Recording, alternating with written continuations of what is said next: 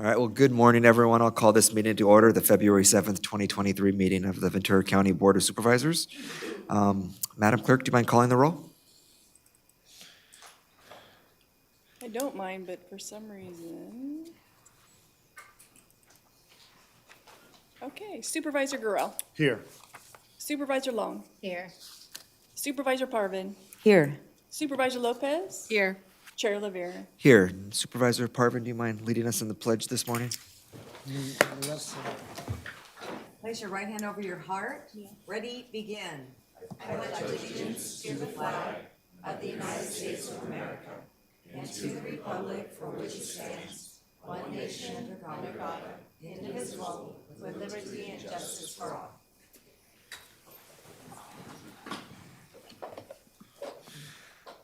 All right, the first item on our agenda this morning is the approval of the minutes from our last meeting of January 24th. Is there any questions or comments or a motion to approve?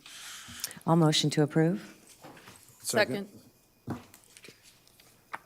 Who was it? Supervisor Gurel. Lopez. This is going to be fun. Supervisor Gurel. Yes. Supervisor Long. Yes.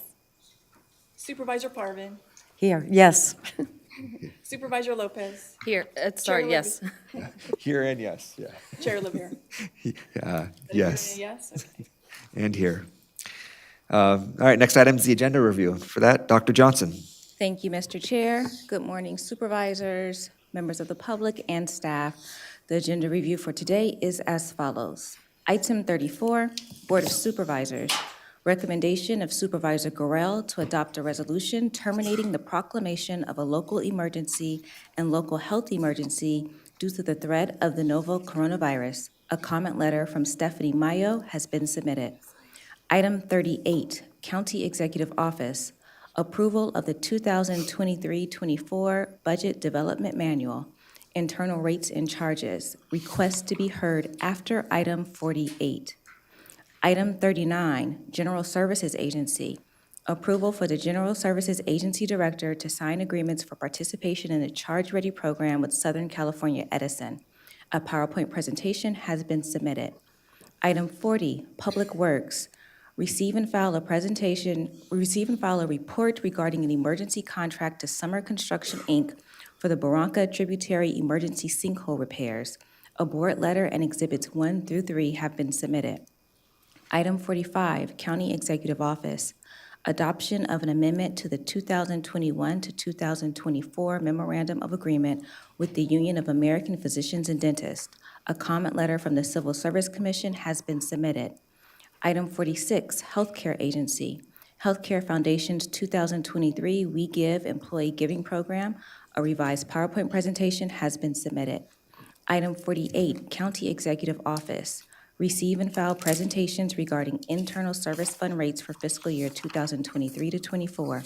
PowerPoint presentations from IT Services and General Services Agency have been submitted. And finally, item 49, Resource Management Agency. Public hearing regarding adoption of an ordinance to amend regulations for accessory dwelling units and add regulations for junior accessory dwelling units. A PowerPoint presentation and 2 public comment letters have been submitted. This concludes agenda review. Mr. Chair. All right, thank you, Dr. Johnson. We have a motion to approve the agenda as revised. I'll motion to approve. Second. Supervisor Gurel. Yes. Supervisor Long. Yes. Supervisor Parvin. Yes. Supervisor Lopez. Yes. Chair Lavera. Yes. All right, thank you, everyone. That takes us to our moment of inspiration this morning. And given that we're now in February, I thought it was appropriate that we do our moment this morning in honor Black History Month. And we have 2 and I believe 3 individuals who I've asked to come and be part of this moment of inspiration this morning. I'd like to invite them to the stand. Ms. Kimberly Kelly, who is the chapter president of the Ventura County Alumni Chapter of Delta Sigma Theta Sorority, Inc., Mr. Vincent Stewart, here on behalf of the MLK Junior Committee of Ventura County, and thank you for an amazing event last month. And is Regina Hatcher Crawford here?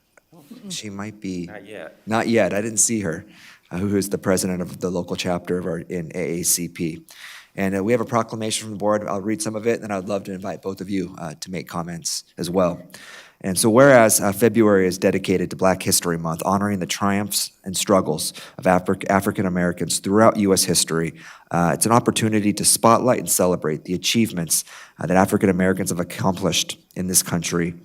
And whereas the month of February was selected to celebrate Black History Month to honor the birth of two individuals whose actions drastically altered the future of Black Americans here in America, Abraham Lincoln, the U.S. president who issued the Emancipation Proclamation, and Frederick Douglass, one of the nation's leading abolitionists, an author, and a public speaker. Whereas it's a tradition that got its start in the Jim Crow era and was officially recognized in 1976 as part of the nation's bicentennial celebrations, Black History Month has been recognized and widely celebrated by the entire nation on both a scholarly and popular level to promote, preserve, and research Black history and culture year-round. And whereas Ventura County is fortunate to have many organizations here locally that benefit African American communities by providing educational opportunities, scholarships, economic development, art, and culture. And whereas Black History Month serves as both a celebration and a powerful reminder that Black history is American history, Black culture is American culture, and Black stories are essential to the ongoing story of America. Now therefore be it resolved that the Ventura County Board of Supervisors hereby proclaims February 2023 as Black History Month in Ventura County and takes great pleasure in honoring the many organizations that serve the African American community here in Ventura County. And with that, Ms. Kelly, can I invite you to say a few words? Thank you so much. Good morning to Chairman Levere, Board of Supervisors, county dignitaries, and those in attendance, and those watching virtually. My name is Kimberly Thomas Kelly, and I'm the president of the Ventura County Alumni Chapter of Delta Sigma Theta Sorority Incorporated. Thank you for the opportunity to share a moment of inspiration as we acknowledge February and Black History Month. Today, I would like to spotlight Ms. Carlotta Walls Lanier. Ms. Lanier was the youngest member of the Little Rock Nine. She was 14 years old. In 1957, Carlotta braved harassment, being spat upon, and even the bombing of her home to be one of the first Black students to attend, integrate, and later graduate from Central High School in Little Rock, Arkansas in 1960. She wrote a biography about the experience, A Mighty Long Way, My Journey to Justice at Little Rock Central High School. Ms. Carlotta Walls Lanier, an NAACP 1958 Spring Iron Award recipient and a 1999 Congressional Gold Medal recipient, is presently 80 years old. She was bestowed this honor by former President Bill Clinton. She is alive, and her accomplishments are current history.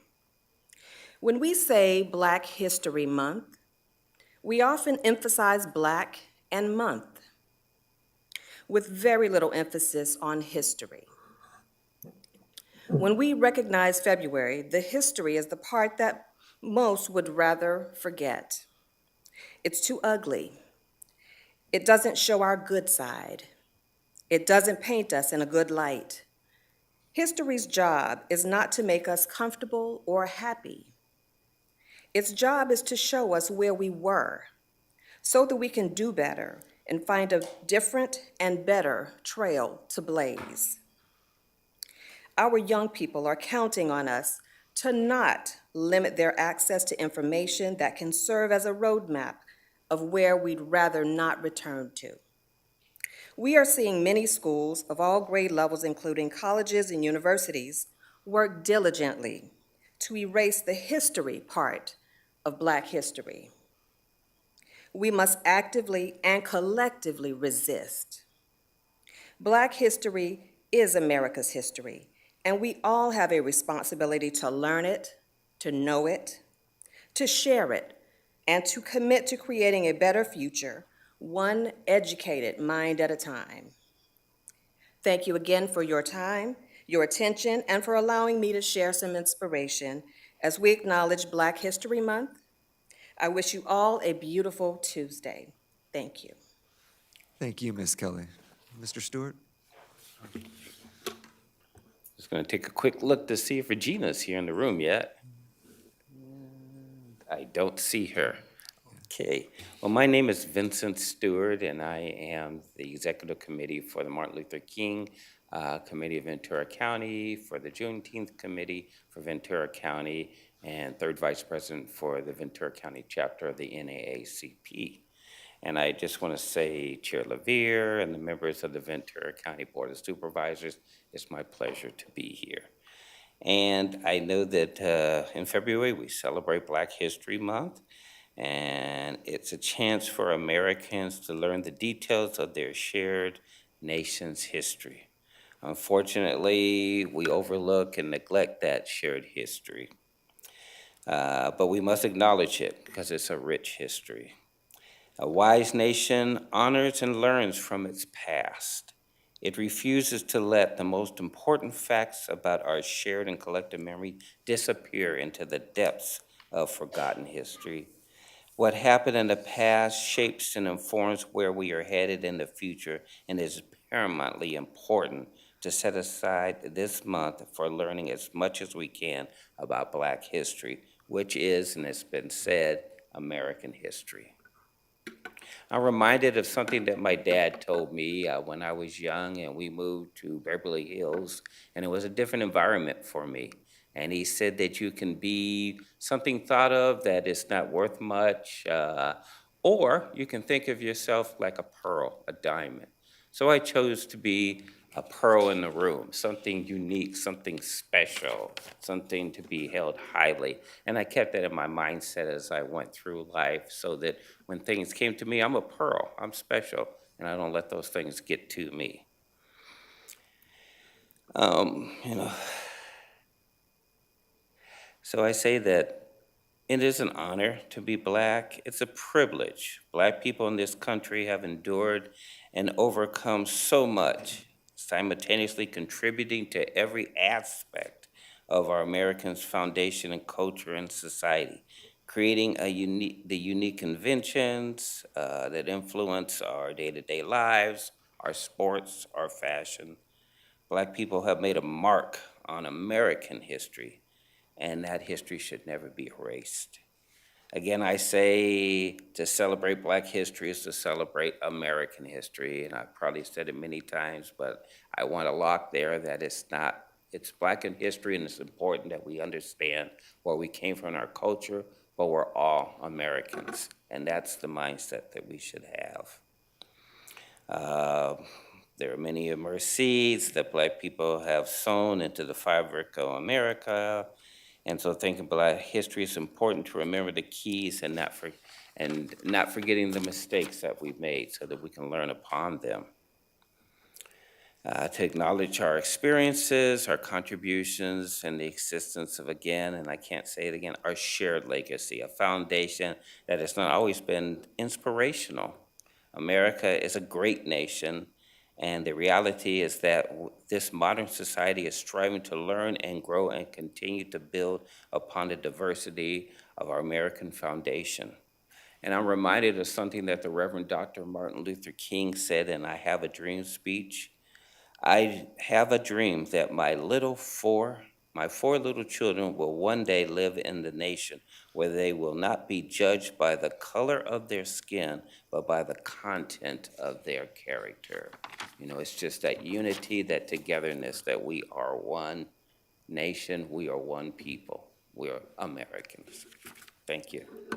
Thank you so much for being here. Can we all go down and present the proclamation?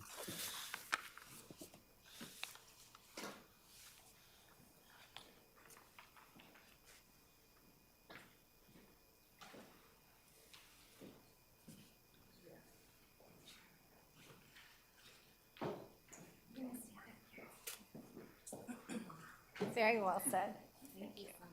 Yeah, thank you for your words.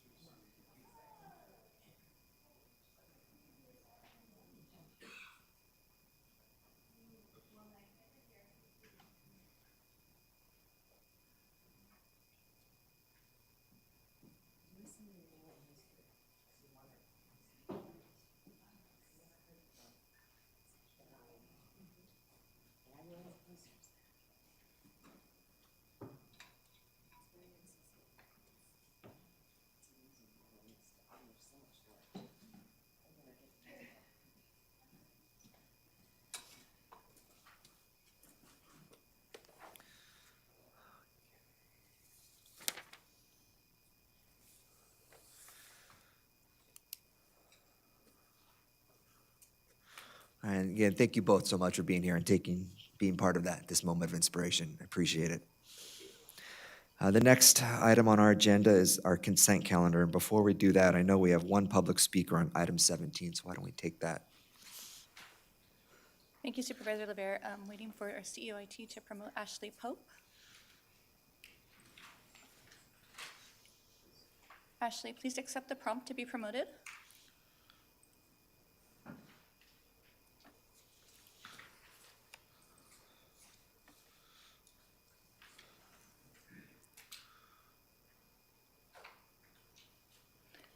Hi, Ashley. I see you've been promoted. Please unmute your mic and you'll have 3 minutes.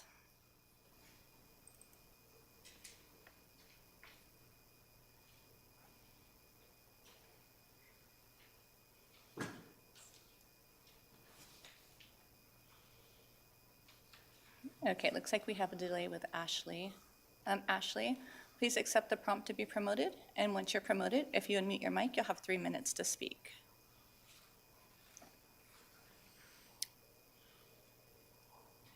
Hi, Ashley. Please unmute your mic and you'll have 3 minutes to speak. Thank you so much. Go ahead. Good morning. My name is Ashley Pope, and I'm here as the Vice Chair of Autism Society Ventura County's Advocacy Committee, and as the President of Autism Society Ventura County, and as a mother to a 10-year-old son who has autism. Our Advocacy Committee is filled with hope and joy to see the continued and additional funding of the Wellness Center services funded by Mental Health Service Grant, the County Office of Education. $1.1 million will make such a huge difference for our youth's mental health and well-being. The commitment shown by many Ventura County schools to serve the mental health needs of all students through this grant or their own funding is both crucial and groundbreaking. Autism Society Ventura County sees these wellness centers as a crucial step towards better supporting neurodivergent students at school. We hope to see a continued shift to social emotional wellness, skill building, mental health screening and services versus the behavior management first model that's been in place for many decades. Today, 70% of autistic children have one mental health disorder, and about 50% have 2 or more. These coexisting conditions often occur because of the general misunderstanding of how best to meet complex needs. We ask that those working on school campuses ensure that students with developmental disabilities have equal access to these volunteers, as all data suggests these students are at higher risk of mental health struggles.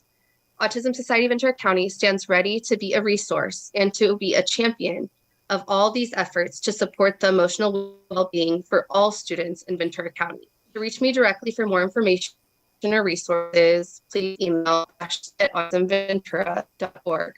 Thank you so much for your time, and thank you so much to all of you who played a part in receiving this grant. Have a wonderful rest of your day. Thank you, Ashley.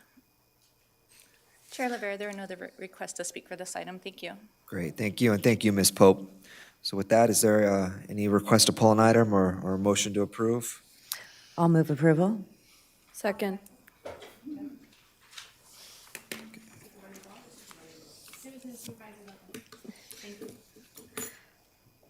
Supervisor Gorell. Yes. Supervisor Long. Yes. Supervisor Parvin. Yes. Supervisor Lopez. Yes. Chair LeVere. Yes. The next item on our agenda is public comments for non-agenda items. Do we have any registered speakers for public comment?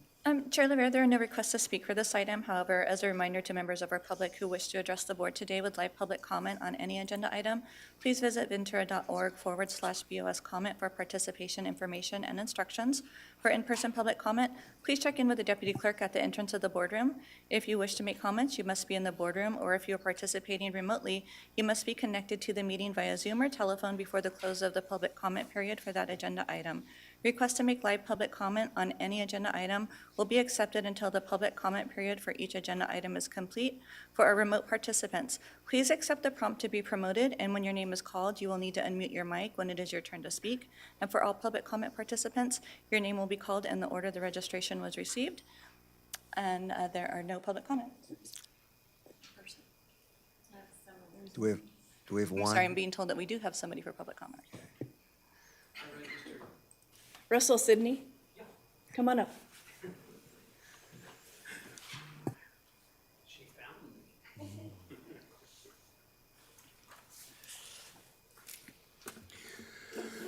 Honorable Supervisors, thank you for the opportunity to speak. I'm a natural scientist. I'm a co-founding member of the Sustainable Transport Club and a co-founding member of the EV Advocates of Ventura County, as well as having been former executive director for the Ohio Valley Green Coalition.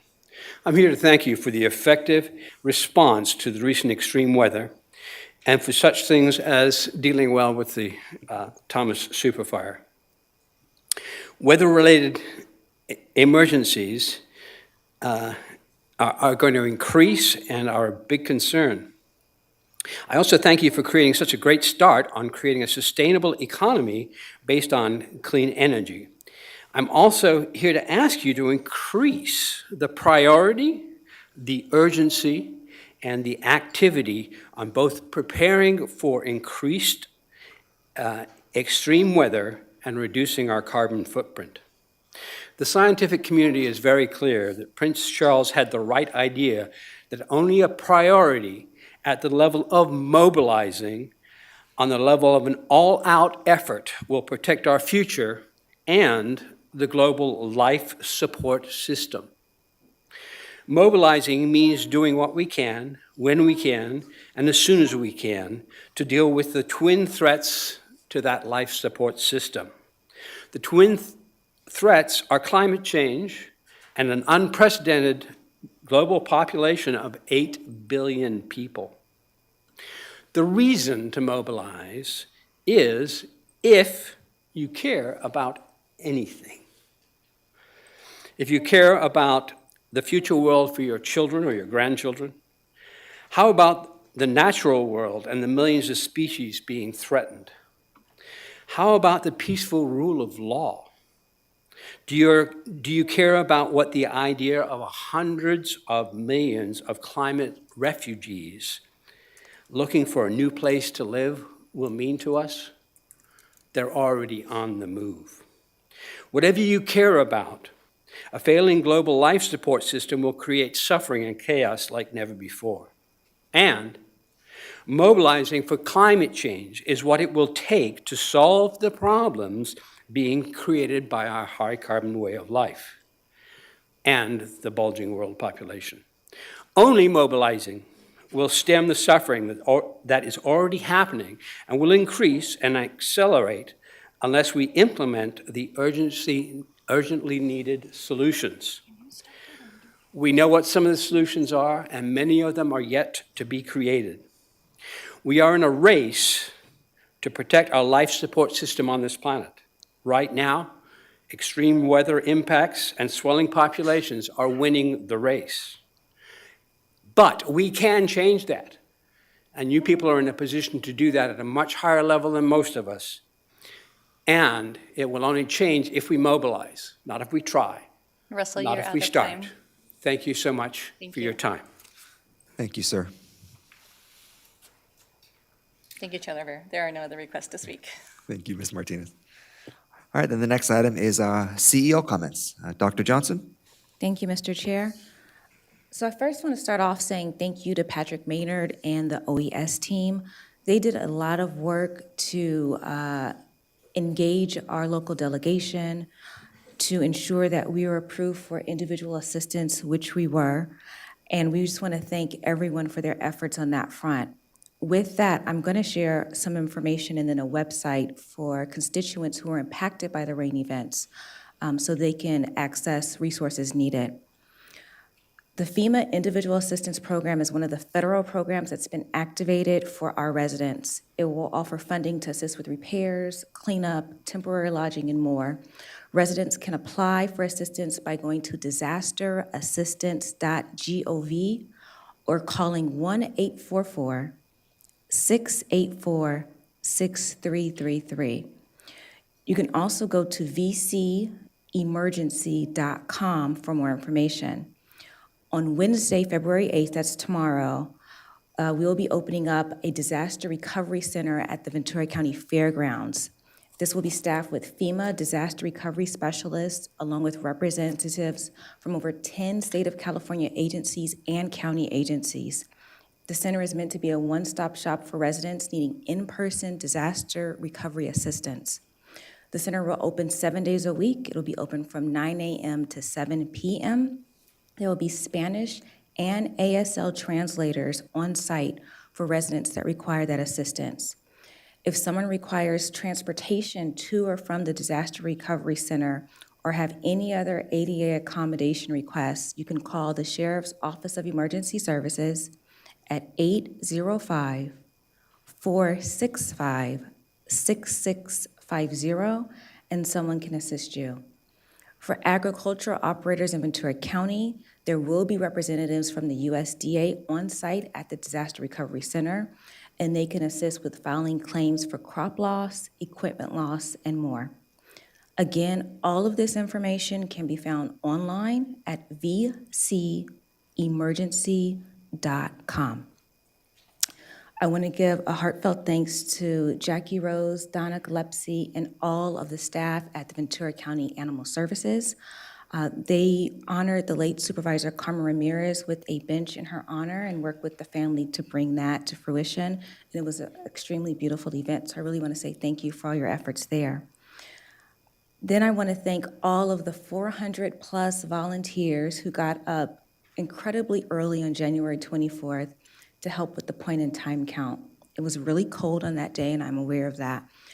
This is needed. It's a community event where we are trying to identify individuals that are unhoused in order to have an accurate count for our county. And so this can't be done with just county staff. It really does take, a village. It takes our community to help out. So we're very thankful for all of those who came together to do that.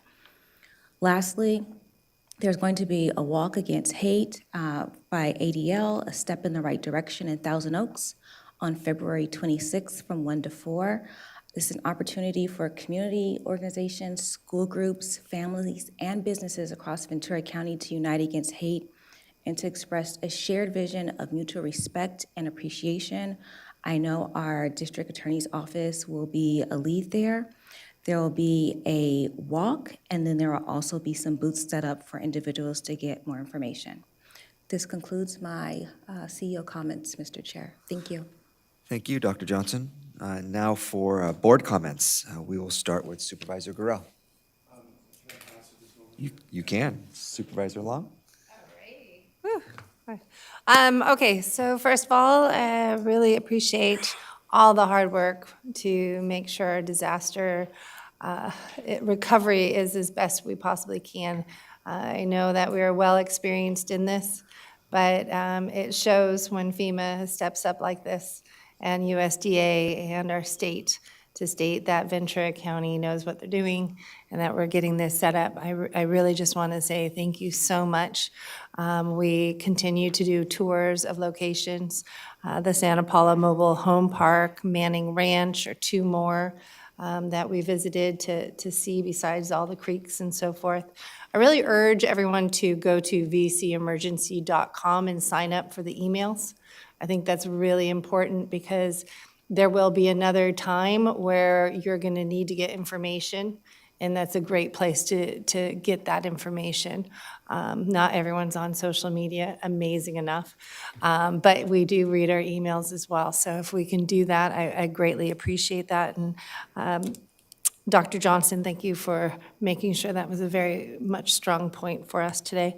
I'd also like to state I toured our probation's juvenile facility with retired Chief Mark Varela, and what a thoughtful building in talking about trying to reduce recidivism for our youth and making sure that they're in an environment that will hopefully get them to thrive as best as possible in a local community area. As we have the juvenile justice reform, and the state is ensuring that those kids now are in county facilities and toured that area, and it's really wonderful. I just want to say thank you on that. I did go to our California State Association's executive meeting and also our leadership forum last week, and learning about the progress of this state and continually to ask questions on their budgets. To make sure that we get the most information and the most amount of money we possibly can for our community. There are a lot of grants out there that's really interesting as we get down how we can work that out. congratulations to all those newly elected officials that were at the Infodine event at Food Share. Food Share is in my district, and I'm just so proud of what they do, and so that all of you got a chance to see that facility and the good work. They were just phenomenal with our VC AAA in serving our community for COVID-19 to provide food, and just want to say thank you to them. Also, we have our Public Works Department has been working hard not only in disaster relief, but putting speed signs in the Nyland Acres has been very much requested. To finally get that was really helpful. I know our community was really happy to see speed signs and flags up there. Like, it's not, it's not a racetrack. So thank you. Also, with the changes in our new sheriff, we also have some new fire chief. We have is Edward Lalo Malagon. It's not a fire chief, it's actually a chief. I don't know why in my notes I put fire. I just have fire all the time on my brain. Dustin, you're still fire chief. Sorry, Dustin. See, you know what? I threw that in just to see if you guys are listening to comments. What did she say? Anyways, he's our new police chief for Fillmore. He's a 23-year-old veteran for our sheriff's office and a longtime resident, and just want to make sure everyone welcomes him to Fillmore because he's a good one. We have lots of good ones, but just to highlight that. And then the animal shelter, that bench was just so thoughtful. I know that Supervisor Ramirez loved animals so much, and it was just a really nice event to be with. And then also I have those on my list that I will adjourn in memory. So thank you, and happy Valentine's Day and all that other stuff. Thanks. Thank you, Supervisor Long. Supervisor Guerrero? Thank you, Mr. Chair. I want to talk about a few things. One, on February 16th, coming up in my district, they're going to be hosting a ribbon cutting. It's hosted by the Conejo Valley Chamber of Commerce, but it's for a new satellite office for Gold Coast Veterans Foundation.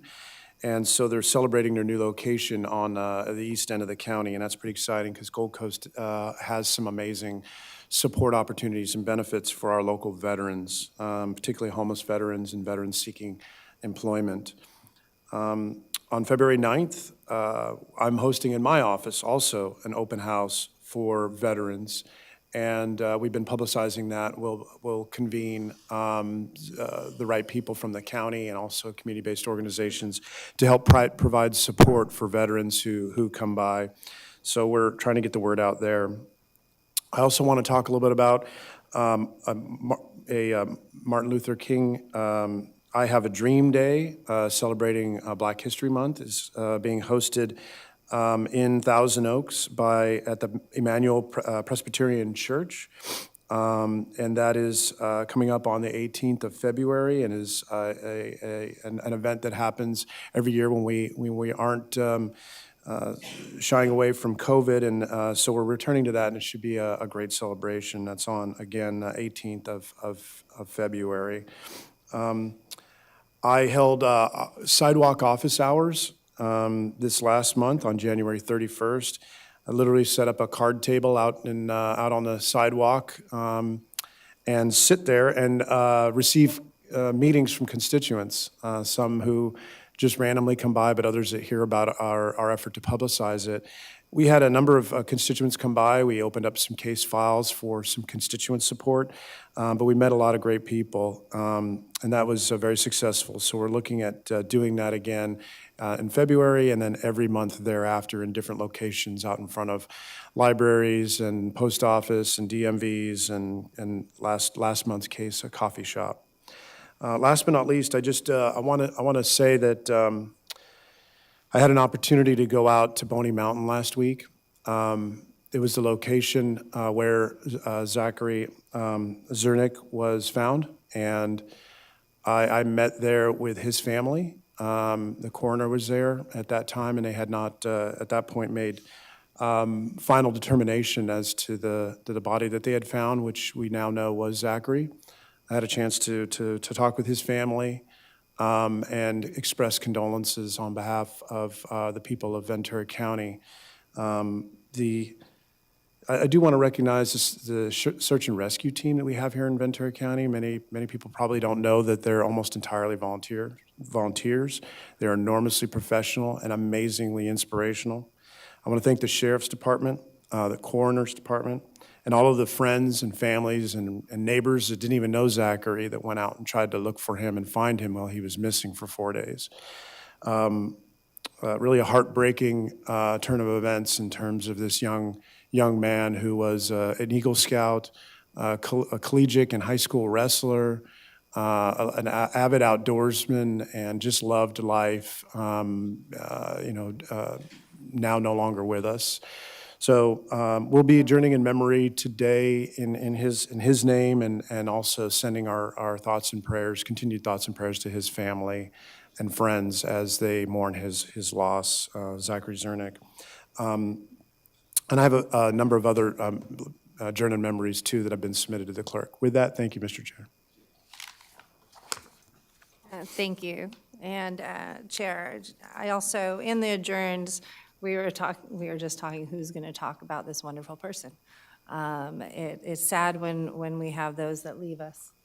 How sad that can be. Another one is Sharon Harrison, E.J. Harrison. Group is just such a long service of our community, and she was such a special woman, and just wanted to say condolences to her family for that. And you can. Thank you. Supervisor Parvin.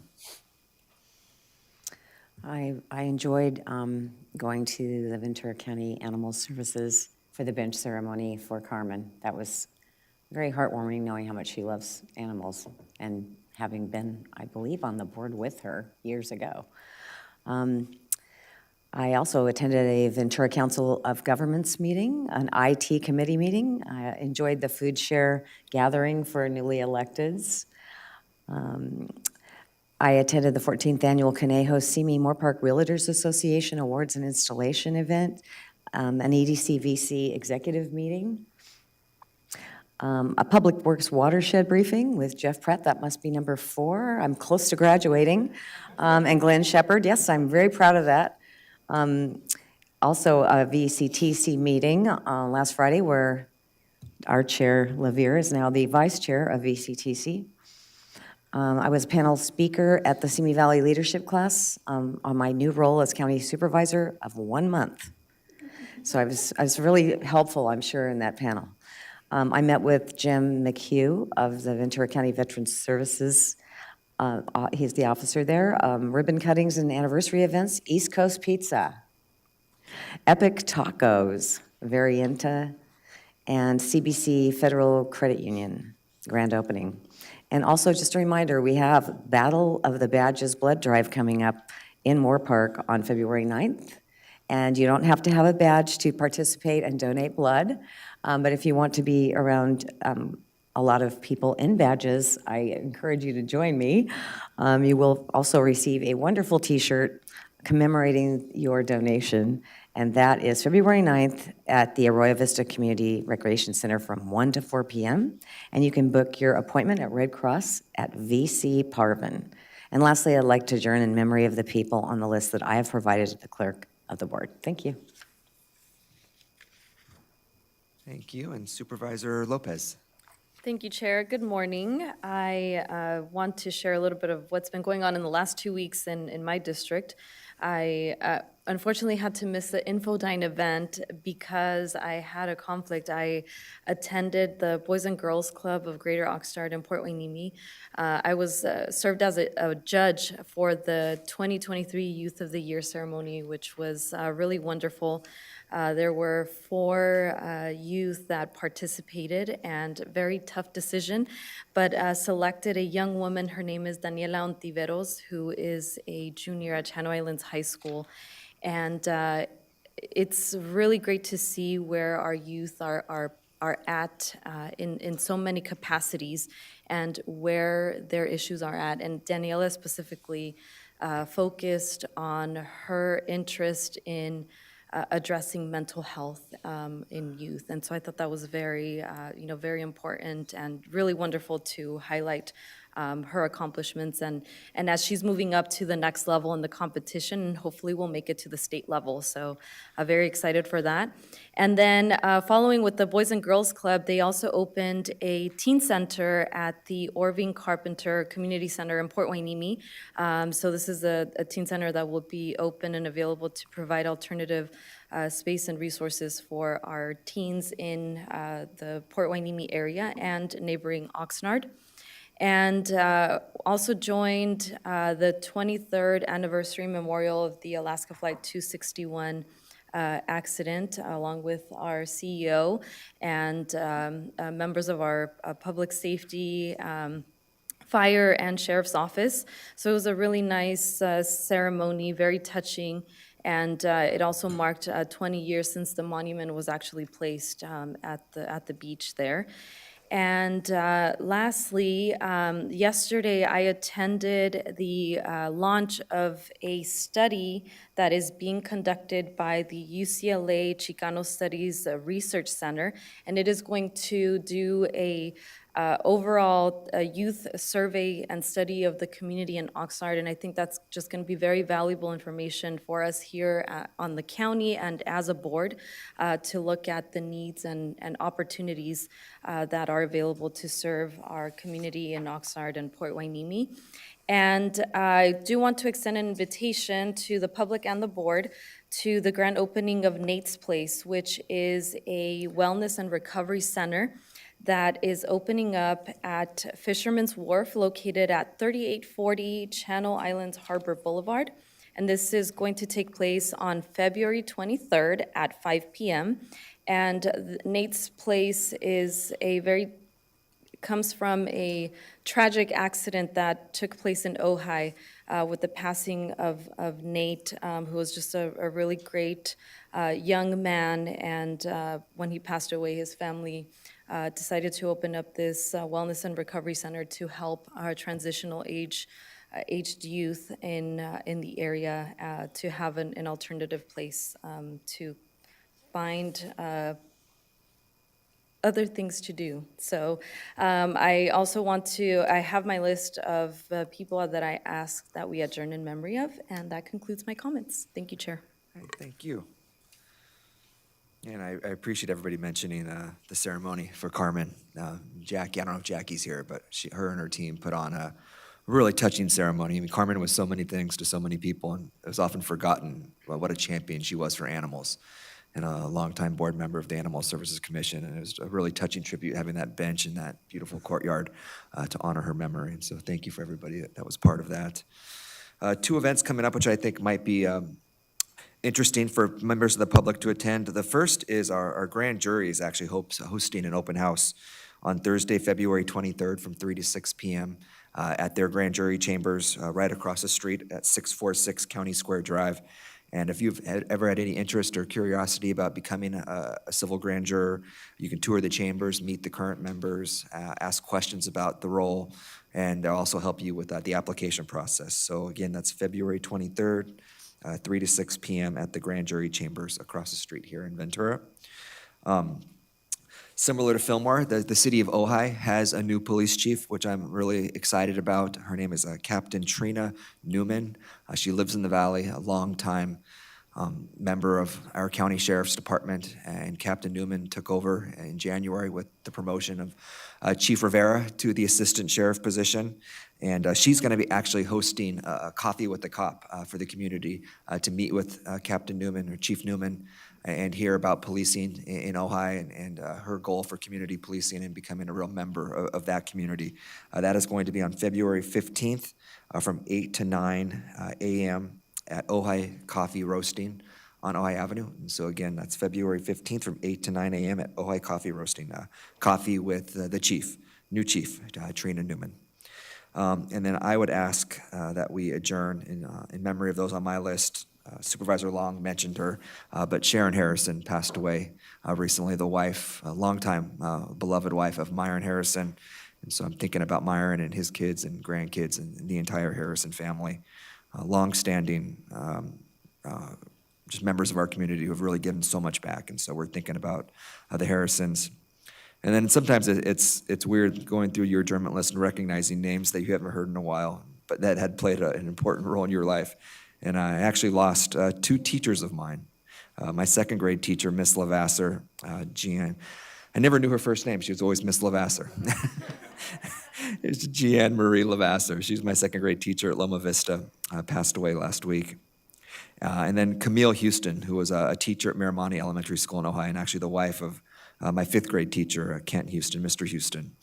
So she passed away, actually in Montana. But 2 longtime teachers of mine, former teachers of mine, who really, I look back really fondly on those memories in both of their classrooms. And then Vincent James O'Neill Sr. passed away. Many of you probably know Judge O'Neill in town. I know Supervisor Gorell does. Long-time respected jurist in Ventura County, and his father passed away. And his father had a really amazing story. A World War II veteran, actually left high school early to go serve in the Pacific, and was a decorated veteran of those battles.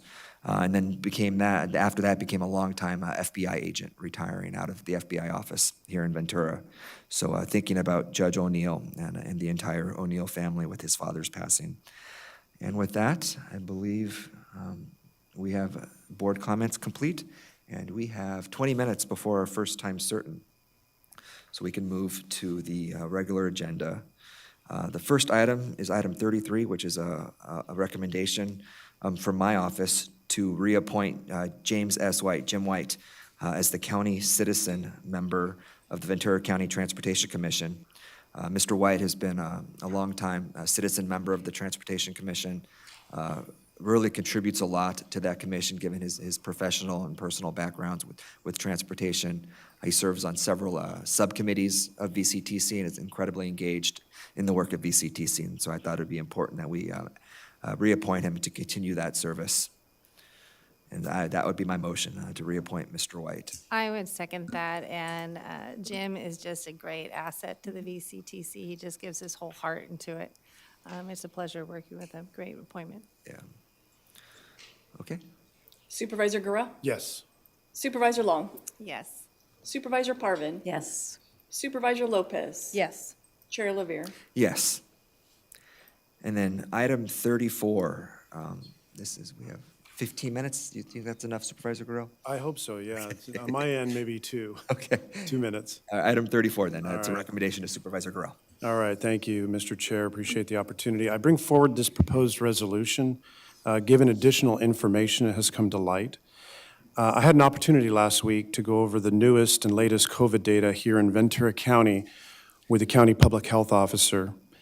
In that briefing, Dr. Levin stated that given the progress that has been made to diminish the threat of the virus here in the county and the latest data, that he thought it made sense to lift the county's emergency local public health proclamation on February 28th, a date concurrent with the lifting of the state of California's emergency public health order. Dr. Levin's position is articulated in the board packet, a letter written to the CEO. Also last week, coincidentally, I met with the chair of the San Luis Obispo Board of Supervisors, who indicated that their county, which is among 17 counties throughout the state that have already lifted their pandemic emergency orders, has had communications with FEMA that gives them comfort that any outstanding COVID-related reimbursements would be honored by FEMA for as long as the federal emergency declaration is in place. San Luis Obispo has been successfully submitting reimbursement requests to FEMA. They have not yet received payment, but that is not to suggest that they won't be reimbursed. Reimbursements take time. Moreover, FEMA has historically honored reimbursements for 60 days past the cessation of a local declaration of emergency. I reviewed I reviewed our guiding statutes in this area. On the Health and Safety Code section 101080, local health emergency, states that we shall proclaim the termination of the local health emergency at the earliest possible date that conditions warrant the termination. Also, Government Code 8630, which governs local emergencies, says the governing body shall proclaim the termination of the local emergency at the earliest possible date that conditions warrant. Given the position of the county public health officer, and he and he updated us before, I suggest that taking action today to lift the order on February 28th at the earliest possible date the conditions warrant, as opposed to waiting further for staff reports back later this month. If we lift these declarations today, it does not mean that COVID-19 has ended. It does not mean that we don't continue to urge Ventura County residents to practice safe protocols when they have symptoms or when they have come into contact with those who have symptoms or are positive for COVID. It doesn't mean that we don't continue to protect our elderly and our vulnerable. It doesn't mean that we don't offer vaccinations in our county clinics and hospitals to those seeking immunizations. We will continue to do these things. But it is time. It's time to join 17 other counties in the state of California. It's time to join California's largest city, the city of Los Angeles. It's time to join the state of California and Governor Gavin Newsom. It's time to terminate our local emergency proclamation and our local health emergency declaration. I respectfully ask my colleagues to vote yes on this resolution. So moved. Thank you. Thank you, Supervisor Gurel. Supervisor Long? I was confused when I saw this on the docket, so I apologize. Did we ask at the last meeting that a resolution along with information was going to be provided on the 28th or 24th? Okay. I was confused. I'm like, I thought we already did this. And so I wasn't sure why we needed to vote today to move a resolution when we had asked for the resolution be provided with us. So that was my one question, and because it's an open forum and I couldn't talk with you, I'm bringing it out in open, just making sure there's clarity, because I thought that that's what we were asking. Because I did do some research as well, and I really appreciate what you were saying. The county of Los Angeles had their meeting and said that they would be doing it on the 28th, and then they also said that their chair might be moving it to do it with the rental assistance moratorium that they had there. And then I also talked with the Department of Finance gentleman at the executive board and asked him in regards to funding. So, okay, so everyone's going to be dropping this declaration. How are we going to continue to get the state mandated items funded in this next budget cycle? I think that was important to know. And he stated that he knew that there were some of the items that were covered, but not, he was going to get back to us. And that's right for him to say that because the budget of California is very deep, as you're well aware of. So I'm sure it's in there somewhere. But that gave me confidence in coming up at this next meeting for a resolution, what you're talking about. And I was going to bring that dialogue through the emails I sent you guys. And we also looked at the urban counties of California and surveyed them.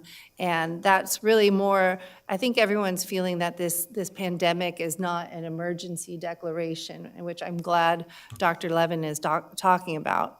And it was just the question of, do you do it on the 28th as a moratorium, or do you follow state, whatever state decides is their date? I wasn't sure if it was firm that the 28th was it, or was the governor going to come back with something? I just wanted to make sure that we As followed far as that. we know currently, the state is 2/28/23, so it'd be February 28th.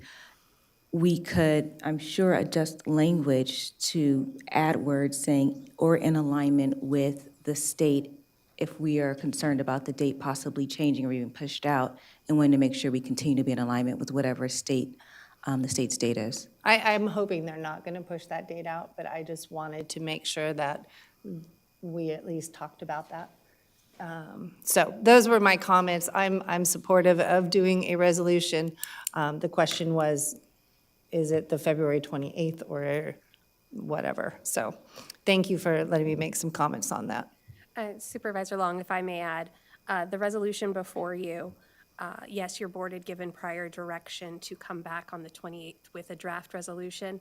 Today's item would essentially have the same effect because the resolution would not go into effect until, or would not be effective until the 28th as far as lifting the local emergency and local health emergency.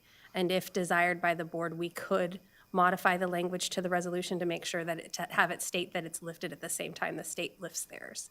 if that's the desire. But it's my understanding too, as Dr. Johnson has said, that it sounds like the 28th is a fairly firm date from the governor. I believe he restated that recently. Okay, well, I completely support Supervisor Grill in this item. I just wanted to make sure, I was just saving it for them, but it's always good to give our community more information and knowledge, and I appreciate the comments that were brought in today. And I also appreciate Dr. Levin's words. I know that weighs heavy on him when he made the decision way back when, and every time we've had to look at that, I think all of our staff, Rigo Vargas here, I mean, everyone has looked at that, so I do appreciate bringing it up today. I just wasn't. So those are my comments. I don't know if you want, if you would consider doing the modification, or do you even think it would be needed? Maybe it's an opportunity for other board members to express their positions, and then I'd be happy to entertain it after that, I suppose. I do have a motion on the. Any further board comments? Supervisor Parvin and then Supervisor Lopez? I wholeheartedly agree with Supervisor Gorell that I don't want to add any more language. I want it to be effective on February 28th, 2023. I don't want to give it more time. I mean, how long can we be in this thing when you have doctors, Dr. Levin and everyone else saying, we're out of it well enough. So I'm comfortable with that, but I have a question since it's in discussion. Are we going to do sort of an after action report on how everything went, how everything was handled, what we could do better, that kind of thing? Yes, we've been working on the scope of work for an after-action report for an emergency of this scale. It may take some time because there are so many different entities involved, but we absolutely are looking to do an after-action report, and we'll bring that back to your board. Oh, that's great. I'm looking forward to that. Because it's time for us to really start looking at at mental health related to this pandemic, and I'd like us to kind of move into that as a next step. But I totally support it, so I'll second your motion if you needed a second. I don't know. Thank you. Supervisor Lopez? Thank you, Chair, and thank you, Supervisor Gurl, for bringing this item forward and bringing that discussion. I think there's a few points that even we brought up at our last board meeting that I don't want to kind of push to the side because I think they're very important and part of this process. As Supervisor Long brought up the issue with the reimbursement and FEMA. And so, Dr. Johnson, do we have certificate or do we have an official response that we can count on FEMA reimbursing the county for expenses even beyond our lifting of the order, and how long that would go for? We do not. FEMA is not going to tell us that they will reimburse. So could they reimburse? They may. Could they deny the claim? They may. We don't know. They do have a wind down period. So that's 60 days after the declaration. They usually will give 60 days of reimbursement. But after that, it is purely up to the discretion of FEMA. And so with that, I'm concerned about the project room key. It's about 250 people that are participating in the program. Dr. Johnson mentioned how many volunteers were out at the point in time count 2 weeks ago. I was out there, Supervisor LaVere was out there, Chair LaVere, Supervisor Gurel, you were out there as well greeting the volunteers. I don't think that we can dismiss the impact of the Project Room Key and what it would mean to the community, especially with the number of people in the city of Thousand Oaks and the city of Ventura and the city of Oxnard, which thankfully is in transition into a Project Home Key. So there's a question of the number of people that could potentially be placed out on the street. And if we're concerned about homelessness, throughout the community, I would not feel comfortable with us adding to it by potentially putting more people out on the street that have been able to benefit from the FEMA's investment in our community to help people stay healthy and safe through the pandemic. So while I do agree that and I think we are in a place where we are back to normal. I mean, we're able to sit here without a mask on because we are in a healthier place. And I know that vaccines are a controversial issue, but even vaccines have been provided in a way that are accessible at no cost to our community. So Dr. Johnson, or if someone from our health department can answer what the impact on vaccines would be with through FEMA reimbursement or any lifting of the order. I see Director Zimmerman coming to provide that response. Thank you. Good morning, Barry Zimmerman, Director of the Healthcare Agency. Regarding vaccines, the vaccines currently are provided by the federal government, and so they are purchased by the federal government and distributed to the states and so forth out, so we are able to access and deliver vaccines without any charge.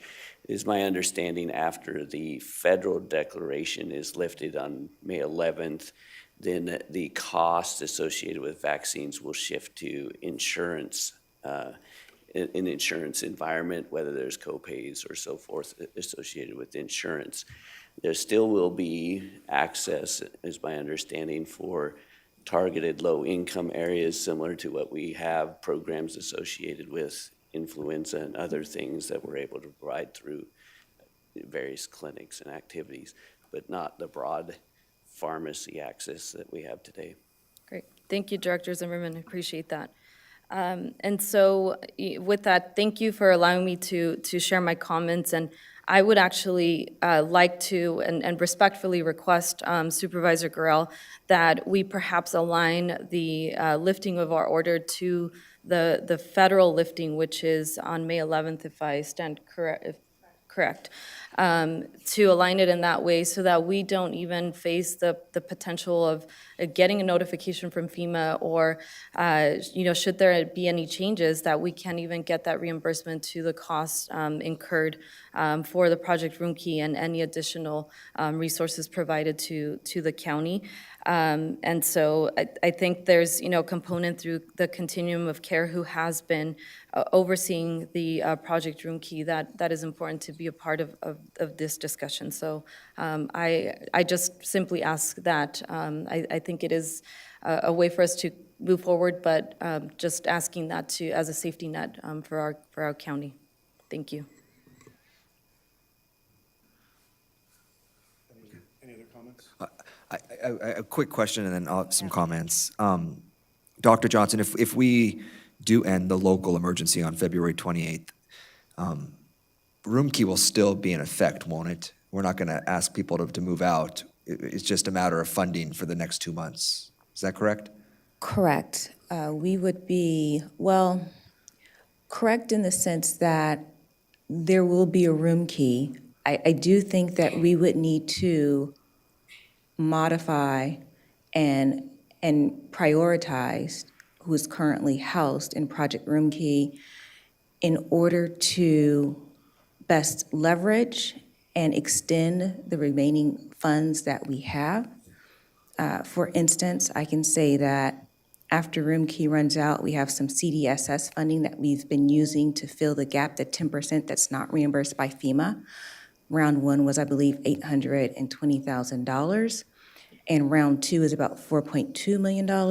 So if we were to keep the current occupancy rate as is, we would run out of those dollars in about 3 months, as opposed to if we prioritized and some of those folks were returned to their city of origin and really the elderly and the high-risk population stayed, we could extend those funds even further. So that would be a discussion that we would be having internally to determine how best to maximize those remaining dollars. And right now, we're funding it out of the general fund, right? And waiting for FEMA reimbursement? Is that how we've been paying for it? Yes, correct. Yeah, okay. Yeah, I think through all of this, I've kind of tried to stay consistent with 2 ways. One is recognizing my own limitations in the medical field and relying on the guidance of subject matter experts like Dr. Levin and Rigo Vargas to really make the best decisions for the health and safety of our community. And then I've also thought it's important that we stay in alignment with the state just to avoid any confusion with the public as to all these. I know there was a period when we had rules and the cities had rules and the state had rules and the federal had rules and nobody knew what the rules were. And I think it's been really important that we try to stay in alignment with the state, just for that clarity for the public. And so if I stay true to the kind of those guiding principles, then I think Dr. Levin has now made the determination that he believes it's time to end the local emergency. Governor Newsom and his subject matter experts in the California Department of Public Health have made that determination. And so I would kind of stick to the path that I've tried to keep through the 3 years of COVID and follow that same guidance. Thank you, Mr. Chair. I think there's public comment. Can I ask one more Oh, yeah. question? So we know inevitably that room key will be changed as we see it. And I think that's an important aspect that we need to discuss as we get the resolution. We know it's coming. The funding will be going away. How are we going to handle it? And that's what I was talking to Joe Steffenshaw, the Director of Finance, was where is it now in the state? Because we understand homelessness and housing is such a crucial aspect. So we know that there's funding out there, but how are we getting that funding? And what are we doing? And I want to make sure that we're moving clearly with our cities, because they are also part of it, that continuum of care. We do not just house homeless. We work with our cities and our nonprofits to do that. So I think that that's very beneficial, especially listening to the supervisors today, to come back to the board with what is the direction. We will end funding at some point. We know what's going on. Is it the modification of housing that elderly and those that have disabilities or injuries, is it what are we going to be doing, I think is the next step. Because we know we are getting out of this. We know there will be a resolution passed. How do we move forward to make sure that vaccinations get to our disadvantaged communities? Homelessness, this is an issue. What are we doing with these properties? How are we going to do it? I think that's a common thing that we need to move to that next step. And I'm really happy to hear Dr. Levin state that this is not a state of emergency anymore. So I think those make me feel more that we're being proactive of doing this next steps. And maybe Dr. Johnson, you can touch on that. Thank you, Supervisor Long. I will say that we've been meeting monthly with the city managers in our county, preparing for this moment, not knowing exactly when it was coming, but knowing it was on the horizon. We did recently send out letters to each of the city managers, letting them know the number of individuals that would be returning to their cities and the number of individuals that qualified for a voucher, for lack of a better word, that are 65 or older or have comorbidities or high-risk medical conditions. So they are well aware of that. We are happy to come back to your board to give you the full picture, including vaccinations, our plans with upcoming housing that we know is coming in the county on the horizon in the next 6 to 18 months, as well as responses that we've heard back from their city partners. Great. Thank you. You're welcome. Please. And then, Dr. Johnson, the use of CDSS funds as a stopgap would only be necessary if FEMA refused to reimburse because we lifted our order. That's correct? Is that correct, at least in the next 2 months? Correct. We currently use CDSS funds for the 10% that FEMA does not reimburse. If we were to be denied for claims that we're submitting to FEMA after our local declaration ended, we would use those CDSS dollars from round 2 to cover those expenditures. Yeah, thank you. In talking to the city of Los Angeles and to the county of San Luis Obispo, they both believe that with the presence of a federal emergency declaration still in place, that their reimbursements would still be forthcoming. So they felt confident enough to lift their orders. So I too feel that comfortable.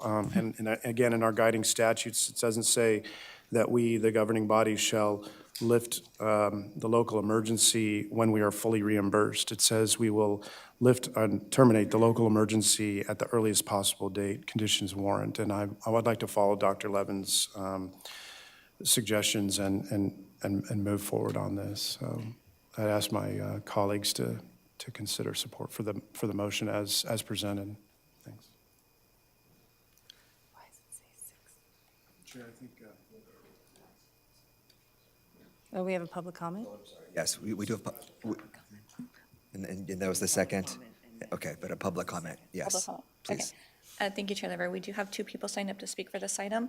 The first public comment is going to be Sunny Captain, who's here today on Zoom via telephone. Sunny, I see you've been promoted. Can you please unmute your mic? Yes, I did. Can you hear me? We can hear you. Please proceed. Supervisors, 3 years ago, we declared a health emergency that is proven to be no more than a flu. The irresponsible declaration was based on heavily manipulated data that derived from anything but science. It's a declaration driven by greed of power and money, benefits nobody other than big pharma and corrupted government.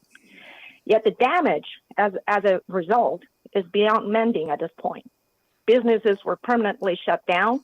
Elder people died alone in hospitals without loved ones by their side. The depression and suicide rates skyrocketed. Children missed out quality education that they deserved. Let's not forget about the injuries and deaths as a result of coerced vaccinations. Let's also not forget that with the announcement of the health emergency, churches and gyms were shut down, but alcohol and the marijuana stores, along with strip clubs, were green-lighted to stay open. The so-called health emergency did not save lives. Quite contrary, it destroyed lives. Never in U.S. history have we seen a government that would go out of its way to destroy people's health by prohibiting exercises, violate their constitutional right to worship, while pointing them to alcohol and pornography as remedies. The moral corruption and abuse of power of this government is unprecedented. Enough is enough. People in Ventura, we've had it. With a new panel of Board of Supervisors, it's time to bring sanity back to our county. No matter which side of ideology you're on, follow the truth. I keep hearing you guys talking about following Dr. Levin, follow Gavin Newsom.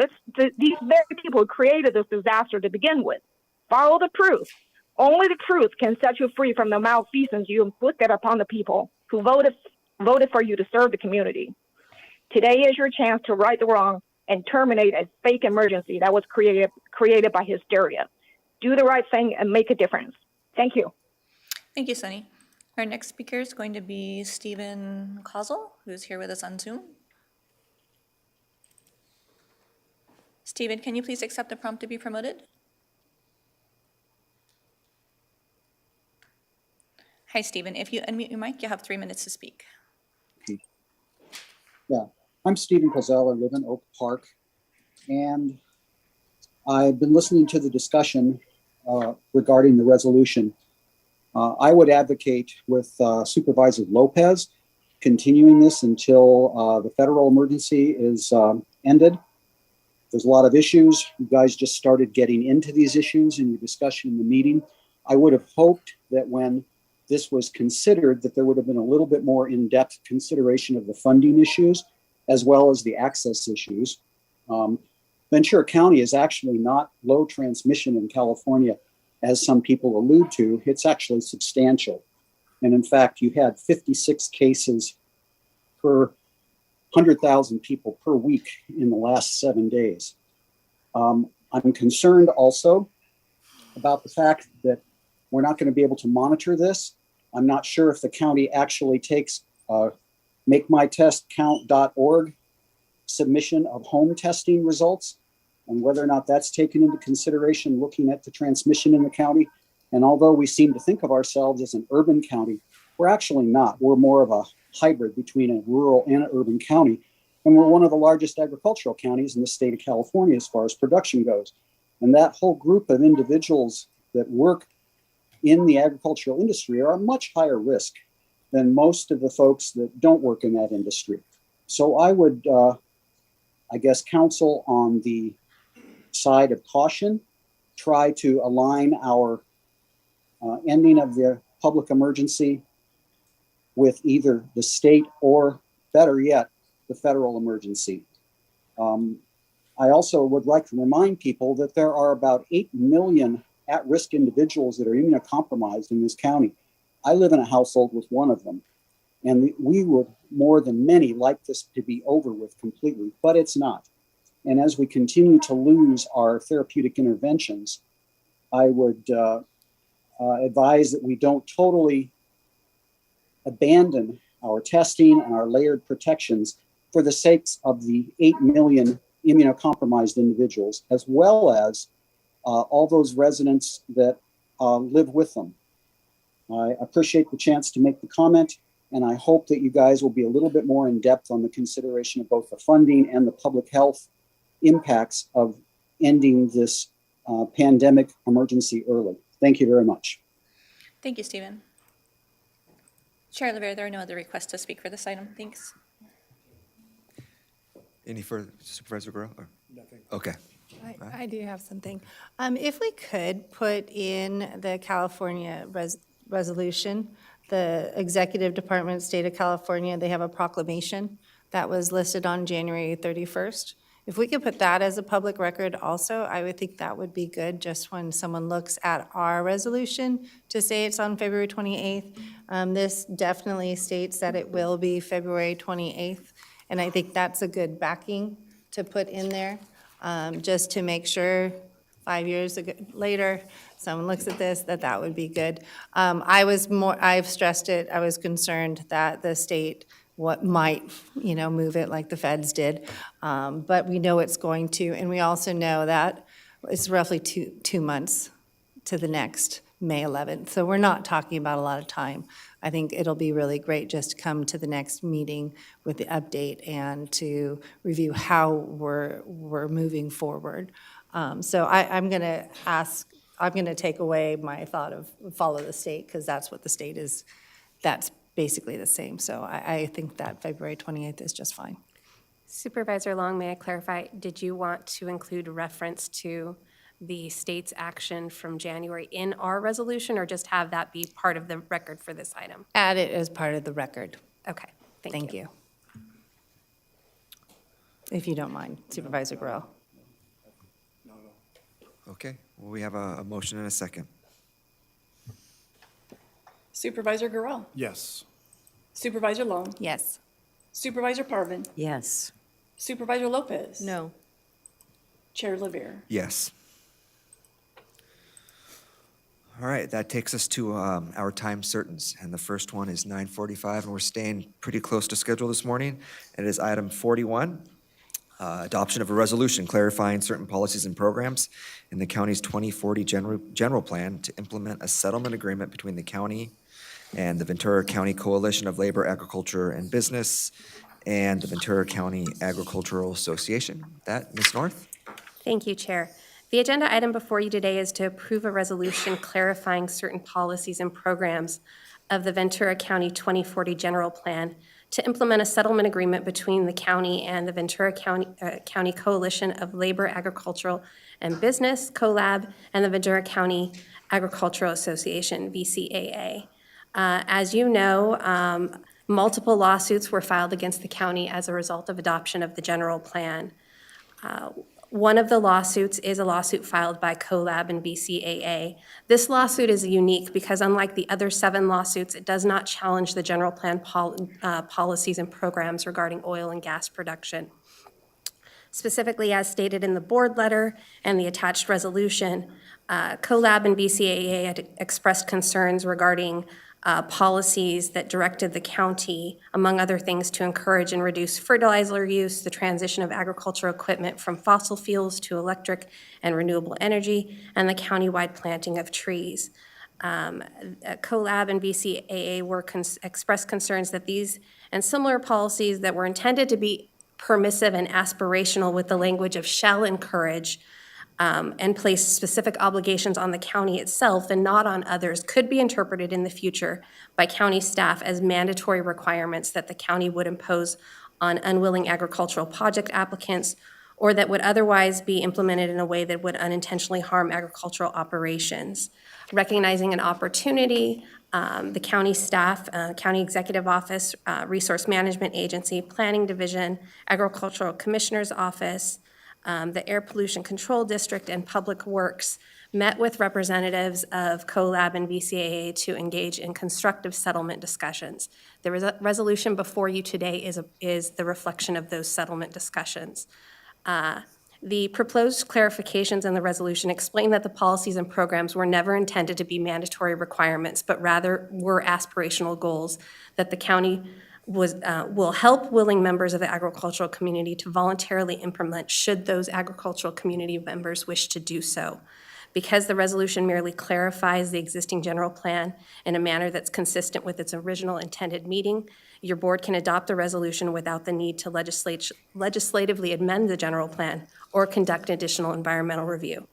I want to be clear that adoption of the resolution does not change the language or intent of the general plan. Additionally, CoLab and BCAA had requested additional regular meetings with county staff and the agricultural community to maintain a constructive dialogue. To that end, the county has committed to dedicating 2 of the Agricultural Policy Advisory Committees meetings per year as a venue for that forum. With the adoption of the resolution, should your board adopt it, the settlement agreement will take effect and CoLab and VCAA will dismiss their lawsuit with the parties bearing their own litigation costs and fees. I would like to take the opportunity to thank CoLab's Executive Director, Louise Lampara, and VCAA's President and General Counsel, Rob Roy, as well as other members of the agricultural community, and county staff members, including Kim Prilhart, Dave Ward, Ed Williams, Corinne Bell, and Jeff Barnes, in working on these meetings and putting together the item before you today. Thank you. Thank you, Ms. North. Public comment? Yeah, why don't you do public comment first? Thank you, Chair Liver. We currently have 4 speakers signed up to speak for this item. The first speaker will be Rob Roy, who's here in person, followed by Lisa Tate and Louise Lampara, and then Ryan Grau, all here in person. Good morning, Chairman Lever and board members, the new executive officer. Welcome to the board. And I don't think I could have said it better. I affirm everything you said. You took all my statements away. But I wanted to say thank you very, very much for all the effort that was put into this resolution. Supervisor Lever stepped up and allowed us to use his office, and we had a number of meetings there. It was nice that we moved there into a public sort of process with all the various representatives of the different agencies, and virtually all of them that were relative in some way to agriculture were part of this process, and I'd like to thank all of them individually, as you indicated. We think that this resolution is positive. It's not going to change the general plan as indicated, but it's really going to give a lot of clarification to members of our community. Our association represents over 200 major agricultural growers, shippers, and packers throughout the county. This is a $2 billion industry and employs with packing houses over 40,000 workers. And so it's important that we have these issues correct and we have a place where we can go to deal with these issues, not only on behalf of the farmers, but also for the farm workers to make sure that we're doing things correctly. So with that, thank you very much, and we look forward to meeting at least twice a year on these issues. And I want to give special thanks to the gentleman from your county council office. He was very, very helpful in wading through all the various language items. But everyone was very receptive to the process, and it's really nice to be able to deal with a board that is receptive to agriculture's concerns. Thank you. Thank you, Mr. Roy. Our next speaker is going to be Lisa Tate, followed by Louise Lampara and Ryan Grau.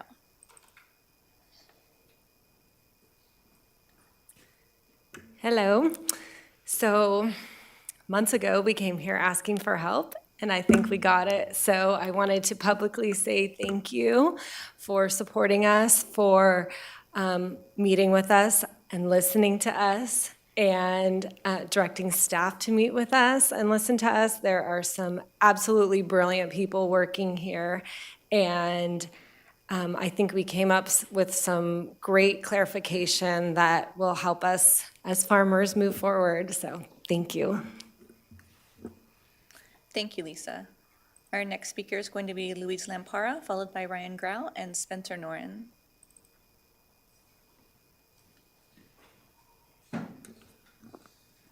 Good morning, Louise Lampera, Ventura County CoLab. I'm not just speaking for myself today, I'm speaking on behalf of CoLab's board, members, and supporters, and our partners in the ag advocacy world, some of whom are here today. You all want to wave? And many more are watching on live stream. So this resolution provides farmers and ranchers with clarity and reassurance, confirmation that the general plan will not have unintended negative consequences on our local agriculture. But there's an even bigger achievement to recognize today, and that's that the county is sending a concrete and clear message that it sees agriculture as a vital part of Ventura County's future. Today is a chance to build a new relationship between the county and agriculture, one that we hope will have both sides working together for many years to come.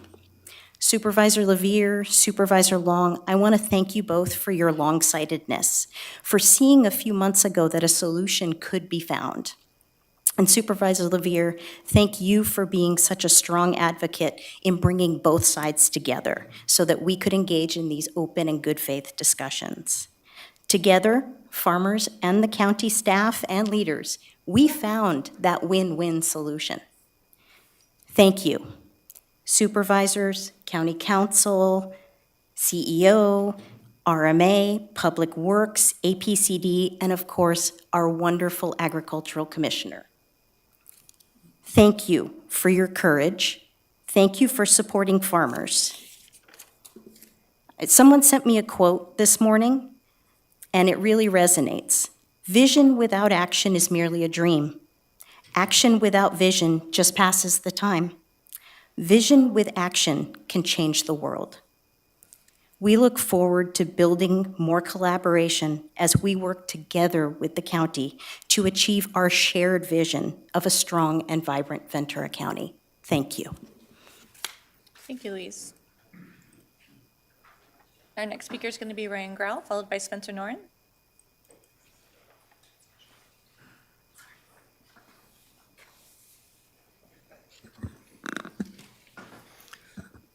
Good morning. My name is Ryan Grau, and I'm the Executive Director of the Ventura County Taxpayers Association. The taxpayers are here today to thank the Ventura County Executive Team, County Council, and you, the supervisors, for your efforts in bringing this agricultural portion of the lawsuit challenging the 2040 General Plan to a satisfactory resolution. We have stood before you on a number of occasions over the past couple of years, monitoring the legal defense funding for these challenges. We are also thankful for the hard work from Ventura County CoLab, VCAA, and especially Luis Lampara for her diligent efforts in seeing this through. Ventura County Taxpayers Association continues to endorse these efforts on all parties to communicate effectively and to find compromise where compromise is needed. We will continue to monitor the remaining challenges involving our energy sector and hope to see similar compromises that will seek a resolution and ultimately reduce the taxpayers' burden, which is the increasing cost to defend these challenges. Thank you. Thank you. And our next speaker is going to be Spencer Noren. Good morning, Mia. Thank you. Supervisors, thank you. Welcome you this morning. CEO Johnson, good to see you as well. I'm Spencer Noren, a local resident here with Ventura Forward. Learned about this adoption and this resolution very recently, and it hit my heart really closely at the core, which is our culture of Ventura and Ventura County. We talk about the ocean and our changing of the logo, and then of course the seal behind Supervisor Levere right here, how important ag is. And everyone talks about when you come down the Conejo grade, you see the most agricultural, as you know, as you're coming into the start of Central Coast. And as we preserve that, it's so cool to see that you can actually see that it has to be a win-win, not only for the community, but also the growers. We talk about keeping agriculture and keeping our community, opportunity for work, for so much opportunity for employment, but what does that mean as far as it goes about making a profit and being a good business plan? I see that foresight in this resolution and this adoption, and really understanding that farmers and orchards and everyone in this business has to make money if we want to preserve our way of life. I'm talking very specifically about our orchards closest to us, between Hill Road and Kimball Road. Let's think about preserving these exact orchards right here forever, the closest to our county. We talk about preserving SOAR, not only on the outside, but also on the infill. Continue to work with your local cities to understand what the agriculture on the infill means just as important as it does on the outfill. Thank you so much for your time. Have a great day. Thank you, Spencer. And Chair Rivera, that concludes our speakers for this item. Thank you. Okay, thank you. And thank you to the public speakers. Any comments from the board? Supervisor Wong? It's been wonderful to be a supervisor since 2016, so working with so many ag, 2015, and learning of our culture here in Ventura County of ag, and then also the residents of Ventura County. And when we did our general plan, we did so much outreach and so much information. And still, when we did that, we came back to the board, and there were more changes and more things going on. And it was really important to get, for the whole board, to have our general plan done. And as it finished, there are flags were raised about shall or shoulds in certain conversations. The overall vision for Ventura County is a good one, but there's also steps in which we take to get there. And so I see today as a win for all Ventura County residents, because we're coming to the table and talking to each other and working things out. So Supervisor Oliveira, I really appreciate your knowledge in law and everything else, but just in assisting on this matter in county council. I mean, so much work is being done, and it's supporting businesses, it's supporting people's livelihoods, it's supporting our residents here, it's bringing food to the table and making sure that that is here. And I know that we're here for the common good. And so also our planning department, I really appreciate Kim, Susan, Dave, all you guys for working on this to make sure that we can come up to a solution that is good for all. As we go through lawsuits, we've spent so many millions of dollars that I keep asking why. When Ventura County is 1 degree of separation, we should be working together for things like that. And so I just, when we hit lawsuits like this, we shouldn't be looking at, okay, well, it's you versus me. It should be, no, we're in it here together, and how do we do it better? So that's been my frustration about lawsuits since the beginning, and the frustration with the general plan, because I know we need to fix things to make it better. And that's our constant thing. So if there's other things that we can do to make Ventura County better, I'm in on it. And so I really wanted to appreciate this, and I am also one for the mediation. I think that's an important factor, so that we're not shutting down things, we're getting there, and we're working together for it. So I'll get off my soapbox right now, but I just really appreciate the hard work and dedication on this. It's been a very huge frustration of mine, and there's still some more going on, so thank you. No? Okay. Yeah, I want to echo what Supervisor Long said. So many people worked to make this come to fruition this morning from the county side. Tiffany and Jeff from the county council's office, Mr. Williams, our ag commissioner, Kim and Dave from planning. So many people sat down and met with the leaders of our ag community. And I think what this settlement shows is that when both sides sit down and have an honest conversation, that we can accomplish things together, which are necessary. And there's no hidden agendas or posturing or animosity. It's just a chance to have open, honest dialogue and to figure out, what the challenges are facing our agricultural community and how we as a county can help kind of meet those challenges. And, working together and finding those mutual issues where we can work together. I think there's a recognition that everyone benefits when the county and ag work well together. And so this is just a start. I'm looking forward to the continuing conversations and again, a recognition that we need to be supporting our farmers, our ranchers, and our farm workers, and make sure that ag remains a viable part of Ventura County moving forward. So with that, I would move approval of the recommendation. I'll second. I'll second too.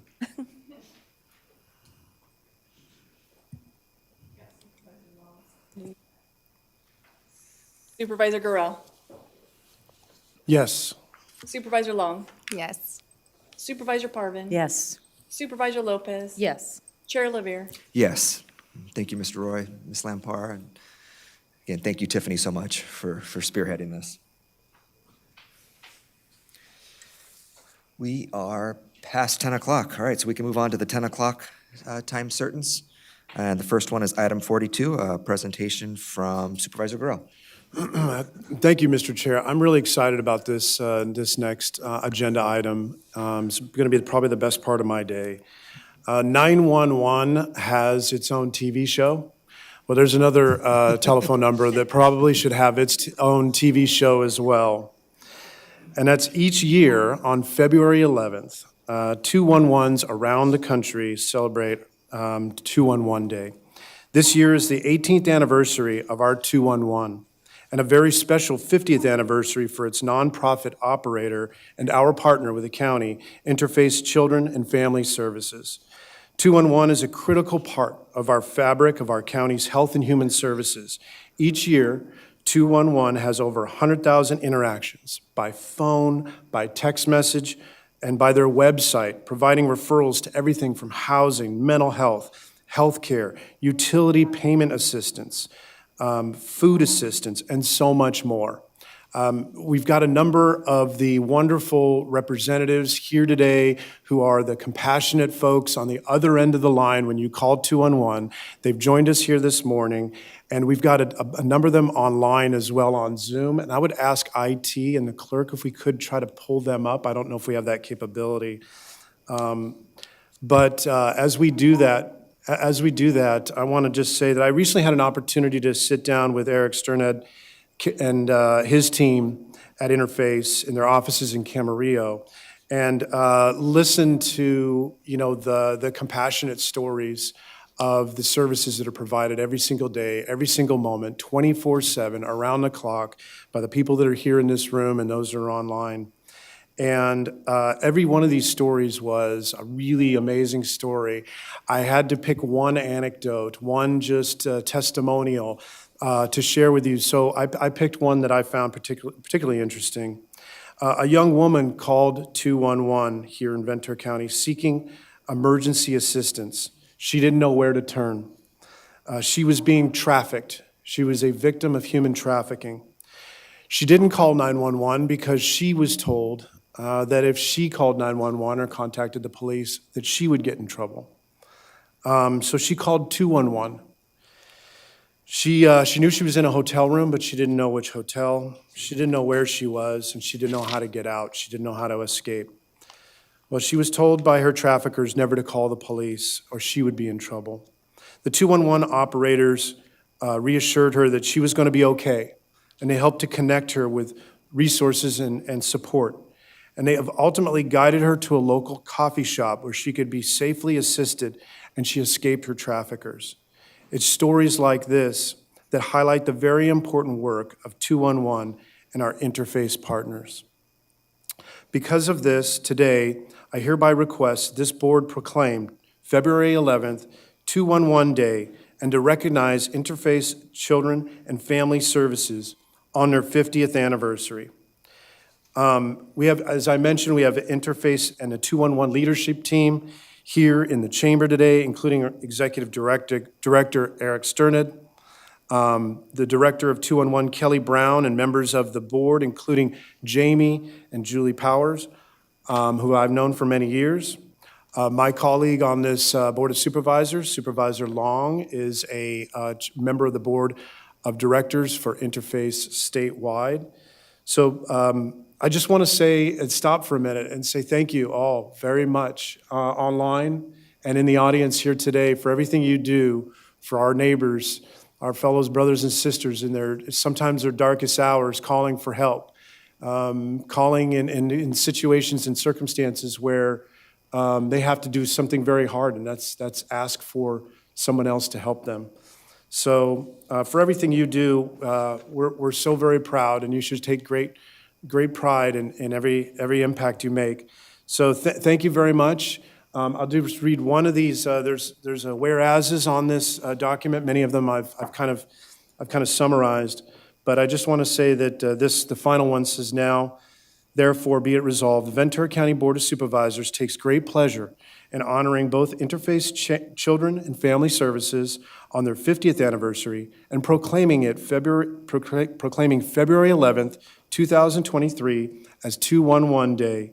We commend the staff and community partners involved in the 211 operation on the outstanding contributions that they have made to our community. Please, well, there may be a public comment, Mr. Chair? We do have several public speakers. Is that right, Ms. Martinez? Chair Rivera, we don't have any public comment. However, we do have invited guests up on our Zoom right now that you'll see. We have Lola Van West, Ashley Hernandez, and Ashley Brown. Good morning, Mr. Sternad.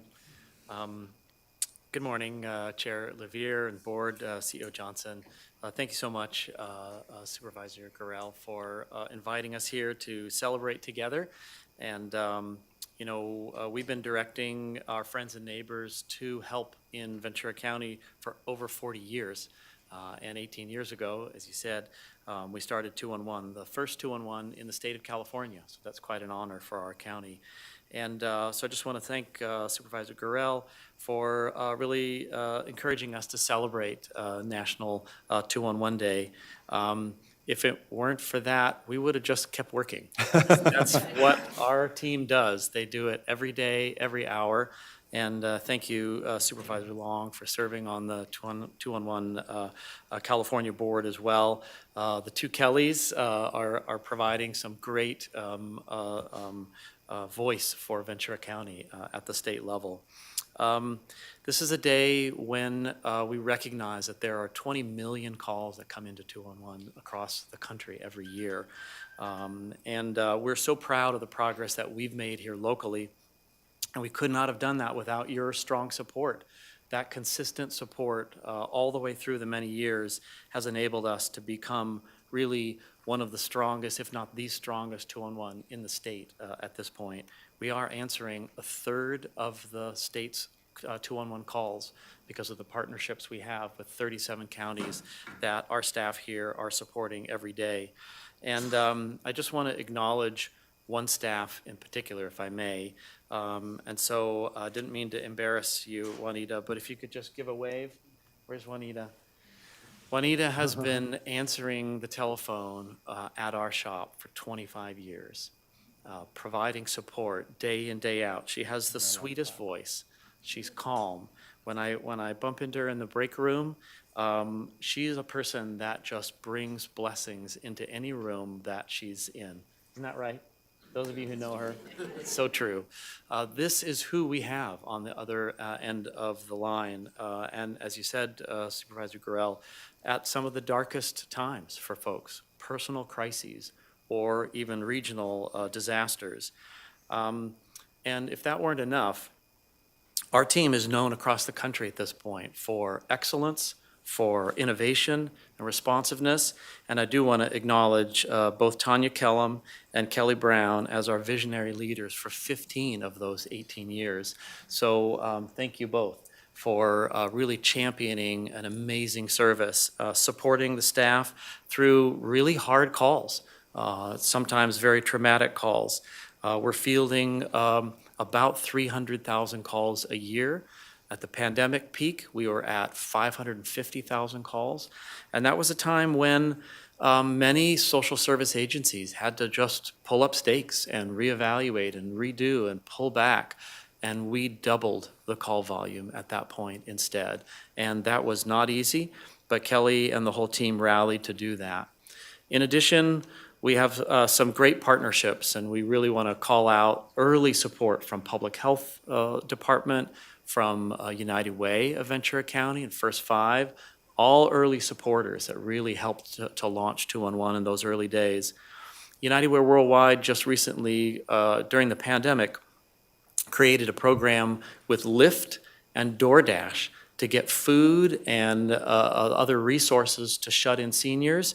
Our team quickly launched, and we're now the second highest volume in the country after the entire state of Texas, delivering 40,000 meals and 2,000 rides to vulnerable neighbors across the state. They spent the entire holiday, and the management team didn't take a day off through this entire holiday, supporting all the counties that were so impacted by these tremendous storms that we've had. Hurricane Ian and Flora recently, the Highland Park shooting in Illinois. We support a county in Illinois as well. And we're still supporting our own Thomas Fire victims, Hillsy Wool fire victims, and borderline shooting victims, always with an open door, a compassionate voice, no matter how long that takes. And that is really our commitment to the community. So thank you for mentioning that we are in our 50th anniversary. You all are in your 150th anniversary, so I feel like a young guy here at only 50. That feels pretty good. But it's really exciting that we can be sharing these milestones. We've helped 211 to get to 100% of California, especially during the pandemic, which was amazing. We now have a multi-year $11 million contract with SCE and PG&E that Interface is the managing partner of, to bring support to families when they lose power, when it's so critical, and sometimes it really becomes a crisis for those families. And we could not have done these things if it weren't for your strong support. And let me just also mention that we're super excited about the development of the Community Information Exchange. We see that as 211 2.0. We're doing referrals, we're connecting people, but the Community Information Exchange is really going to connect people in a way that's so dramatic, and we've been so pleased to be part of that development, and we hope to continue to be. I do want to recognize the powers. Thank you for mentioning them. Jamie and Julie have been strong and early supporters of the CIE, even 5 years ago when Interface was starting to socialize this idea in our community. So watch how this is going to happen. It's going to be transformative for our community, and I'm just so delighted that the county and the public health has really come out so strong to support that. So I'll finish, but thank you again for celebrating 211 Day with us, and please help us get the word out. To get connected and get help, call 211. Text your zip code to 898-211 or visit the website at 211ventura.org. Thanks so much, Supervisor Gurel. Thank you, Eric. Say one thing. I just can't not. From Thomas Fire to so many domestic violent cases that happened in Camarillo, just so quick. A community just destroyed, not knowing what to do. You were the resource for them. And the fact that you all cared so much just is so amazing.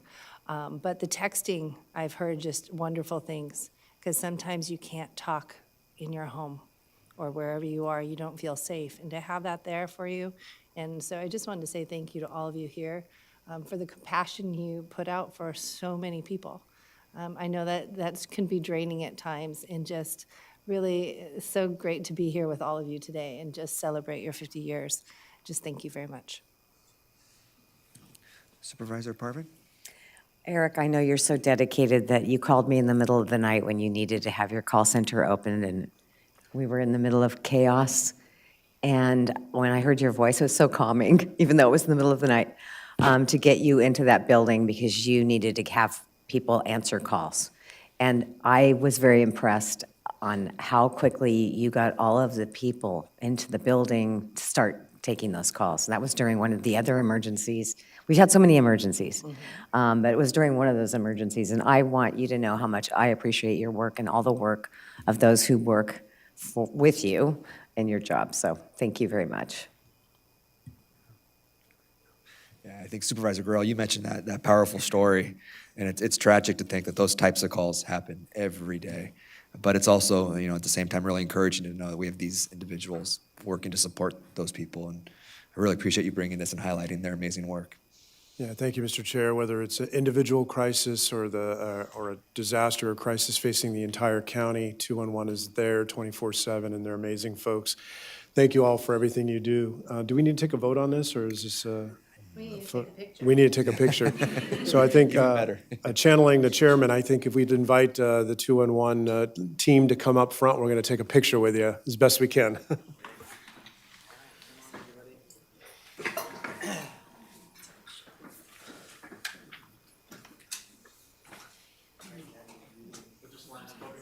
Yes, so you guys, we're gonna look at that wall, and we're gonna line up on the dais up here, Eric, and then we're just gonna come around and hide the dais. So, I always assume people know what to do. So no, please, just come on around. Jeff's here, Eric's up here.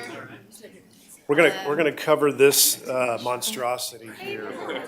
Yeah, we'll cover it, and then if everyone can just make sure you can see, then they can see you. Put the VIPs up front. Yeah. Come on, Juanita, come reserve this picture. Yeah. Yeah, please. You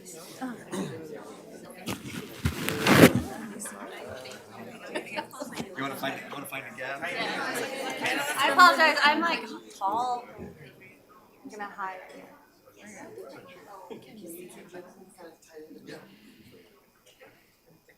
Perfect. Look right here to the center. 1, 2, and 3. One more. Awesome. Okay. Thank you again, everyone. Wait, we need one more. Come on back. One We have more paparazzi. Oh, okay. You guys are famous, that's why. No, you guys are. Wait, go forward. And then there's one in the back that needs to be done. I forgot.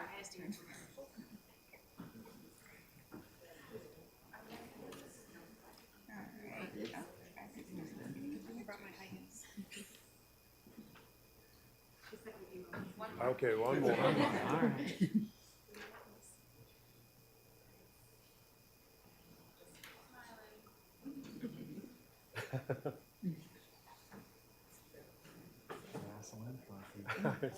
Thank you. All right, thanks again. Thanks again, everyone. Really appreciate it.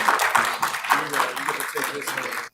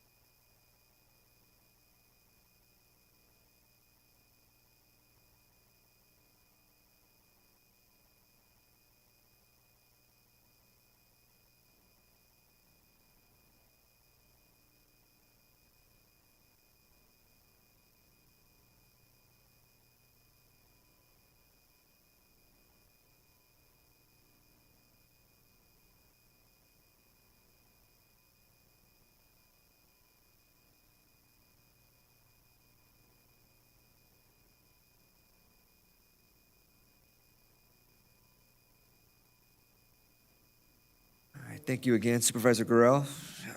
Next item is item 43, which is a presentation of a resolution by Supervisor Lopez.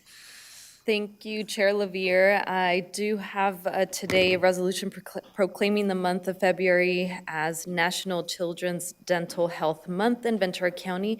So I actually want to call up Susan England. She is the Vice President of Community Impact at United Way of Ventura County, who has a presentation.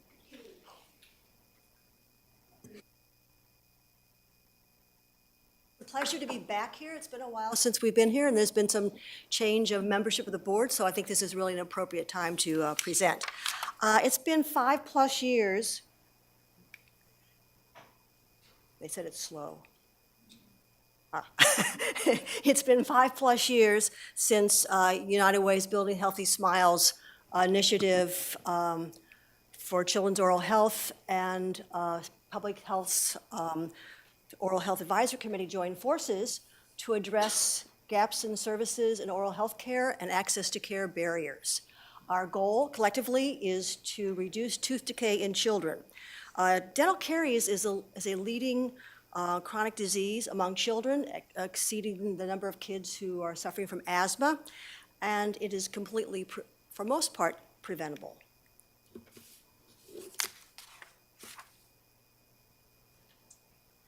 They said don't push it twice, but I'm going to take a chance here. Nope. Okay. Our partnership. We couldn't do this work without our partners, and you can see it's an example of a public-private partnership. We have nonprofit organizations, children's serving organizations, county government agencies, dental providers, both groups and individuals, and of course, educators. A few stats that you may or may not be aware of. In California, students miss 874,000 days of school due to dental problems, resulting in $30 million loss in attendance-based funding. So it's a costly issue. By kindergarten, over 50% of children in Southern California have experienced dental decay. And in 2021, there were over 290 ER visits by children to Ventura County hospitals for oral health problems. And at the hospital, all that can be treated is the pain and infection. It's not addressing the oral health disease. And in Ventura County, there are over 100,000 children enrolled in Medi-Cal Dental, with approximately 86 dental offices serving the population. So there is a huge need, and the capacity is somewhat limited.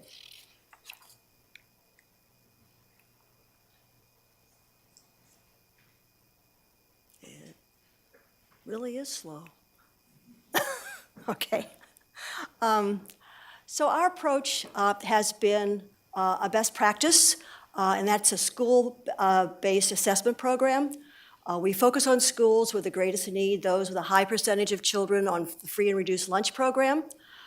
We work with our oral health partners and school nurses to bring oral health education, which is really very important, as well as screenings to kindergartners and third graders.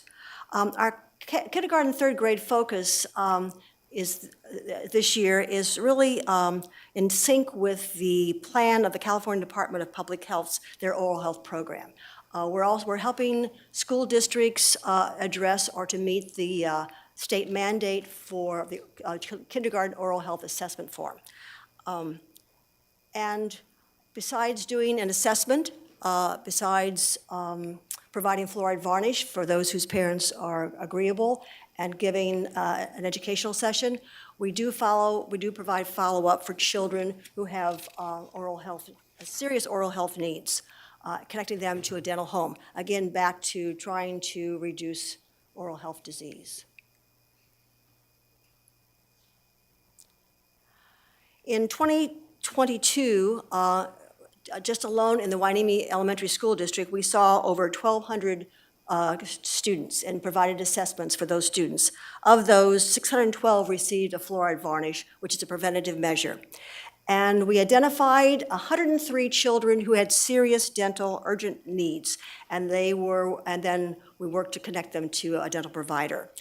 This year, we're excited to return to the Hueneme School District, and that actually starts on Thursday, I believe. And our dental partner is Sugarbug Dental, who is present with us today, and we're pleased to have them as our partner. We are just wrapping up in Santa Paula 4 elementary school assessment events. This is a new partner with us, and Clínicas del Camino Real is our dental partner in Santa Paula, and will also be our dental partner when we go to Ocean View School District in March. And then in April, we'll be visiting one school in the Ventura Unified School District. So from one school district last year to 4 school districts this year, we're very pleased with that growth.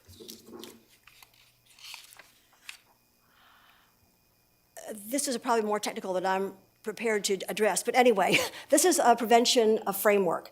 And as you can see, the first bucket is increase the use of clinical preventative services. That's why we want to get children connected to a dental home so they receive preventative treatment, fluoride varnish, sealants, and are cared for.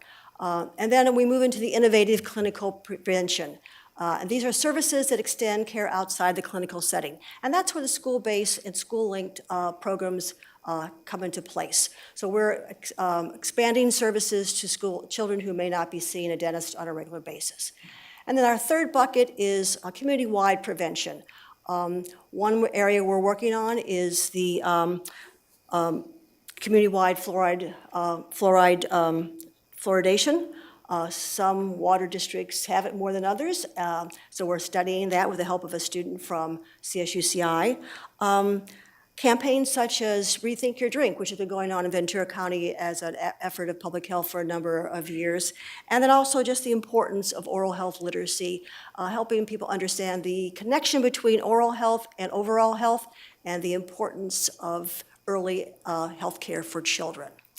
So we thank you for the opportunity to share some facts with you, some facts and figures, and we invite others in the community, dental partners, government agencies, and nonprofit organizations to join us as we work to reach our goal of eliminating oral health disease in children.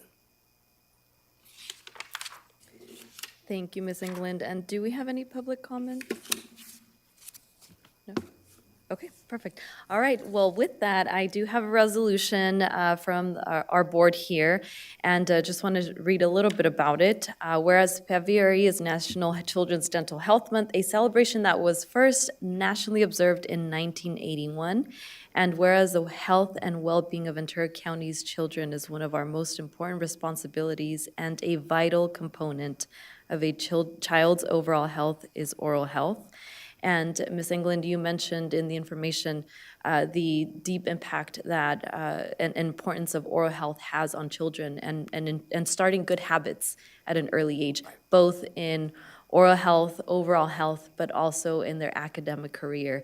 And so with that, we do have this resolution for you and want to thank you and all the partners involved in bringing these resources and those dental checkups right to the school site, really making it accessible to so many families and children in the county. So Thank you, and we have many of our dental partners in the audience. If they would please come up here. Please do, yes. Join me up here. All right.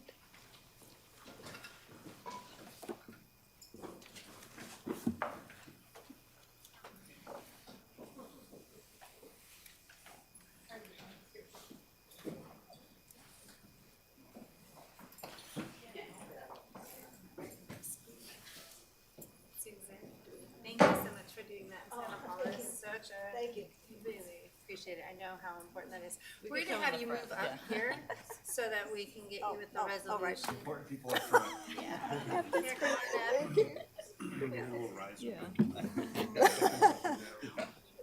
on up. Enough cameras in the room? Center, 1, 2, 3. More.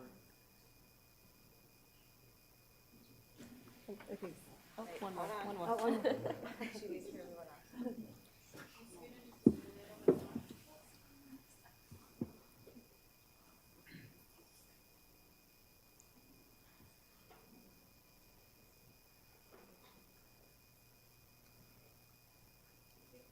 you. Thank you. Thank you. Thank you.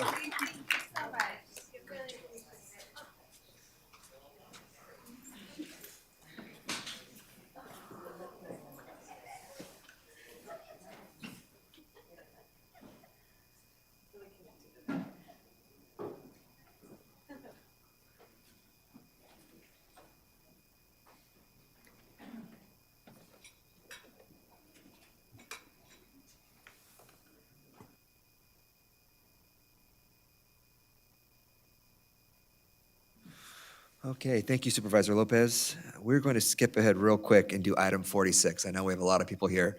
And so Ms. Towner, do you mind coming up? And it's a receive and file presentation on the Healthcare Foundation for Ventura County's We Give Employee Giving Program.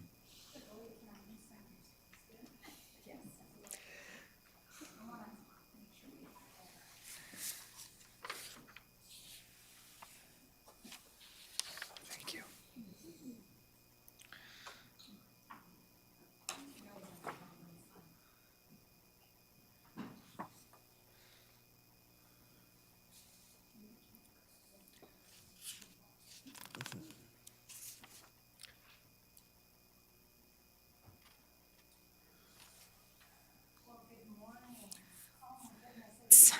been so long since I have been here with all of you. I think it's been 3 years, and it feels so good to be back. And welcome to the new supervisors, Gurrell and Lopez and Parvin, and hello, Dr. Johnson. I'm Amy Towner. I'm co-founder and CEO of Healthcare Foundation for Ventura County. And Healthcare Foundation this is the kickoff for We Give. And the foundation, just a little bit about the foundation. It was organized in 2014, Healthcare Foundation for Ventura County, and it's the nonprofit organization that supports Ventura County Healthcare Agency, which is our public health and hospital system. We're so fortunate in Ventura County to have a robust system the way we have. And in 2015, actually, just after we organized, the Board of Supervisors came and said, Amy, we really want an employee giving campaign where our employees can give back and invest back into the healthcare system that delivers care to them and to others. And so as of 2015, we've been going strong, but it feels great to be back with all of you. Today, normally I come and I am a bundle of energy, but I have to tell you, I woke up this morning and I'm really reflective. So I'm pivoting a little bit, so you're gonna get to see a lot of photos. And the slides are gonna be filled with information, but I've decided that I wanna talk about stories. And so as we go through, there's gonna be pictures, and we're gonna talk about some of the stories this morning. So We Give employee giving, just so you know, and our retirees, all of the dollars are given and donated back and invested into the healthcare system that delivers care, 100%. There are no fees taken, it's tax deductible, and what's important about this is it's unrestricted dollars. So for those of you that don't know, we have an enterprise system. Our medical system is an enterprise system. So these unrestricted dollars become nimble, agile parts of our healthcare system being able to compete in that medical landscape. Okay, so we in Ventura County, we love to be the first and only. And this is something that we really treasure. And a lot of people don't realize out of the 58 counties in the state of California, there's very, very few that have their own health and hospital system. Of those few counties, there are very few at the top that have a robust system like we do in Ventura County. We live here, we take it for granted. But if anyone in our county goes outside of our borders, our county lines, they will see that there is really nothing compared to the healthcare system that delivers care. We're the Level 2 Trauma Center. Ventura County Medical Center is the only licensed inpatient acute care hospital for pediatrics. It has premier pediatrics. It actually attracted the Ronald McDonald, our global partner. We're the only public hospital in the world that has a family room, that wanted to partner with a county hospital. This is a testament to our Board of Supervisors, their leadership, and their commitment to creating high-quality care close to home. So we're also the only county in the state of California where our retirees can take part of their pension and give it back through their pension check every single month to be able to, again, invest locally back into the healthcare system that delivers care. This healthcare system also keeps our community strong and healthy, and it keeps us vibrant from an economic standpoint, because if people are not well, they can't work. They can't go to museums. They can't go to school. These are all just extremely important things for us staying healthy in our community. So a big thank you to you, the Board of Supervisors, and our leadership for your commitment. Okay, so this is just one way, and you're gonna start noticing a lot of our golden footballs and our kickoff, and this year we've really kind of implemented a lot of this football theme into this year's campaign, into this kickoff. And the payroll deduction is just one way that we can give back, but I wanna draw your attention to this picture. The picture is of a sauna site, and one thing that I realize for all of us in this room and beyond this room, we all want to be a part of something greater than ourselves. All of us. Every single one of us want to have community. We've seen it time and time again, how our community comes together with Thomas Fire, with Woolsey, with the borderline shootings. We have seen our community come together. And that is what, when we started We Give, it was a way for our county family to come together, all of our employees to come together, and for us to be able to be a part of something bigger than ourselves. Again, the people in this picture, the equipment in this picture, the equipment and the programs that We Give funds, they touch all different kinds of people that come in to receive care from our healthcare system. These healthcare workers, they're delivering care to people. It could be some of our family members, some of our children. Very important diagnostic equipment and lots of vital programs that are keeping us healthy and safe. But again, until you've walked through those doors of that hospital and you've had a family member that has been ill or sick, it's terrifying. It is absolutely terrifying, but you can know as a county employee and as a community member or as a retiree that you're giving back to equipment that is changing lives.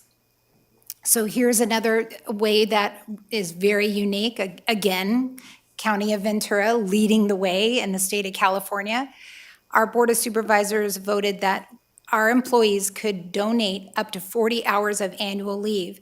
This is an asset that all of us have, annual leave and vacation. It also shows up as a liability. We can move that liability off, and our employees have that flexibility, have that strength to be able to donate that as a tax-deductible donation, and that money goes 100% back into the medical system that delivers care to them, because the majority of our county employees choose our healthcare system to receive their care. So again, very unique.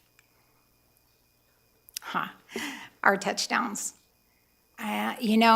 There's a big list here, let's face it. Lots of equipment, lots of dollars, but more important is lots of faces. Lots of faces. These are all the people delivering care. These are the people, the heroes, that if you were in an accident and you came down the freeway, you got into an accident, and you were taken to Ventura County Medical Center, to the Level 2 Trauma Center, these are the faces and the equipment that are going to be delivering care to you and your loved ones. If your child is out playing at the beach and they come in, we have pediatric traumas. Those doctors, that equipment, those are the people, the equipment, and the programs that are all going to be keeping us not only healthy and safe, but we're going to be thriving as a result of it. So again, another huge testament to our county employees, and this unrestricted money that comes to help meld the gap many times that we just can't meet. So this year's the football challenge, the Golden Football Challenge. So what we did is we took all 30 departments and agencies, we divided them up by size, and we kind of used puns all the way through, but we have divisions. And then our ambassadors, which are in the room, we have our ambassadors, actually, we have some of my board of directors are here in the room as well as our team. And ambassadors are our coaches, and our employees are players. And so we're going from now until March 31st, we are having the Golden Football Challenge. And this Golden Football, the one pictured in the slide and also present here, was donated by Rich Oliveris from Vencal Coast Painting. He is a painter local, but he's also a football coach. So I said, hey, Rich, do you have a winning football that's seen some time on the field that you could paint gold for me and put a red heart? He said, absolutely, count me in. I said, okay, all right, terrific. So make me 3 of them, one for each division in the county, the large, medium, and small. And after March 31st, the team that has the highest participation of We Givers will win the football, and they will get to keep the football all year. So again, there are 4 easy ways for all of our employees or contractors or anyone within the county to participate. And these are the different ways: by credit card, by check, by annual leave, which is simple through email now, thanks to our auditor, controller, and payroll. They've made it really simple after COVID. And payroll deduction can be done through VCHRP for all of our county employees. So after we got this all organized, I thought, wow, it would be really great to have our cheerleaders, our local cheerleaders, do a cheer for us. So they have created a cheer that we would like to play for you, and it's a customized cheer. So go ahead and roll tape presentation. 1, 2. We give, we care, united and strong, county employees all day long, creating a culture of philanthropy. We stand together for our community, caring for the vulnerable and in need. Together we make a difference, yes, indeed. So a big warm thank you to our Ventura High School cheerleaders for creating that for us. 1, 2. Oop. And so, as you can tell, here are participating in winning teams all across the county. And there's a few teams that are probably present here today. Omaha, Omaha!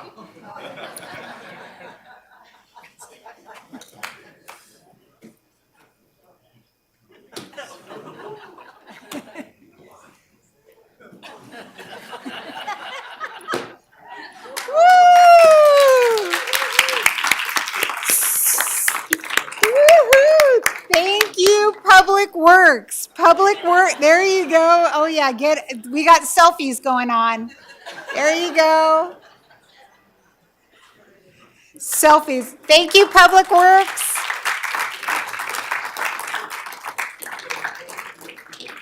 That Jeff Pratt, this just shows you the heart of our county, the heart of our employees.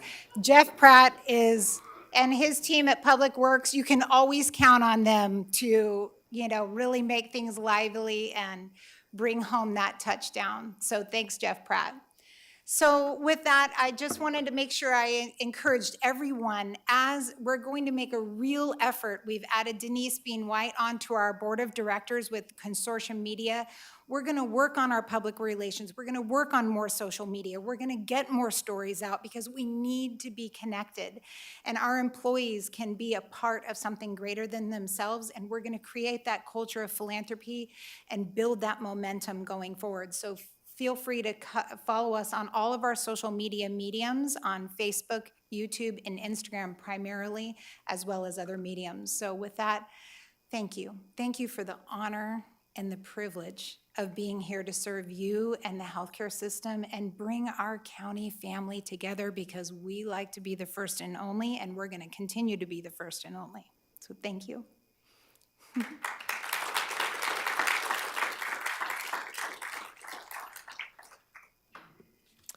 Thank you, Ms. Towner. Thank you. Yeah. And we'd love to we usually take an annual picture out on the steps. If there's time or together, we would love to take a picture with the hearts if you guys have time. Yeah, of course. Okay. Right there? Yeah, let's do here? that. Yeah. Thank you.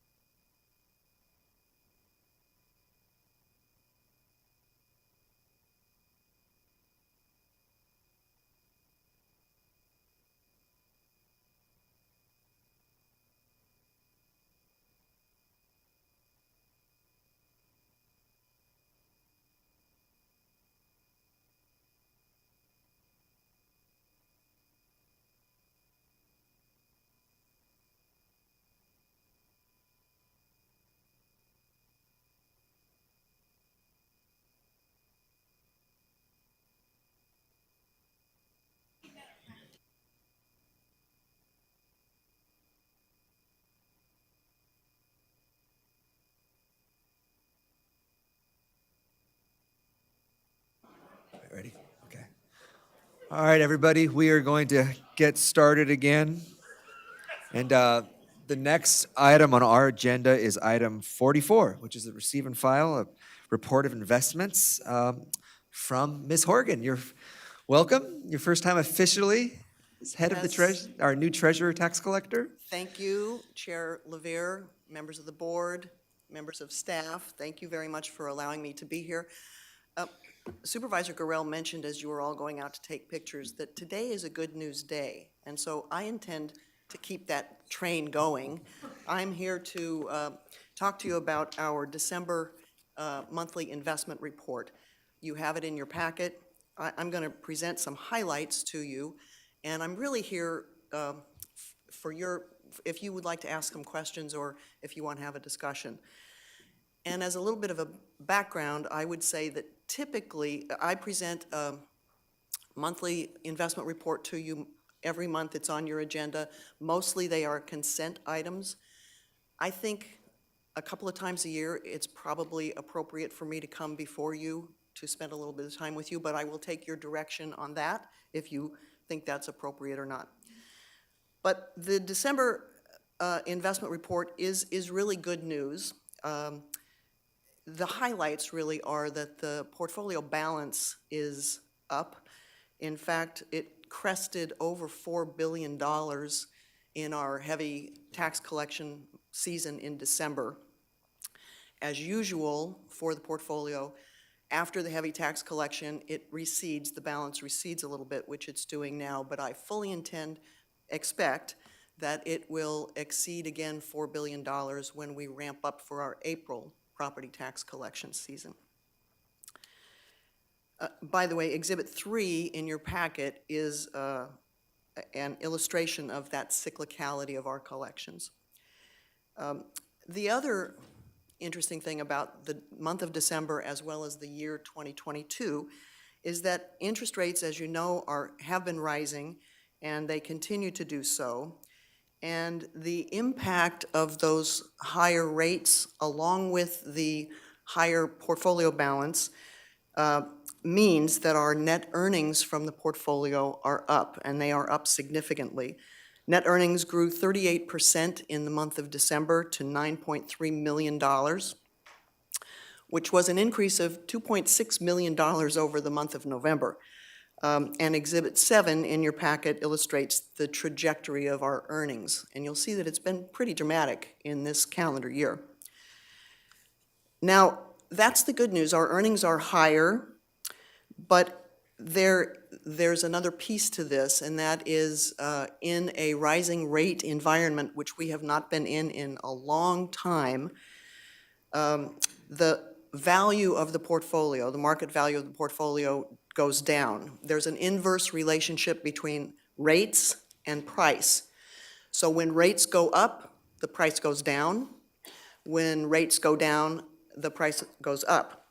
And so you will see on page 36 of our Exhibit 1, which is the last page of our inventory of investments, you'll see that the portfolio shows an unrealized loss of $68 million on our $4 billion portfolio. But what is very important for you to understand is that that is an unrealized loss. The only way that we would realize that loss is if we sold any of those securities, which we don't intend to do. We haven't done in the time I've been here, which is 6 years. We are a buy and hold portfolio. That is, we buy investments. We tailor those investments to mature at the times when the county needs cash flow to cover, for instance, payroll or the school's payrolls. So we don't sell our investments, and so we manage our cash flow so that we don't have to sell them. Again, we're a buy and hold portfolio. Therefore, we don't intend to realize that loss, but you need to know that every portfolio like ours, any fixed rate portfolio in the state of California or in the country, they're facing this same inverse relationship between rates and value. So please know that. The The most important things I wanted to communicate to you is that our pool is designed and managed to provide safety and liquidity for all cycles, business cycles, economic cycles.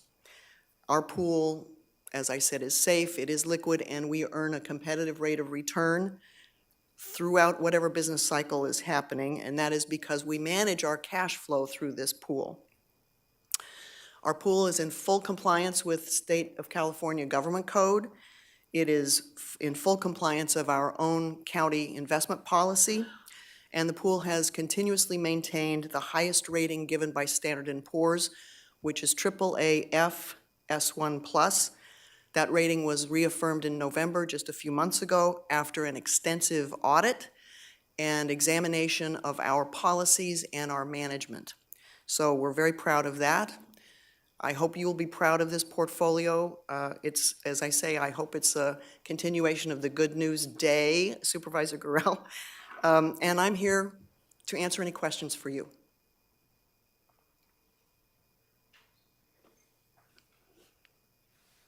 I just appreciate the good work that's going on for our residents to make sure that we are protected in a downfall.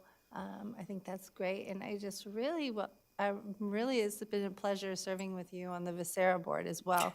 There's a lot of investments going in there as well, and I think that our employees should know that they're in good hands. So thank you very much for being on that too. Thank you, Supervisor Long. And Ms. Horgan, I agree with you. I know these are often on consent, but I do think it's important, both for us to hear that publicly and for the public at large to get this presentation, whether it's quarterly or biannually, just for you to come in and give this update. I think it's really informative. So I support that notion. We work and make sure you get it on our agenda a couple times a year. Thank you. And I want to thank Supervisor Parvin, who's now, excuse me, our member on the Treasury Oversight Committee, so you'll be getting these frequently as well. And so thank you for representing our board on that committee. Yes, and welcome. Looking forward to it. And the AAA rating is new for me. I'm very happy that that's going on, and happy to take over with the AAA rating. And welcome you. I will welcome you to come back to these meetings as long as we maintain a AAA rating. We're going to do that, I promise. All right, well, thank you, Ms. Horgan, I appreciate it. Thank you I'll very motion much. to receive and file. I'll second.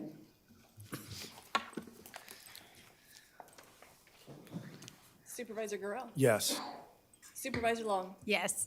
Supervisor Parvin? Yes. Supervisor Lopez? Yes. Chair Lavere? Yes. All right, and the last item on our 10:30 calendar is item 45, a public hearing regarding the adoption of an amendment to the 2021 through 2024 Memorandum of Agreement between the county and the Union of American Physicians and Dentists. So I will open the public hearing, and Mr. Curnow, take it away. Good morning, Chair Lavere, members of the board, CEO Johnson. For the record, my name is Mike Curnow with the Labor Relations Division in the County Executive Office. Today, I come before you to request that your board commence a public hearing on the adoption of an amendment to the Memorandum of Agreement between the county and the Union of American Physicians and Dentists, or more commonly known as UAPD. We also ask that you waive the second hearing and adopt the amendment to the conclusion of today's hearing to expedite its implementation. In April 2021, your board adopted the inaugural MOA between the county and UAPD. As part of these negotiations, the party agreed to set tiered flexible benefit credits amounts based on health plan enrollment through plan year 2022. Additionally, the parties agreed to reconvene in the fourth quarter of 2022 to bargain over increases to the flexible benefit credits for plan years 2023 and 2024 as well. In December of 2022, the parties reached an agreement to amend the MOA to include flexible benefit increases for the plan years 2023 and 2024. Excuse me, trying to put off coughing. In addition to these increases, the party also agreed on the establishment of a medical opt-out option, which includes a taxable cash payment for UAPD members who elect not to participate in a county-sponsored healthcare plan, as well as the addition of Juneteenth as a paid holiday. All of these changes, it should be noted, have been included in recent successor agreements adopted by your board already, and they're perfectly in line, same amounts, et cetera. Finally, we are asking that your board waive the second hearing and adopt the amendment at the conclusion of this hearing. This request is being made because the agreement happened in December of 2022, and the board letter was already put in motion based on the fact that the plan year 2023 increases have already been established. So we would like to get these increases in, put in as soon as possible to help offset the costs for the UAPD members. That's all I have for you today. I'd be happy to answer any questions that you have. Okay, thank you, Mr. Curnow. I know we have one public speaker. Why don't we take that individual? Thank you, Chair LaVere. I'm going to ask CEO to promote Brian Toledano.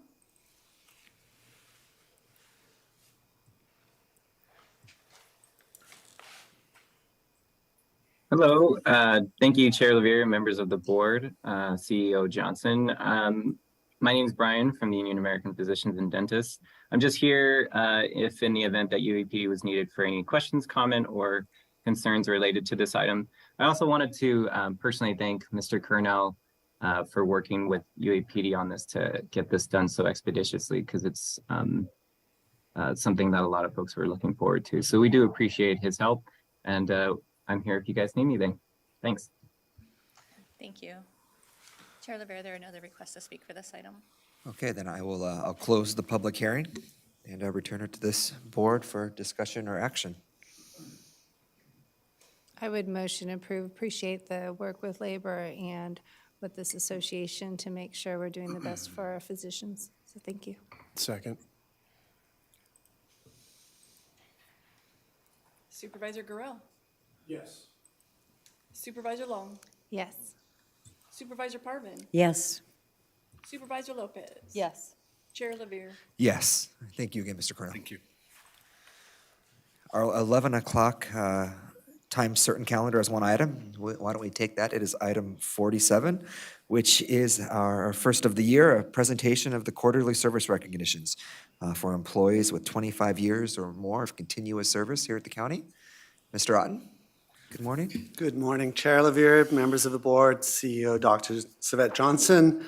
It's my great pleasure here to be here today, and we're commencing on your behalf. We'd like to present 10 County of Ventura employees for recognition.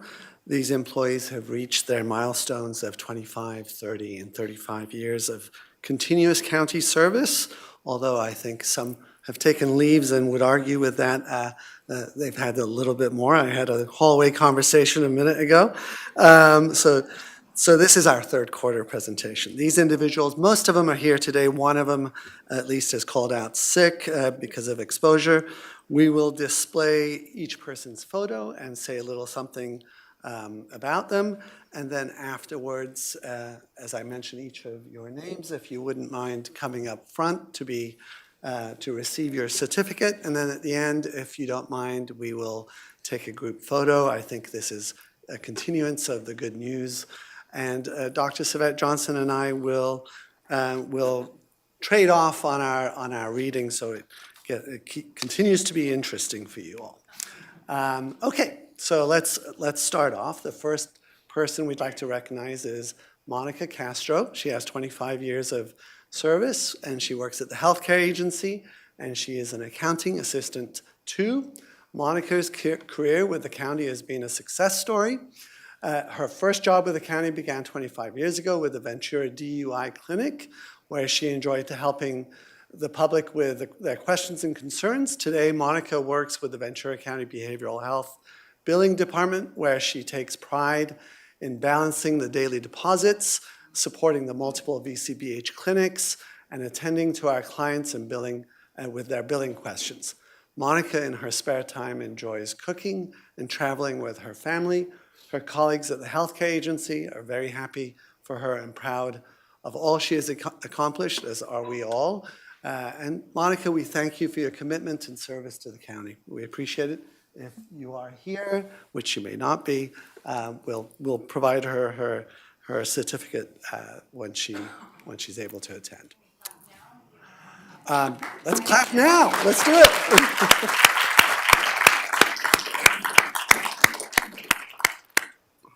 Tony Dominguez, 25 years of service, County Executive Office, Risk Management Analyst. Tony began his career with the county as a loss prevention specialist with GSA in 1997. He then became a program administrator for risk management in 2003. Tony's work has included overseeing regulatory compliance in various areas, including health, safety, and hazardous materials. Tony says, "My time with Ventura County continues to be personally and professionally both challenging and satisfying. I am fortunate to work with so many selflessly dedicated and talented fellow county employees in a uniquely diverse and dynamic public service organization. Unprecedented challenges remain, but people in this organization constantly work to adapt and evolve to meet these challenges. Public service rightfully demands our best, always, and I am a proud member of our Ventura County team.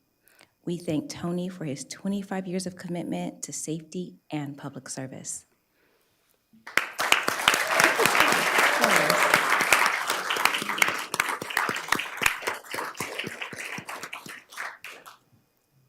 job, Tony.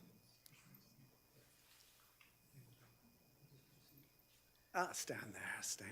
You have to be in the limelight, Tony. Tony doesn't like the limelight, I know that. So our next person is Louis Giron, and he has 25 years of service. He works at the healthcare agency. He is an operating room technician 3. Louis began his career as an office assistant, and in 2005 became an operating room technician, where he has been a great mentor and patient teacher. He's taught many surgical tech students who have become assets for VCMC and Santa Paula Hospital and other local hospitals. In 2012, Louis volunteered to be cross-trained in the sterile processing department at Santa Paula Hospital, and in June 2022, he was transferred there full-time. Louis brightens a room with his smile and easygoing manner. He is dependable and loyal, and a loyal member of the county family. Louis has always displayed compassion and integrity for our patients, their safety, and his coworkers. His colleagues feel fortunate to have worked with him, beside him, for so many years, and they look forward to working with him for many more years to come. We thank Louis for your 25 years of service.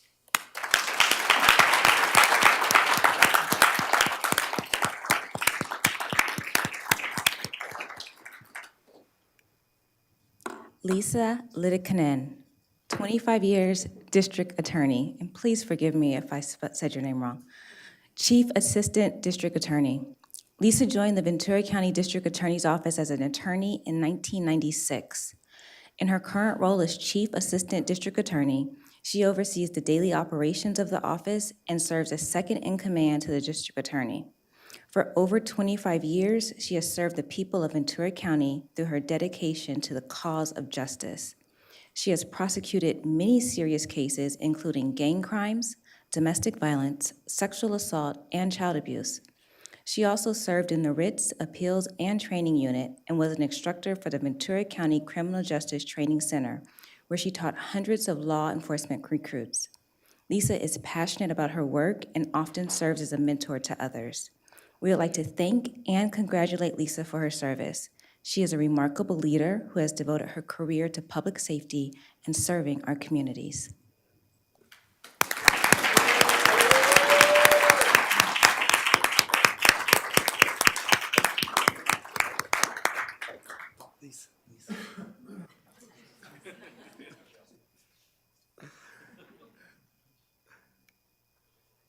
Next, we'd like to recognize Kristen Rogan, and she has 25 years of service, and she works at the Sheriff's Office as a Forensic Scientist 3. Today, we congratulate and celebrate Kristen on her 25 years of public service. During this time, she has made significant contributions in several areas of expertise, including but not limited to trace analysis, impression evidence, crime scene investigation, blood stain pattern analysis, and fingerprints. Her expertise has helped solve crucial cases and bring justice to victims and their families. We're grateful to have such a skilled and dedicated colleague and wish her continued success and service in her career.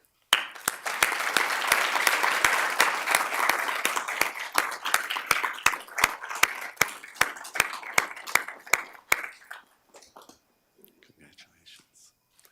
Good seeing you. Dexter Tuazon, 25 years, Human Services Agency. Human Services Employment Services Supervisor. Dexter has dedicated his career with the County of Ventura to helping the most vulnerable members of our community. During his 25 years of service, Dexter has assisted many families by working with them to successfully achieve gainful employment and bring stability to their families. Dexter is caring and compassionate and lives the mission, vision, and values of the Human Services Agency. We thank Dexter for his dedicated service to our Ventura County community.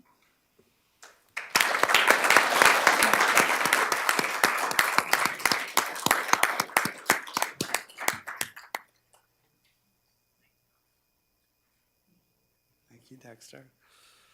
Okay, next we have Dominique Rosales, and Dominique has 30 years of service at the Public Defender's Office. He is a public defender investigator too.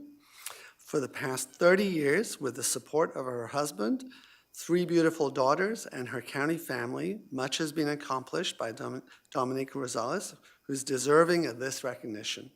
Dominique came to the Ventura County Public Defender's Office in January 2018 as an investigator after a 28-year career with the District Attorney's Office.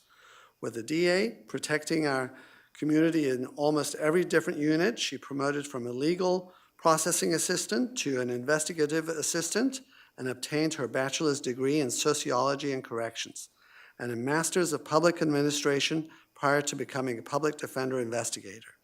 We thank Dominique for her outstanding service to our community for 30 years.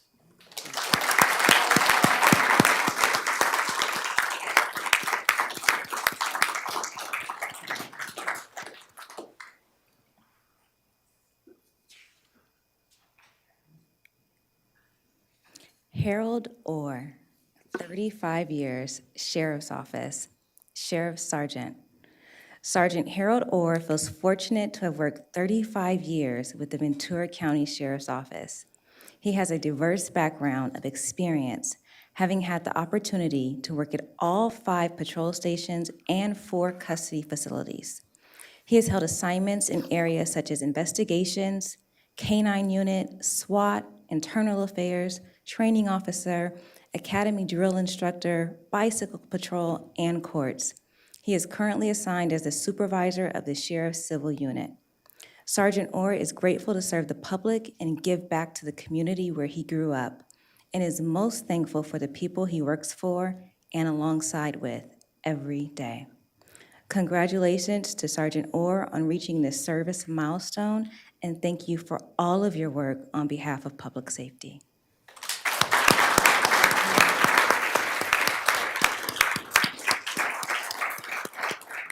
I think we heard that Sergeant Orr was on a special assignment today, so couldn't make it. Okay, so next, Joseph Sandoval is going to be recognized. Yes, with 35 years of service, and he works at, if you didn't guess from the hoots, at the Public Works Agency. He is an equipment operator 4, and as the lead equipment operator for District 2, Joseph is usually assigned to lead some of the most challenging work assignments. As an example, with recent storm repair in Matilla Canyon, Joseph demonstrated that he's able to manage effectively with the hazardous conditions presented in Matillaha. Joseph has been the most reliable source to draw upon when needing field experience, expertise for upcoming projects. Joseph spent his first 16 years with watershed protection in the Public Works Agency, roads and transportation in the Public Works Agency, has benefited from the most recent 19 years of his service. We congratulate Joseph on reaching his career milestone and thank him for his huge 35 years of dedication to keeping our Ventura County roads and transportation services safe for the community. Thank you so much.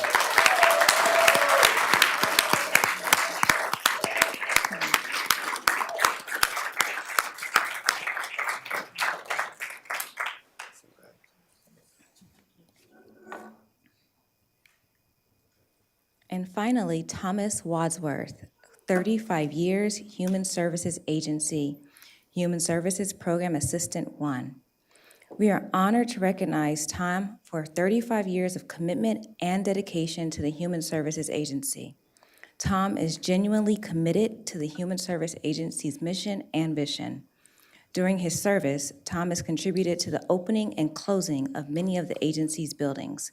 He has a strong work ethic, is thoughtful, and is a caring and empathetic individual. Congratulations to Tom on 35 years of public service. We thank him for being a valued member of the Human Services Agency's Business Technologies Department.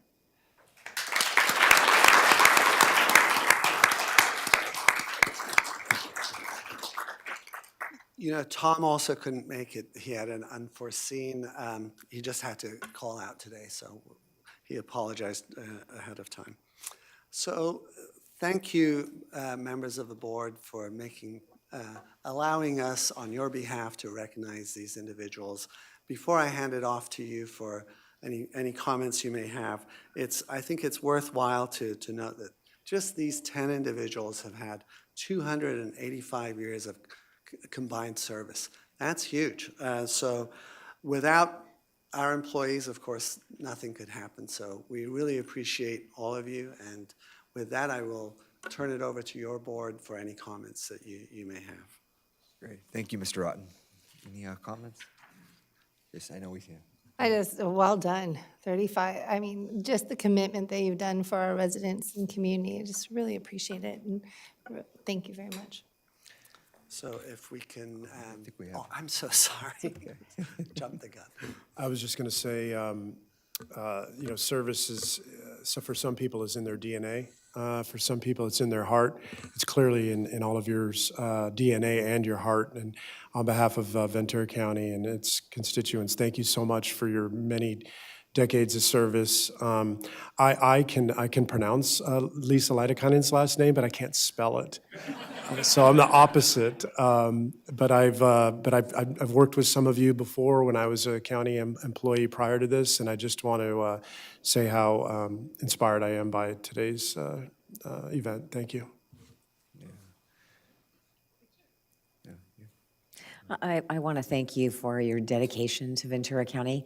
You've worked here a very long time, and that's very rare these days.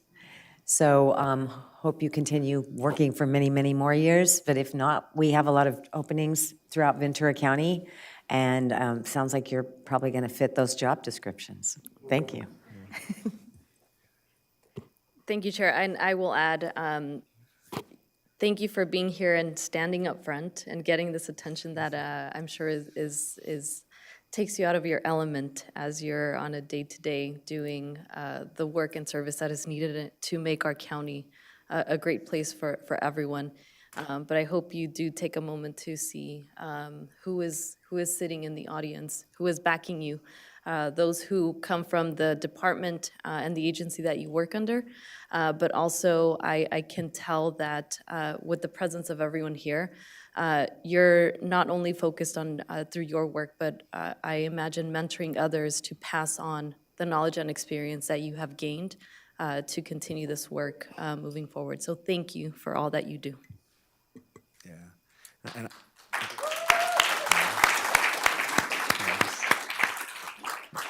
Could we take a photograph if you would Sure. come Yes. up front? Yeah. That would be fantastic. Great. And thank you so much, all of you. I mean, we're all public servants. We're all in this together, and but we can't accomplish anything up here without all of you doing your work on a daily basis.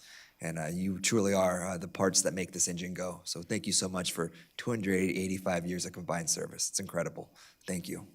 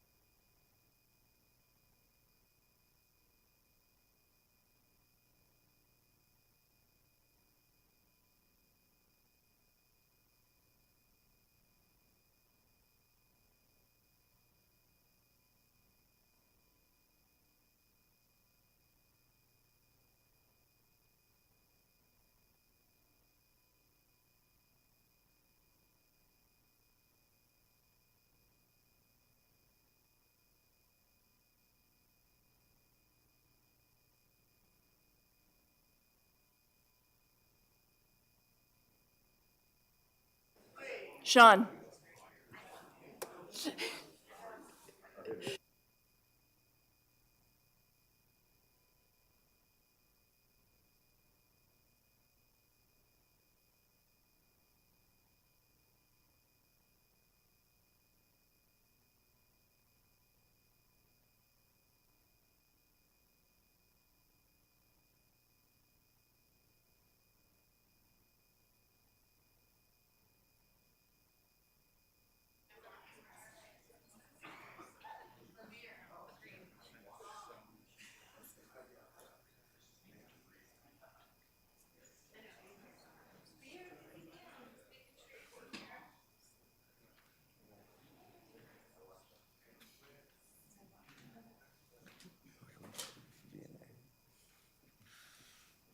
It's all about jobs, and I gotta get these jobs filled around here. Yeah. All right. Why don't we, we'll move on to our 11:30 a.m. time certain calendar, and starting with item 48, which is a receive and file a presentation regarding internal service fund rates for fiscal year 2023, 2024. And I believe that Dr. Johnson, are you kicking this off? Thank you, Mr. Chair. Yes, I will. So an important part of each year's budget is the development of rates by our internal service funds. These rates and charges will be included in the budgets that departments will be developing for fiscal year '24. So to present their proposed rates for fiscal year '23-24 are the Information Technology Services Department, followed by the General Services Agency and County Executive's Office Risk Management. And with that, I will invite Terry Theobald with Information Technology Services to please come forward. Thank you.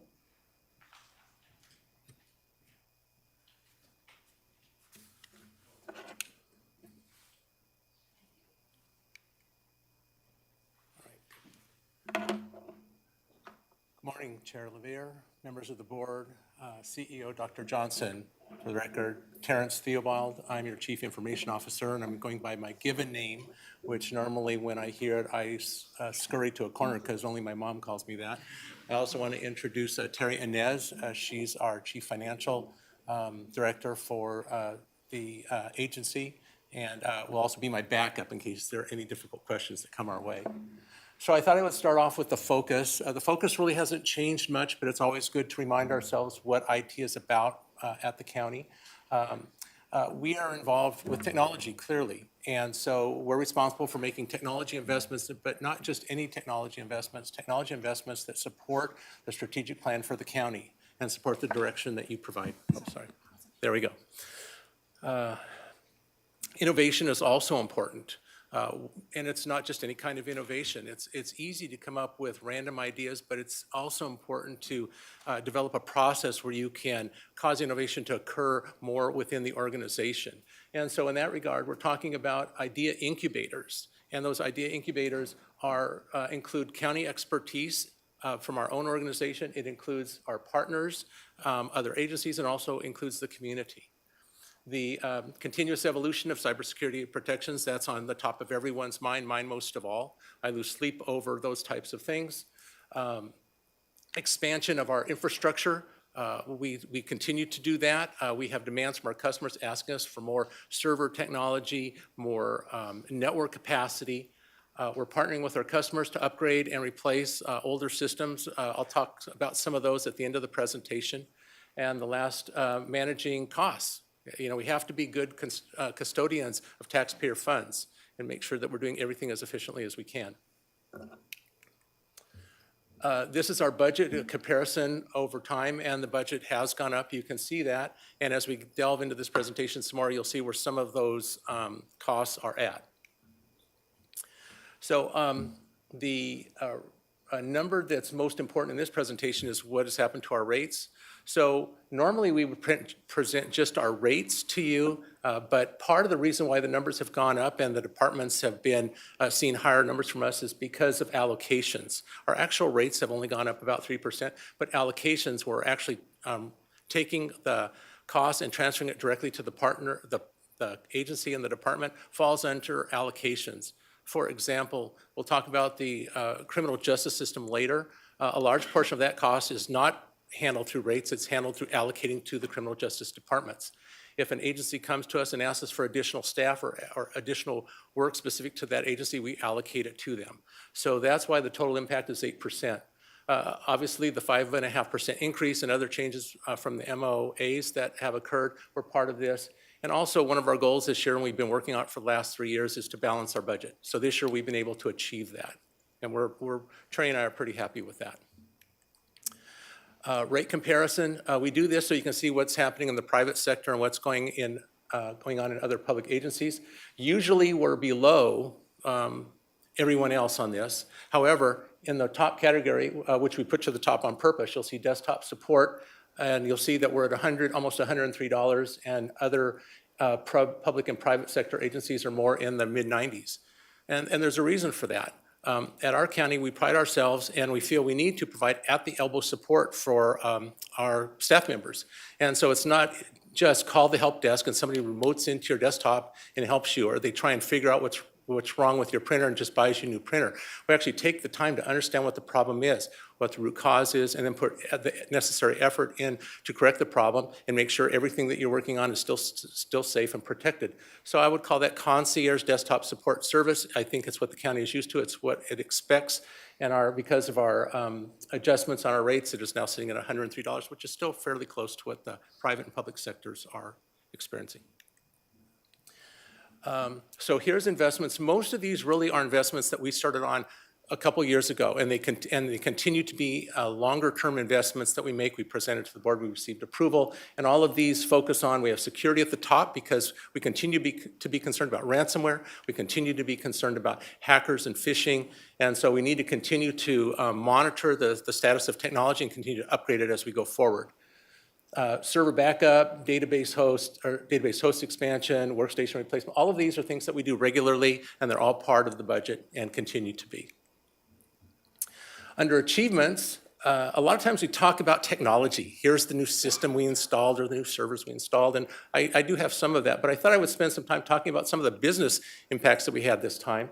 So for example, we provided technology, meaning we supported the systems, we helped purchase the system, in some cases we developed the systems or the interfaces, and then we also provide support for them, technical expertise. We sit on the groups that are working on those systems and helping out. The new Sherpa budgeting system, the internal and public-facing GIS applications for a number of our agencies, the data visualization, which really means reports and dashboards. We're really spending more time with that, and a lot of people are asking for it. And we've done some of those for HC and CEO. A lot of interest in web design, website designs.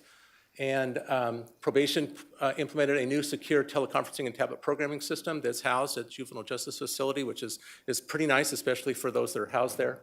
And then, of course, we worked on the 2022 general election, which uses the new technology for the voting centers as opposed to the old solution we used before with the precincts.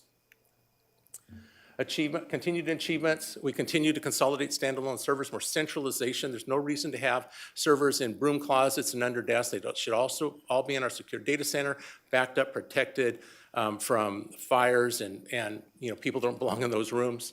We are continuing to look at and move towards the cloud. The cloud is part of the future. Not everything belongs on the cloud, but certainly more than is there on our side belongs on the cloud, and we're looking at that. We actually have a relationship with Microsoft. They have a cloud. We're also looking at and starting to work with Amazon's cloud, Google Cloud, and even Oracle. Reviewed and updated many countywide IT policies, which really helps with standardization, how we're all doing things the same way. We're more efficient, making sure we're governed. Everybody has a chance to see what we're doing and how we're going about it.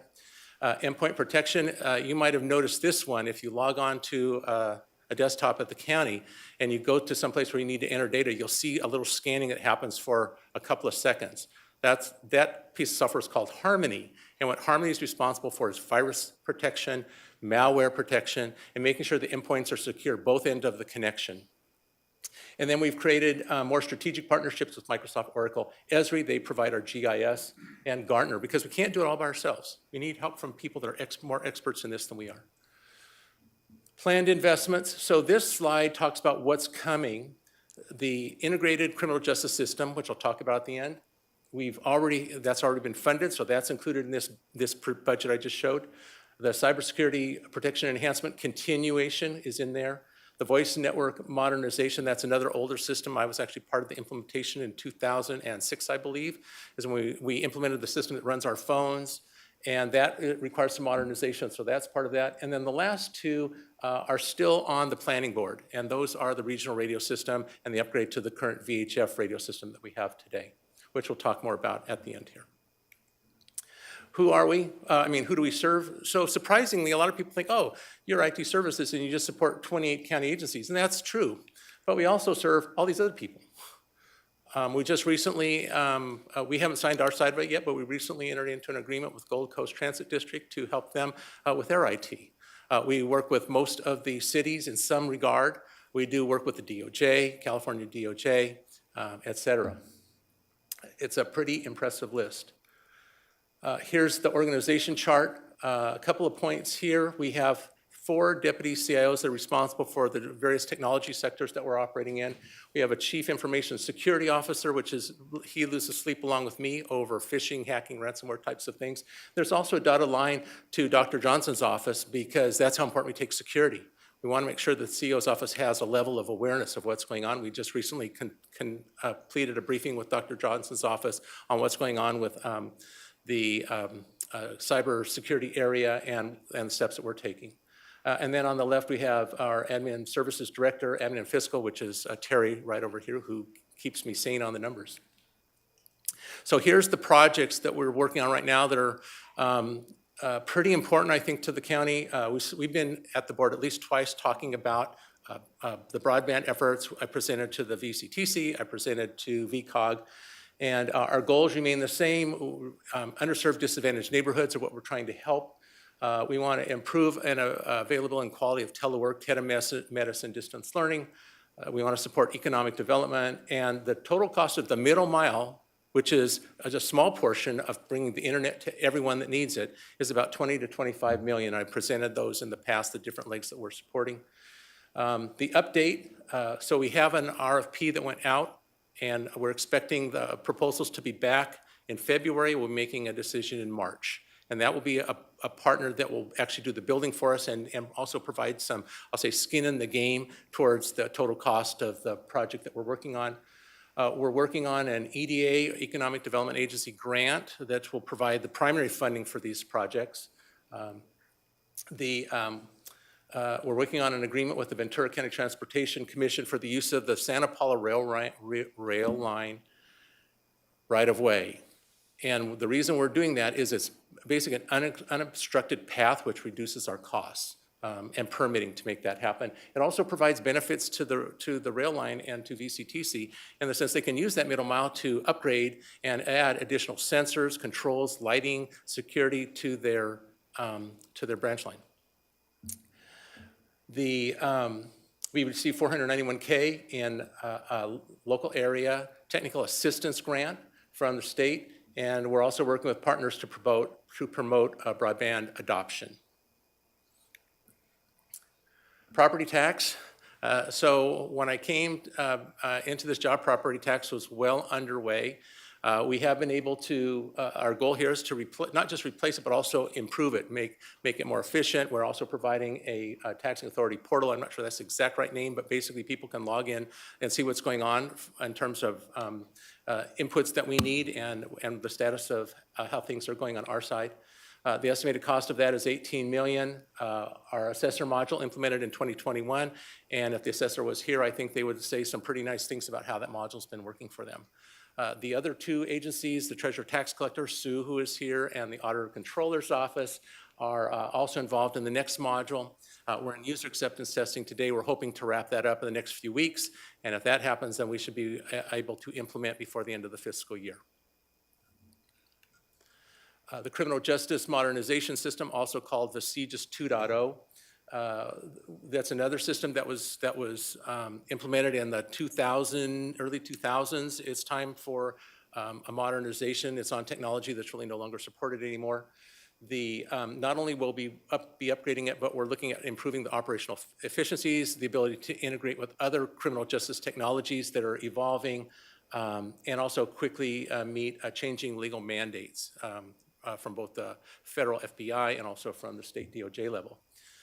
The estimated total cost, which was presented to your board and approved, was for $44 million. The technical team is forming, meaning the people that help us build the RFPs and select, working with the customers to select the vendors that we will use for this. The integration requirements are complete. That's a critical aspect of this to make sure all the different products we select can work together. And individual solution requirements are starting. For example, we just had a meeting recently, and we're working on requirements for some of those criminal justice agencies already. And finally, the regional radio project. The idea here was to create a countywide digital radio system for public safety, county and city operations like public works, and education, the different school districts, the college, community college, et cetera. The estimated cost, which is very estimated, is in the $15 to $20 million range, and that doesn't include the radios. So today, if you look at the radios that they're using, these radios are relatively inexpensive. These new radios do a lot. They include encryption. The most advanced ones include a cellular connection, which allows you to stream video through the radio, through the LTE network, over to a command center or something like that. So we're all pretty excited about those radios coming. In terms of the update, we have 5 of 19 sites. This county has 19 sites. We have 5 of them that are up and running now. They pretty much cover the coastal plain and parts, the western side of the eastern county. The public safety microwave system needs to be upgraded, severely needs to be upgraded. And then cost and rates continue to be refined. We should be having an internal meeting on those costs and rates the next couple of weeks, and then we'll be calling together the external partners, basically the city police departments and others, to talk about how we would move forward. I'd like to end on a good note. So this is our survey results. We have 448 surveys that were completed. On a scale of 1 to 5, you can see that we're in the high 4.9s. Last time I presented in 21, we were 4.9 to 4.97, so we have made some improvement there. And in a survey like this, where people usually want to respond to you when they're having some kind of an issue, these results are actually very good. And on that note, I can close and answer any questions you might have. I'm overwhelmed by how much we depend on IT. And seeing all the great projects that are there makes a whole lot of sense, and that we have a great team behind us to support us in that way. I agree. What was it? The governor's budget was worried about cybersecurity. I know how huge that is for our hospital system, our sheriffs. I mean, just so many of our departments that are really in need and wanting to make sure that the information is there, and so I appreciate it. I think they're all great projects, so thank you. Thank you. Very good. Thank you so much, Mr. Diable. Terrence. I have a quick question. Oh, I'm sorry, Mr. Supervisor Guerrero. Yeah. Terry,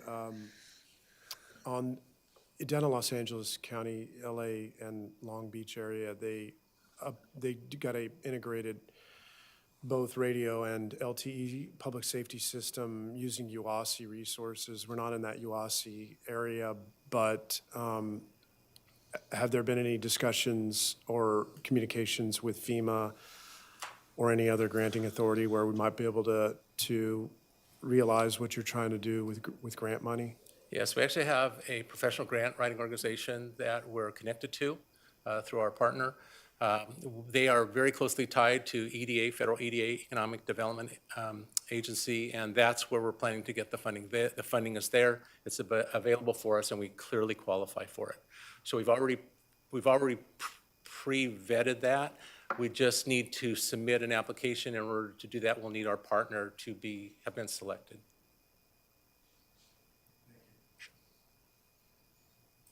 Okay, thank you so much. All right, appreciate it. Thank you. Next, we'll have Dave Sasek with the General Services Agency.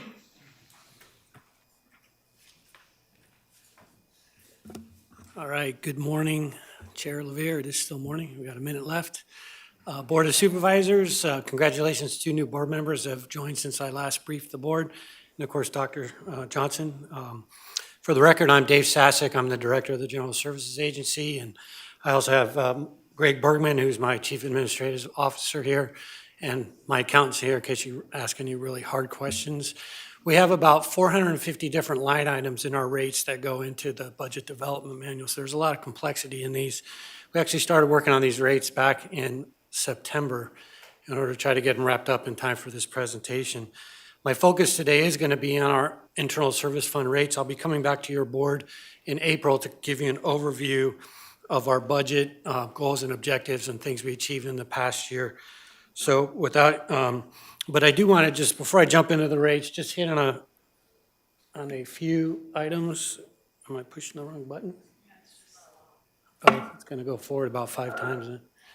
All right, so the first slide that's going to pop up for half a second is our mission and our vision. The bottom line is our mission is to support all the other county agencies. That's why we're here. That's what we do. You won't see us on the front page of the paper, rescuing people out of the river and things like that, but the services that we provide, the things that we buy, helps other agencies succeed, and I really focus on that with my staff to make sure they're aware of that. Let's see, there we go. So we deliver a diverse set of products and services across our 5 different departments. So we have our facilities and materials department, fleet, parks, administrative services, and procurement. Procurement is a new department. We stood that up just this year in recognition of the significance of the contribution that procurement brings to the county.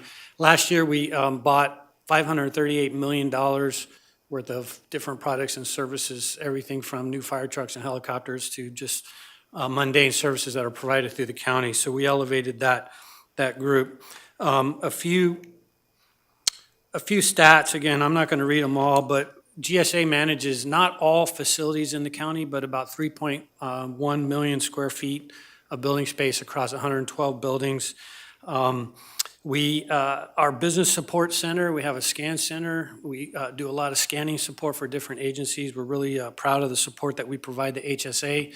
We digitize their mail that comes in, it gets scanned, it gets shot out to them. We process all the mail that comes and goes from the county. You can see some pretty big numbers there. And of course, I already mentioned about our purchasing department procurement, over 30,000 different transactions processed to get to that $538 million number, and that's with a little more than a dozen people. So pretty impressive output by a small team. Fleet services, we manage nearly 2,000 vehicles and heavy equipment through the different funds that we manage. 2/3 of our motor pool is either hybrid or electric or plug-in. So we're really proud of that. The county as a whole drives about 11 million miles, so we manage all of that, providing the fuel. Our fuel program saves the county a significant amount of money, and I'll talk about that later. And then finally, we have the Parks Department. We manage over 450 campsites, both inland and beach camps. Last year, we hit a record of over 111,000 camping nights of people using the parks, so really proud of that. You can see some of the other statistics there. So again, just a high-level overview of some of the things that GSA does. I'll give you a lot more detail in future presentations. GSA is a huge proponent of Lean Six Sigma. We jumped in on this very early on. My predecessor, Paul Grossgold, was big on it, and I've continued it since I've been here. So over the course of the 14 or so years that the county has embraced Lean Six Sigma, our agency has embraced it as well. And we're really proud of the fact that we've provided back to our customers over $12 million in savings across 274 different projects. And now those savings actually carry on from year to year because we only counted in the first year. So that number is actually probably a lot bigger than that as you go forward. So we're really excited about that. And the past year was a really good year for us. You can see that we nearly $3 million of savings. That's hard and soft savings. So hard savings is money that doesn't come out of the budget. Soft savings is staff time that is saved that can be repurposed for other things. This $2.9 million, the vast majority of it was hard savings through a couple of very big projects that we went through. All right, so with that, I'm going to go ahead and jump into our rates. As you can see, the bottom line overall, we're seeing a 5.2% increase in our cost of services to the county. The biggest driver for this is our square footage rate, and you'll see that number is going up 9.9, and I'll talk about that in a little bit more detail on the next slide. We also see an increase in business support services, and that increase is mostly being driven by increase in postage cost and some postage volume. And additionally, we added staff to support bringing in some courier services that other agencies, they had staff running couriers that were kind of parallel with ours, and we did a process improvement event. We talked to them, and we took on some additional courier routes. They were able to repurpose a number of staff, and we added someone to help add that. So we partnered with libraries, probation, and behavioral health to make that efficiency happen. So that's part of what you see in the increase in business support. I think those are the high points on that slide. Let's go ahead and I'll just break down on what's driving the square footage rate. And these are ranked in order. So you see the number one driver of that is utilities. Our agency, per board direction, is buying 100% green power, which is, does drive the rate up a little bit. Another big driver of that is our salary and benefit increases. With the cost of inflation and, the board giving with the negotiation, a 5.5% raise for everyone, that's just being passed through, and we're seeing that impact as well. And then finally, the other really huge driver is professional and specialized. That's really our guard contract. We had to renegotiate our guard contract last year because they're having the same problems that a lot of other people have that work at the lower end of the pay scale. When the minimum wage keeps going up, it gets harder and harder to fill some of those positions. So they're having to raise their rates in order to fill our guard positions. And the other thing you'll note at the bottom, you see it says use of unrestricted net position. That's really giving back retained earnings that when we've estimated in previous years, we may have collected too much income, we give some of that back in order to make sure that we're managing our retained earnings to the appropriate level. So one way to benchmark square footage rates is to compare our cost increases to those of CPI over the period of time. And so we do this every year. We took our 5 largest buildings and we compare what our rate is relative to what, if we just raised what we were starting in, I think it was 2009, and raised our rate by the CPI, what it would look like. So you can see that we're definitely beating CPI with our rates, even though you see them going up. We're still doing fairly well with managing that. And we throw out that, cumulative saving for these 5 buildings would be about $52 million. That's an estimate. I mean, it just gives you a ballpark to say that our staff is really serious about trying to control costs while still providing good service. Another way to look at it is just to compare apples to apples. We take 4 buildings that are local and we take 4 county buildings and compare the square footage cost. And again, we include utilities, maintenance, housekeeping, grounds, all the capital costs to try to make an apples to apples comparison. So you can see that it's definitely cheaper to keep county staff in county owned and operate buildings than it is to put them out in leased buildings. And I think that makes sense if you think about it, at the deeper level. Okay, now on to utilities. I'll start with the good news. The top chart, you can see the water. We've had a lot of water conservation projects, and so we've been able to reduce water use and the billing of water. And of course, last year when we had to shut down all the water to the green spaces, we were still hand watering a significant number of trees. We have over 2,700 trees that are under our responsibility that we had to hand water. So we did reduce a little bit from that, but we were still using a pretty significant amount of water to keep our trees healthy. And one of the things the grounds manager came to me after the huge storm, and he said, Dave, this is working. I said, what do you mean it's working? He said, we didn't have any significant tree falls. So we were able to keep our trees healthy with all the wind and rain. So you've heard about, you see all the trees all over the place, at least in our county spaces. It seems as though our trees are healthy and they survived that storm pretty well. And I don't want to jinx us by talking about that too much, but our grounds crew takes a lot of pride in what they do. As far as electricity, again, you can see the red line is not a pretty sight. And if you're paying your bill at home, the cost of electricity is just skyrocketing. We've seen a 4% increase in our electrical utilization over the last few years. And that's equated to a 44% increase in our utility costs. So the cost of energy is really driving a lot of expenses to the county.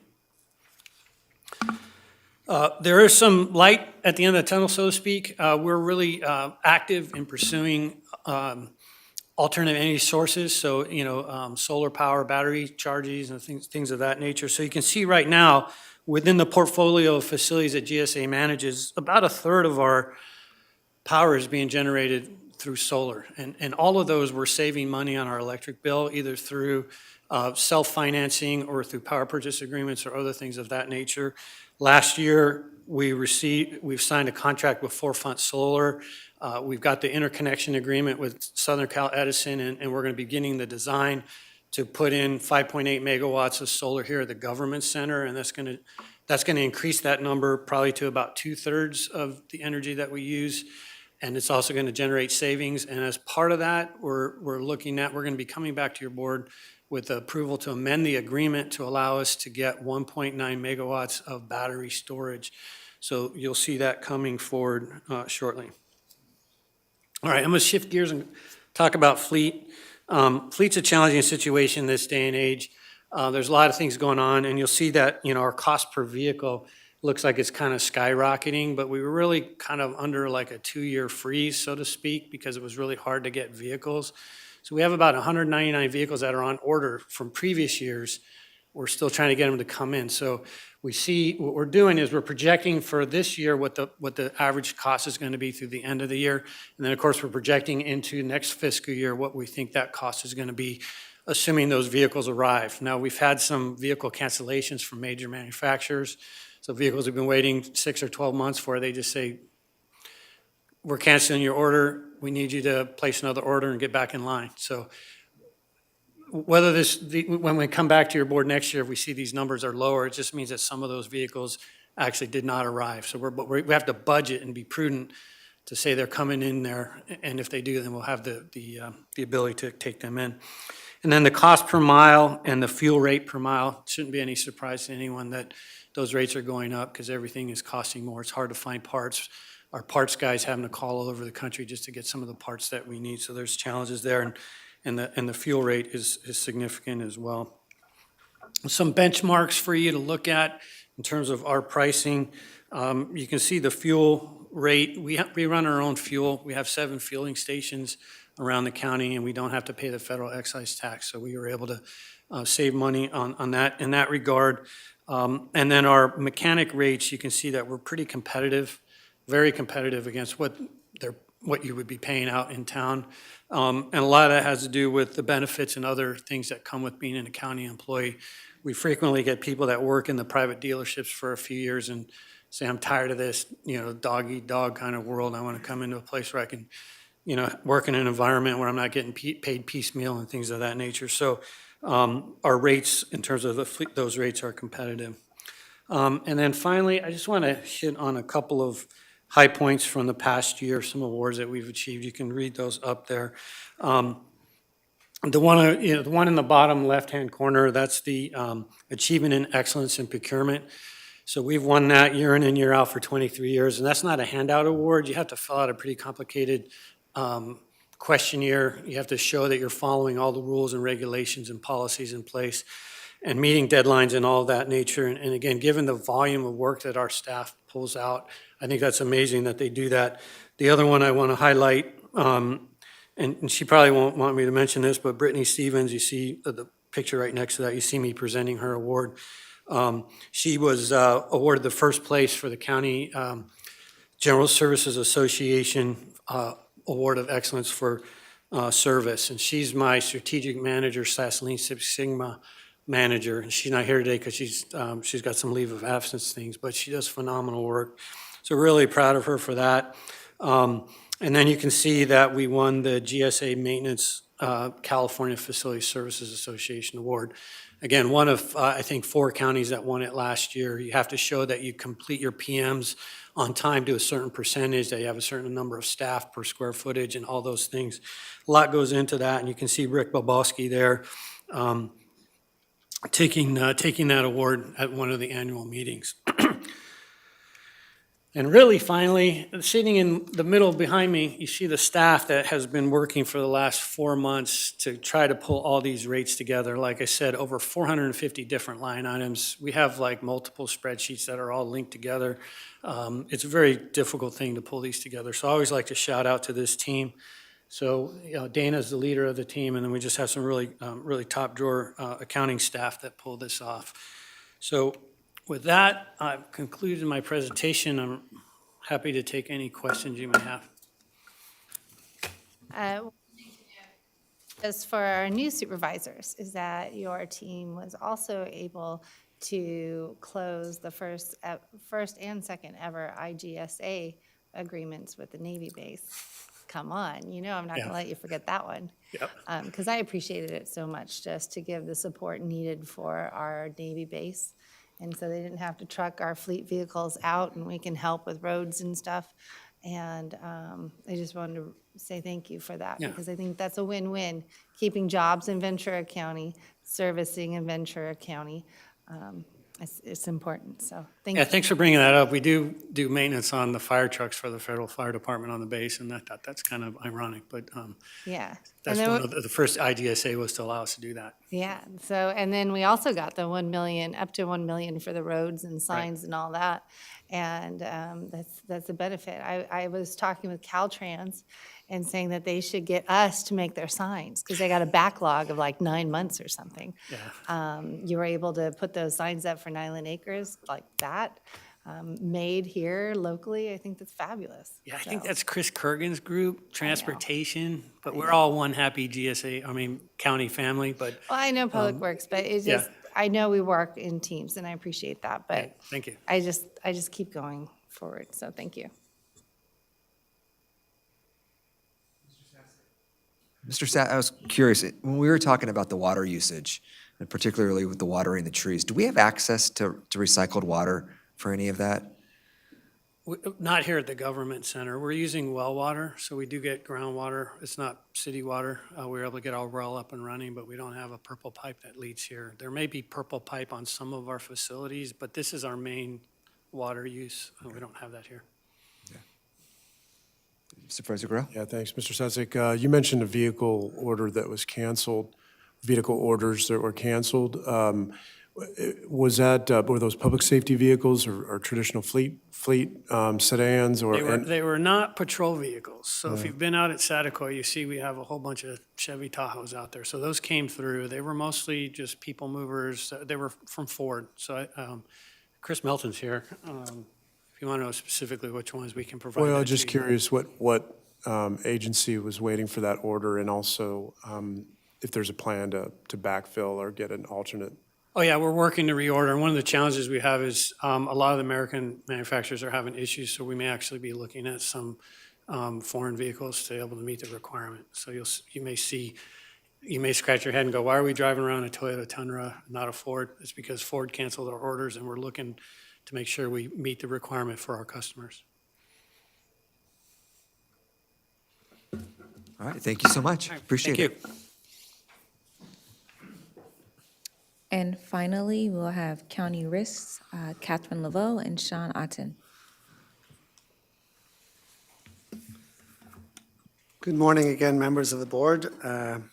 Chair Levere, Dr. Svet Johnson, my name is Sean Otten. I'm your Human Resources Director. So today I have the pleasure with my colleague, Catherine Laveau, of presenting the rates for the Workers' Compensation Fund and the Liability Fund. So the Liability Fund will have a number of insurance coverages.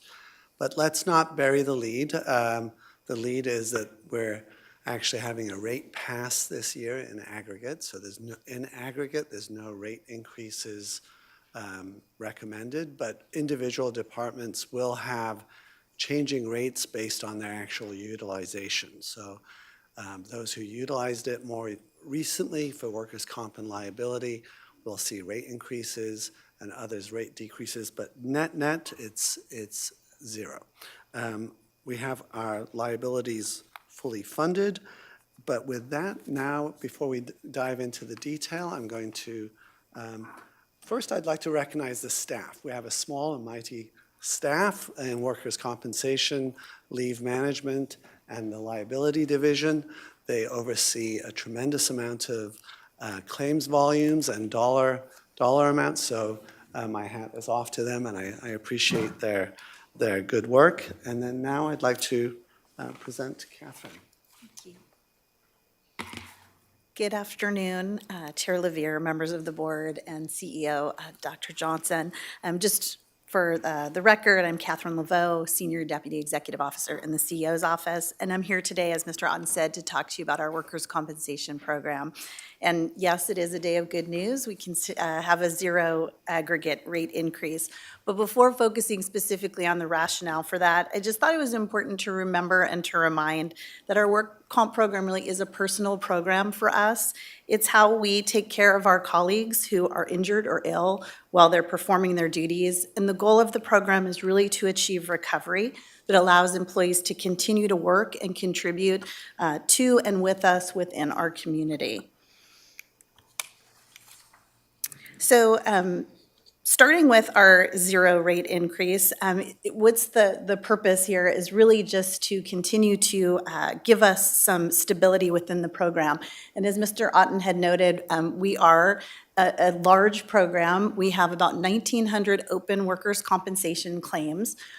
We have $185 million in projected liabilities, but I'm happy to say that those liabilities are fully funded and that it's allowed us to have stability over the past 4 years. Some of the things that the intent of this stability and rate is looking to mitigate are things like lifetime increases, so medical treatment over time, year-over-year increases, salary replacement year-over-year increases, and most recently in California in workers' compensation, we've seen considerable expansion of benefits, things like additional salary replacement for safety officers, as well as things like COVID, although I know we're moving away from that public health emergency. We continue to have coverages for COVID throughout this year within workers' compensation. So we believe the conservative approach on the rates has really been beneficial to us in regards to being able to maintain this stability. We are a self-insured program. What does that mean? It means 100% of all the costs for our county work comp program comes from this ISF. We do not have external insurance, so it really means that we need to maintain a healthy and stable ISF for long-term success within the program. We pay for everything from medical treatment to lost wages to permanent disability for individuals who do not receive a full recovery after their injury or illness. As part of that role, my team works very closely with the county's third-party administrator to ensure the proper administration of the claims. We want to make sure we're providing benefits where they're due within what is a very complex and highly regulated work comp system here in California. But we also want to be very mindful of all of our stakeholders and how this program can impact them. So when we're looking at what is it that comprises the rates within workers' compensation, one of the things that is most important really is the 70% of claims experience. So we are looking at how many claims a given agency has had over the past 5 years, with year number 1 weighted most heavily. And then we look at this other 30% is really exposure-based. 25% is based on an employee's job classification. So you could imagine that a healthcare worker's classification is a bit more expensive based on the rigor of the job they do than someone who does primarily office work. And then another 5% is based upon the projected payroll of the agency. So what are some of the things about workers' compensation that make it sort of unique when we're evaluating why this particular rate structure is important? I think one thing to really bear in mind with regards to workers' compensation is, unlike our general liability, we have claims that will resolve usually within about 1 to 5 years. In workers' compensation, we can have claims that are open for decades. In fact, right now within our program, we have 43 claims that are open where the injury occurred before the year 2000. And our oldest open claim involves an employee who was injured in 1979. What does that mean as it relates to rates? It means that, those rates from 44 years ago for that oldest claim are paying liabilities that are being generated today. So our 5-year average, we pay about $25.4 million per year, and we think that the zero aggregate rate increase is really a small impact For those who may see a little bit of an increase, it still is minimal as compared to the lifetime implications of increasing medical costs and increasing lifetime benefits. This next slide is one I'm particularly proud of. As Mr. Otten noted, we're a small but mighty team, and we certainly have, I think, accomplished an awful lot over this past fiscal year. Just to highlight a couple of things really quickly, we've seen a 10% reduction in the average incurred costs of all of our open claims. We saw a 17% reduction in severity in costs of claims that were filed in fiscal year 2021-2022 as compared to the prior fiscal year. And of particular note, I think, is that within that group, there was a 7% reduction in lost days from work due to the industrial injury. So we're always looking for ways to try to maximize the ability of our employees to return to work and make meaningful contribution. And then beyond that, within the program in a total, we had a 15% reduction in all of our open claims. And that means that cases we're resolving today are not cases that then continue to have these escalating and uncertain future liabilities. So where do we compare to others? We are the Ventura on this chart is benchmarked in our Bickmore 2022 actuarial study in the bright blue. And you'll see that we're at about the midpoint. And actually, we believe that's a very good outcome because most of our comparative peer groups do not cover fire, sheriff, and hospitals within their workers' compensation agencies. And why does that matter? I'm going to show you a couple of slides to give you some context. These particular groups have some exposures and some entitlements that others may not. So as you'll see over the past 10 years, our 3 agencies here at the county with the highest number of work comp claims is our Sheriff's Department, Healthcare Agency, and our Fire Protection District, which of course makes sense based upon the rigor of the jobs that they perform. Beyond that, these groups also represent fairly expensive claims. In particular, our Fire Protection District and our Sheriff's Department, they're only a third of our employees, but they make up 2/3 of our workers' compensation total costs. Why is that? In part, it's because, again, based on the risks associated with their jobs, they're entitled to some additional coverage within the program that others do not have. One is 4850 benefit, which means that employees can get 1 to 2 years of their salary tax-free if they can't come to work due to their injury or illness. And the other is presumptive claims. Things like cancer and heart disease are covered for these particular employees. Those are conditions that can be very, very costly. There's a lot of things that are associated with it. We recognize that these are unique unto these particular groups and do have an impact to the program. As part of that, over the past 2 years, we've piloted an enhanced work comp program with our Fire Protection District, which has been very successful, and we're actually actively discussing that as well with the new sheriff to continue to look for ways to innovate and try to enhance the program to address some of these particular exposures. We average about 1,000 claims per year, as you can see over the past 10 years. And this slide is really just intended to reinforce why are we asking for the zero when the funds are in really a pretty healthy spot. And the real goal here is stability of future rates.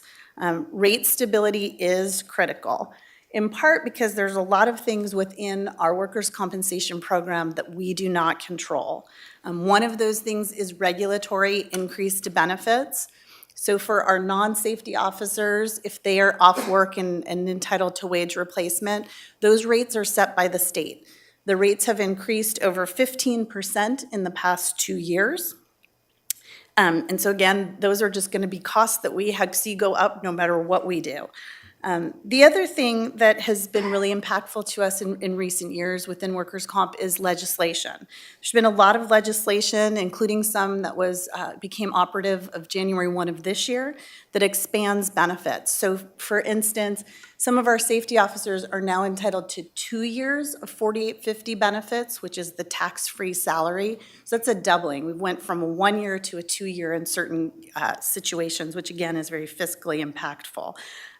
We've also seen things like COVID-19 and PTSD become presumptive injuries or illnesses to our employees in certain sectors. So again, it just expands the things that are being covered under the program. And then lastly is just our employee population. As our employee population goes up, we would expect that there would be more claims and there's more costs associated with those claims. So those factors that we don't really control are all the more reason why we need to preserve stability within the fund, and we believe it's important to be conservative in our rates. As noted, I am happy to say, though, at the moment, the program is fully funded. And this is sort of a very detailed drill-down chart of information as to where we've been and where we are now, but would simply really draw your attention to the second row, which is the percentage of rate change. We've had some years in the past in the county where we've had to increase between 5 and 14% to get to a place of stability. But I'm really happy to say we are at that place now. This is our 4th year in a row where the rate increase is at or below 2%. The stability has helped us to address the things that are uncertain in the program, but I think equally importantly has helped us grow our catastrophic reserve from just over $1.2 million to $16.2 million. So we do believe the recommended 0 rate increase is conservative in light of the nature and size of our workers' compensation program, and we do believe it appropriately mitigates these anticipated increased benefit costs, lifetime medical costs, and legislative expansion while still preserving stability. So I'll turn it now back over to Mr. Otten, but would be happy to answer any questions at the end. Thank you, Catherine. So now we will switch gears to the other half of the risk management world, and this is the liabilities. So this program, this fund that we're talking about is fully insured to a great extent, but does have a self-insured portion. And so in this fund, we have $27 million of actuarial liability. So for both the workers' comp and this, we use actuaries to determine what liabilities we have based on our history and based on their knowledge of the industry. So we have, like the workers' comp fund, the liability fund is in a good place, it's healthy, but again, our main goal is to have stability. And so we're proposing no rate increases. We've maintained a $4 million catastrophic fund. And the last point is important because in this market, the general liability market, we did last year, we came to your board and asked for a 126% increase. So this year, we're back to 0. In prior years, as you'll see later on, we had averaged 2 to 5%. But the market in California is especially hard. The insurance companies have suffered a great deal of losses nationally as far as property damage and storm, and in particular in the safety environment, they also are seeing losses. So, but in California in particular, the insurance market is very hard. But this year, we're at a 0 rate increase. It's stabilized from prior years. Like the workers' comp, it's a 70-30% split, so over 5-year smoothing average, with the first year weighted most heavily. Again, for those departments that have claims come in more frequently than others for which we're making payments, they get charged the most. 30% is just the number, it's spread over the full-time equivalent persons. So now let's just look at what does this fund do? This fund has actually a number of insurance coverages. The main one is the general liability fund. And what does that cover? It actually covers a wide variety of incidents and accidents. So any tort claim, including employee claims, but including trip and falls, car accidents, and such like. So we have towers of insurance. The first 2 million, it's like a deductible, we're self-insured. For the first 2 million of any claim, so any claim that comes in that we have to pay less than 2 million, it's coming out of this fund. The county's actually writing the check. Anything above 2 million, then we have different towers of insurance, layers of insurance. And our brokers, we work with a local broker, Chevrolet, and they help us procure the most competitive insurance rates for the ones where we get insurance. But this fund does also cover other insurances, such as property insurance. So Dave Sasek, where he manages buildings, we insure. We also have what now is most often called health insurance, but the vernacular is medical malpractice. We have cyber liability. Terry's very interested in that. We're actually trying to enhance our cyber liability insurance, but it's a very tough market. In fact, we can't get any more insurance than what we have. Last year, we really enhanced our earthquake coverage insurance. We've tweaked it some this year. We have pollution insurance and other, for helicopters, harbor, aircrafts, airports, we also have insurances that our team procures with the aid of our brokers. We actually use a couple of different brokers. For the med mal, we use a firm called Beta, and for the property, we're part of a Joint Powers Authority Alliance is the broker for them, but it's called Prism. So we have our coverages split where we best get the rates. So the majority of claims, as Catherine noted, in this fund are resolved within a year. But actually, like the workers' comp, you can have claims come in this year that occurred many, many years ago.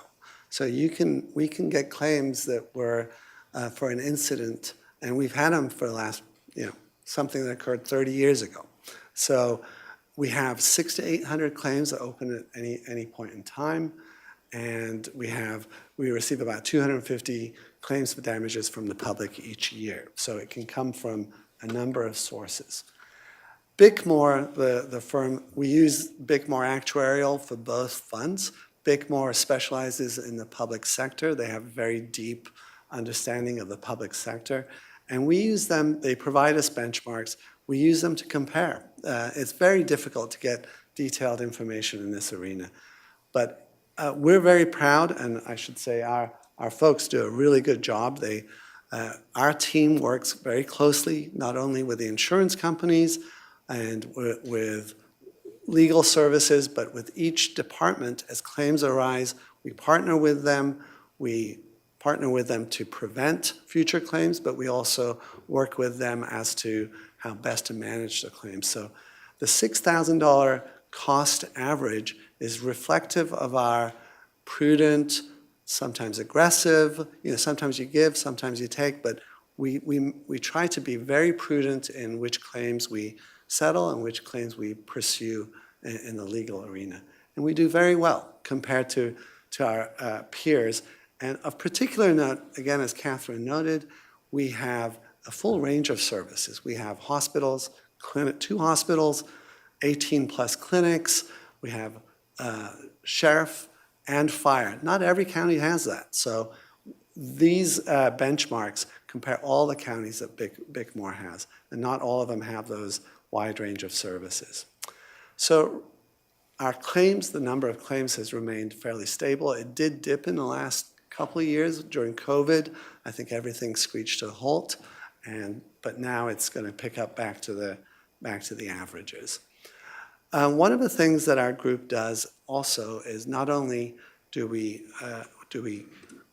manage the risk environment as we're vigilant in managing the risk environment, but where we can get subrogation, where we can get monies back from contractors, insurance companies, and sometimes even members of the public, we do pursue those. So we collected $6.5 million from other entities to bring back into this fund last year. As I mentioned, we have a safety group Tony Dominguez, who you saw earlier today, heads that group. He works very closely with the agencies, provides them training, stops things developing into claims. And most recently, actually, of note, EMS, we've worked very closely with them, the flood damages that occurred. We had multiple county properties that had roof leaks and flood damages. So Teresa Bucci worked very closely with Patrick Maynard and EMS, and in order for us to ensure that we're getting as much money back from the state as a result of that emergency. As Catherine mentioned, just like the Workers' Comp Fund, our goal, even though the state of the fund is healthy, our goal is to maintain rate stability. So we do have it's a hard insurance market, so it has not declined back to what it was previously. While we've built up some of the reserves, we think it's most prudent to just have a rate pass this year. Here's some of the financials for the last 4 years. You'll see that the cash balance, this fund in particular, when the unrestricted balances go up, we've actually provided rate holidays or rate decreases.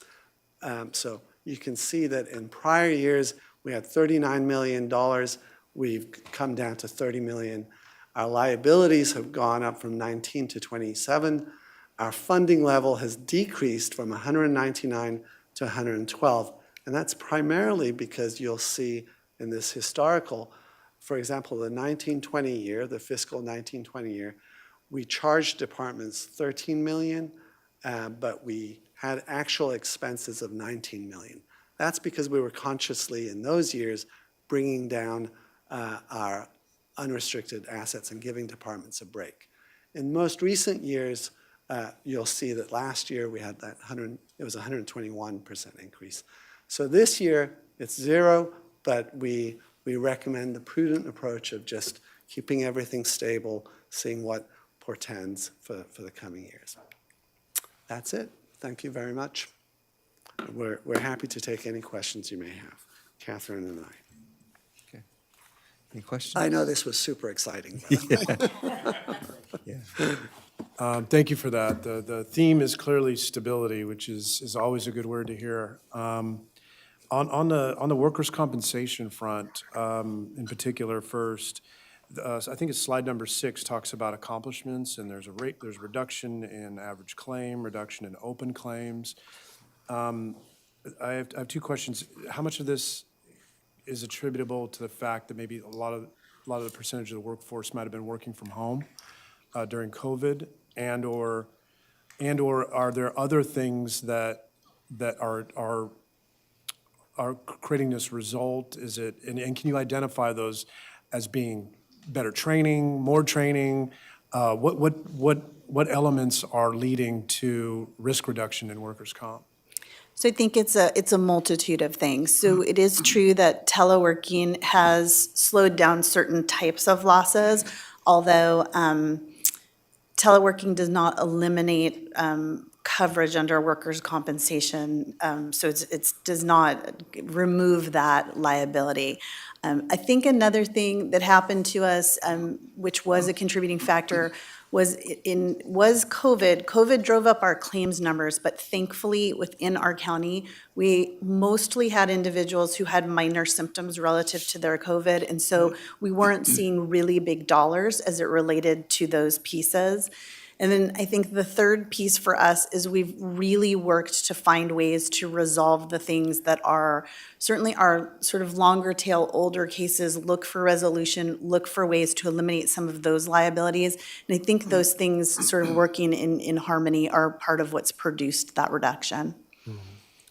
I noticed that the line graph, I think a few slides later, shows that there was 1,055 workers' comp claims, 21-22. That's higher in a decade, so there's still a high number, notwithstanding the other accomplishments. And are you focused on that kind of the discrepancy that there's accomplishments in so many other ways, and yet a high number of requests? And is that due to the larger employee population? So it's a combination, larger employee population, but I will tell you most predominantly last December into January, we received about 380 COVID workers' compensation claims from our healthcare workers, our safety officers are all their COVID is presumed to be work-related. So that was when we had a surge, we saw these really big numbers that drove things up during that period of time. We're very hopeful, as we're now moving back towards some more normalcy, that those surges are behind us and that our other numbers of things that we would normally see are going to get back to that stability. And then the last question, and I'll turn it back to the chair, on both workers' comp and general liability, have you done outside assessment to see whether it makes sense, and maybe it doesn't, but for workers' compensation to have, for example, the tower insurance approach similar to what you have in general liability, and then conversely, self-insure in general liability? Have we just kind of give an assessment to what that might look like and cost to the county if we adopted different characteristics of protection? Yes, so that is part of the cost analysis that we do every year. We look at where we are within the given funds, and I can speak on the workers' compensation part. We do contemplate whether there should be that tower, but part of what we look at too is a little bit of what we talked about.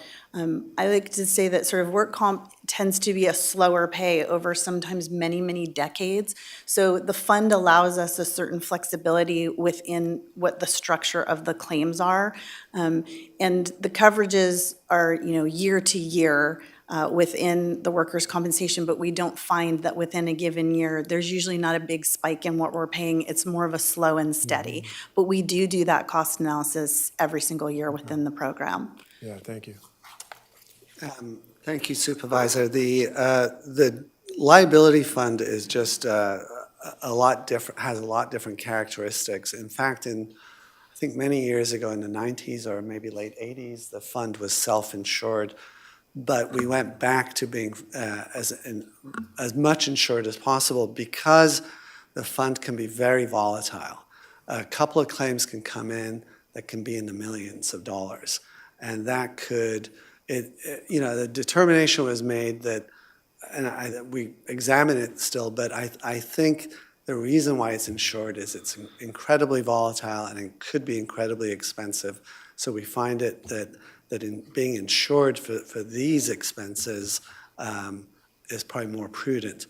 This year we did go to our brokers and had them bid on our various insurance.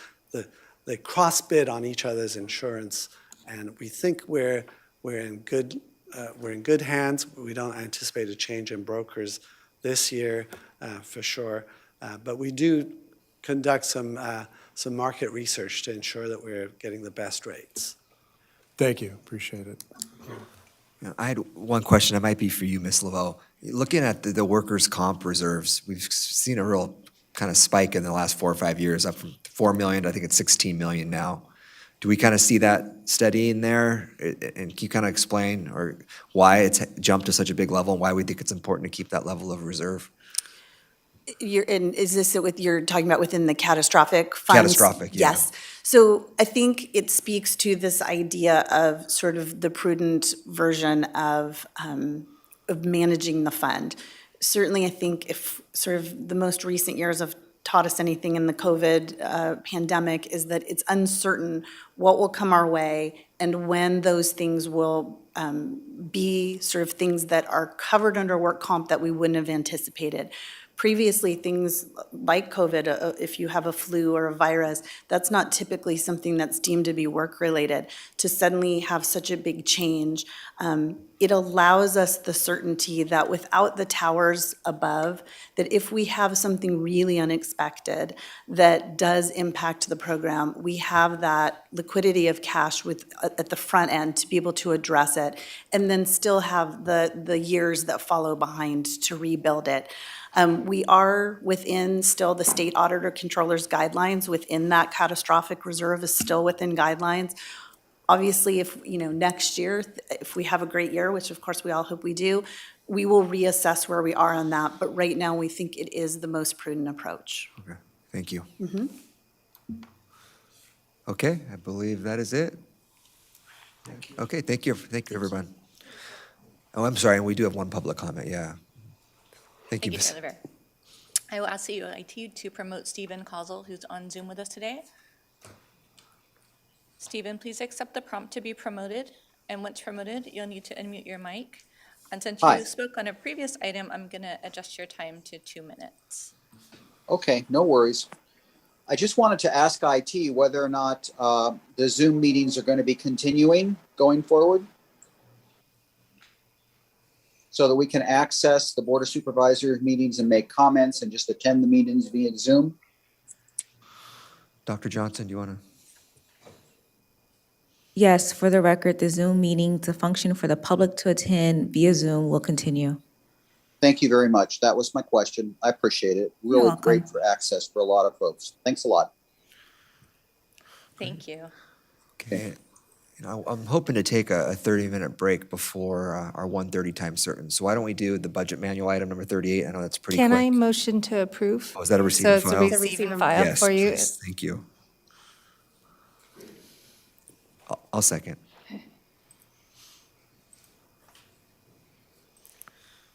Supervisor Gurel. Yes. Supervisor Long. Yes. Supervisor Parvin. Yes.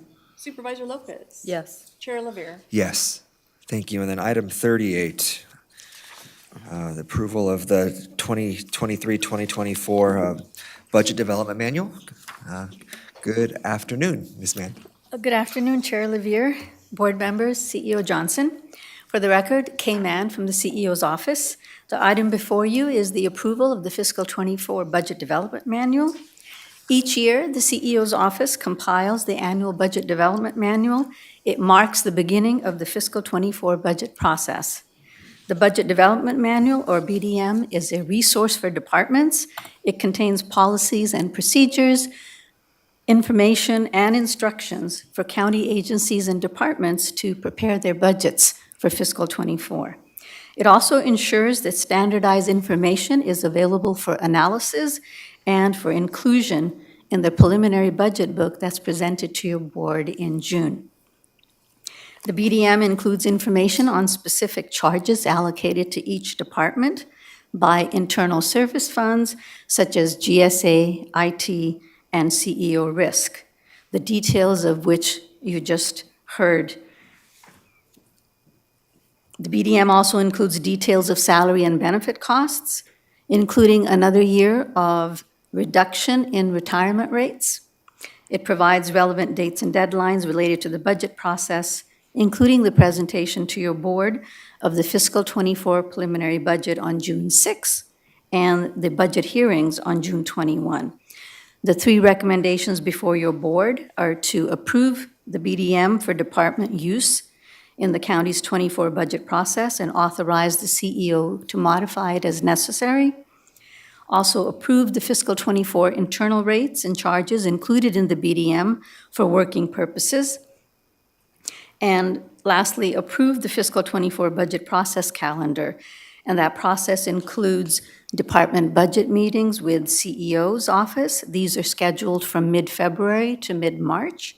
And also, departments will be making budget presentations to your board beginning late March and continuing through the end of May. With that, I'm available for questions. Thank you, Ms. Mann. Any questions on the Budget Development Manual? Timelines? Okay. Any public comments, Madam Clerk? Chair Lavere, there are no requests to speak for this item. Thank you. Okay. Is there a motion to approve? Move staff's recommendation. Second.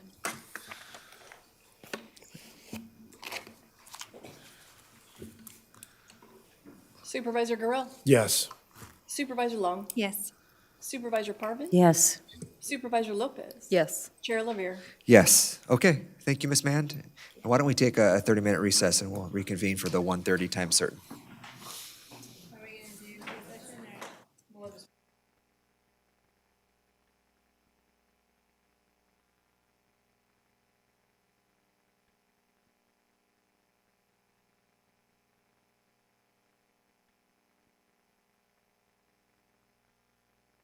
I'm sorry. Yeah. Yeah, why don't we start the closed session during this recess? All right. And we'll reconvene at 1:30. Thank you. Yeah, we will now go into closed session as indicated on the agenda. We will only discuss items 51 through 58. We do not need to discuss item 50 since the board approved the resolution on item 41. And there'll be no announcements out of closed session today. Thank you.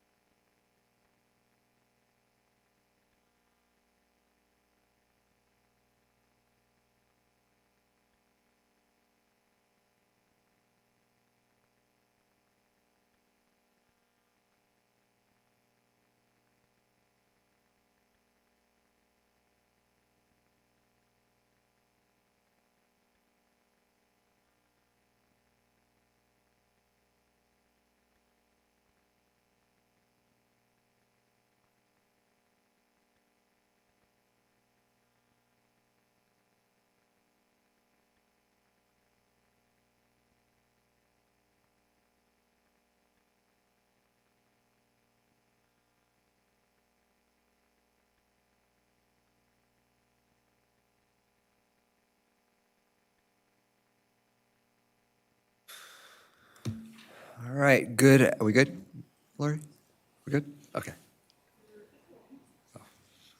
Okay, well, good afternoon, everyone. We will reconvene and take up our 1:30 time certain, which is item 49, a public hearing regarding adoption of county-initiated amendments to Articles 2, 5, 7, 8, 11, and 19 of the county's non-coastal zoning ordinance to amend regulations for accessory dwelling units and to add regulations for junior accessory dwelling units.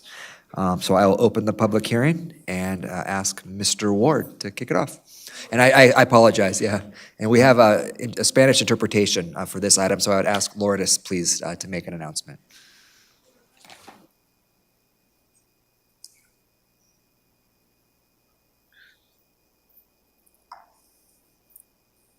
Interpretation into Spanish of this meeting.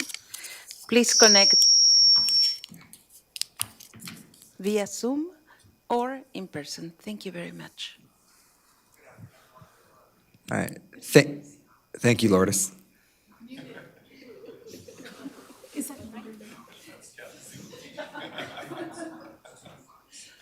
I'm glad it happens to everyone else, too. Wow, you sound very professional. Yes. YouTube. It's my commercial voice. Mr. Ward. Yes, thank you. Good afternoon, Chair Levere, Supervisors, CEO Dr. Johnson, Dave Ward, Planning Director, RMA Agency. We're pleased to be here today to present to you the Accessory Dwelling Unit Ordinance Update. This is an important component of our housing element. It's been a big effort amongst many staff, not just in the planning division, and I want to recognize the key team members, including Planning Manager Rashida Karadakia, who will be the one doing the presentation, but also County Counsel Francesca Verdeen, as well as several other key planning staff, including Planning Manager Winston Wright. As we describe the ordinance to you today, you're going to see that there's quite a few layers to this ordinance. And most of that is a result of the state law changes that really look at trying to address so many scenarios of different types of accessory dwelling units or junior accessory dwelling units. And so it's taken quite a bit of an effort to try to create the ordinance in an attempt to make it as legible as possible to explain these different scenarios, even though to date, we've really only seen ADU requests for someone seeking a single ADU, or maybe they're also seeking a junior ADU. It has not been these scenarios that the ordinance must contain to comply with state law. And in my dialogues with other planning directors at the cities, because we all meet bi-monthly, they're kind of experiencing the same thing. It doesn't necessitate that we will not have scenarios where someone decides to move forward with one of the state law provisions, but it does mean our regulations can be complicated. So I want to assure you, as well as the public, at the point we implement the new ordinance, we will be doing handouts, website updates, those kind of tools that try to help explain to the best of our ability all of these different configurations. And of course, my planning staff's always available to help members of the public through email requests, online, or at the counter. So I just wanted to give you that perspective. So don't be surprised if you get into part of our layering of our presentation. It's like, wow, this is getting complicated. We realize that, but we want to be able to present it to you. We do have quite a few technical slides that are at the back of our presentation, not intended to present in our overview, but those would be available if there are some questions that you have, and we can bring those forward. So with that, I'll turn it over to Planning Manager Karadakia. Thank you. Good afternoon, Chair Levere, the supervisors, Dr. Johnson, and members of the public. As Dave mentioned, I am Ruchita Kadakia. I manage the Housing and State Mandates section at the county's planning division, and I'm also the project manager for this project, which is the non-coastal zoning ordinance amendments for accessory dwelling units and junior accessory dwelling units, case number PL 20-0023. Oops. All right.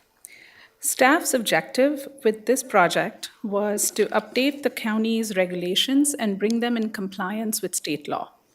The state law requirements are outlined in the government code sections, which are on the slide in front of you. These govern accessory dwelling units, I will abbreviate them and call them ADUs, and junior accessory dwelling units, which are JADUs. For those who may not be aware, ADUs are an attached or detached residential dwelling unit.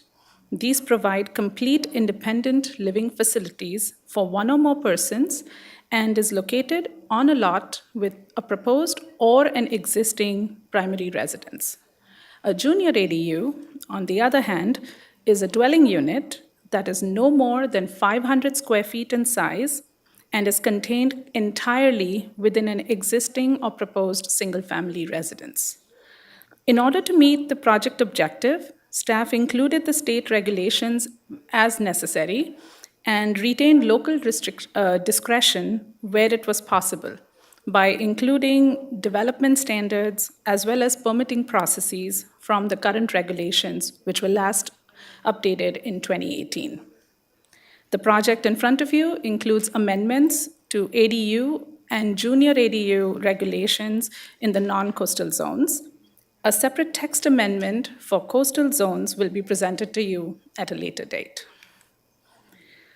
State laws governing accessory dwelling units have changed more frequently in the recent years. The next few slides provide some background on the changing ADU regulations and its relationship to the county. As Director Ward mentioned, the California housing crisis has resulted in several new state laws being passed every single year. These have required jurisdictions to layer several different laws with the intent to make more housing options available for the public.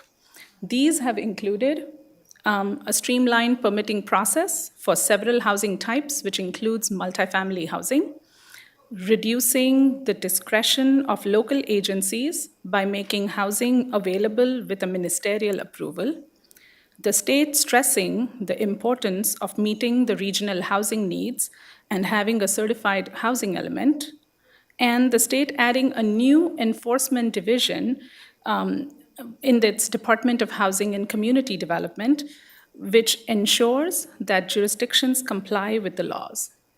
Of these, ADUs and JADUs have been identified as one of the more affordable options available to the public for developing housing. These various new laws now provide several development options and scenarios to a property owner. Not all of the options here will be utilized, but the intent is that at least one may apply to a resident. The county adopted its current housing element in October 2021, and this was the first housing element to be adopted and certified in the entire SCAG region. The housing element sites inventory identifies ADUs as an integral housing type for meeting the county's regional housing need for low-income housing units. And anticipates that approximately 44% of the overall regional housing need, also known as RHNA, will be addressed by the development of ADUs in the unincorporated county. Since the county was relying on such a high number of ADUs, HCD, while reviewing the draft housing element, stressed the importance of ensuring that the county's ADU regulations be permissive. If the county does not meet the average number of 70 anticipated ADUs and JADUs each year, HCD may require rezoning of the parcels in the county to meet the site's inventory requirements by when we do our mid-cycle review of the housing element in 2025. Just stressing the importance of why the ADU ordinance is so important. ADU requirements have been prevalent in the county for nearly 40 years, when it started off in 1983 as second dwelling units, and then most recently amended as the accessory dwelling unit regulations in 2018. After 2018, there were several new laws passed which further streamlined the permitting process for both ADUs and JADUs, and it made restricting their development more difficult, requiring them to meet state law requirements and leaving very little discretion for the jurisdictions. This slide highlights some of the more permissive requirements within the ADU laws. The law retains two distinct tracks for permit approvals, where most of the ADUs and JADUs are anticipated to be permitted directly with a building permit if they directly meet the state law requirements, and only those ADUs which do not qualify for building permit approval are expected to require a ministerial zoning clearance before applying for a building permit. For those who may need to understand this terminology, a building permit approval is coordinated by the Building and Safety Division. This requires applications to meet the requirements of the building code and the fire code, and receive approvals for water supply, fire flow, wastewater, and other related health and safety requirements before a building permit can be issued. A ministerial zoning clearance is a permit approved by the Planning Division. This looks at the development standards and the zoning that is added to the ordinance, the non-coastal zoning ordinance in this case. And the zoning clearance does not require an environmental analysis or undergo a public hearing process. Typically, this is a generally an easy permit to obtain and has lower permitting fees and takes less time to process than a discretionary approval does. After a zoning clearance is approved, a building permit is still required for construction. Sure. Did you just say that the zoning clearance is no cost? It has lower cost. Oh, lower. Yes, I got it you. still has a fee. Sorry, thank you. The new laws also expanded on the types of allowable ADUs and allow them on lots with single-family as well as multifamily dwelling structures and in residential zones as well as mixed-use zones. In addition to specific height, parking, and development standards, the new laws also include a limited exception where certain existing development standards cannot preclude a development of an 800 square foot ADU as long as it meets the minimum requirements. These new laws mark a shift where jurisdictions are required to be more permissive and need a high evidentiary bar with specific findings in order to be able to limit ADUs in certain areas. These extensive set of new state law requirements have been addressed within the proposed ordinance, which is included in your packet as Exhibit 3 and 4. 3 is legislative version of the ordinance, and Exhibit 4 is the clean version of the ordinance. It is important to note that although the state law allows jurisdictions to adopt an ordinance, this adopted ordinance must be submitted to HCD for its review for compliance with state law. Staff has been cognizant of this while developing the requirements in this ordinance, along with County Council, and to ensure that the proposed ordinance is in compliance with state law overall. To summarize, the proposed ordinance allows 4 types of ADUs and JADUs with a building permit approval directly from state law.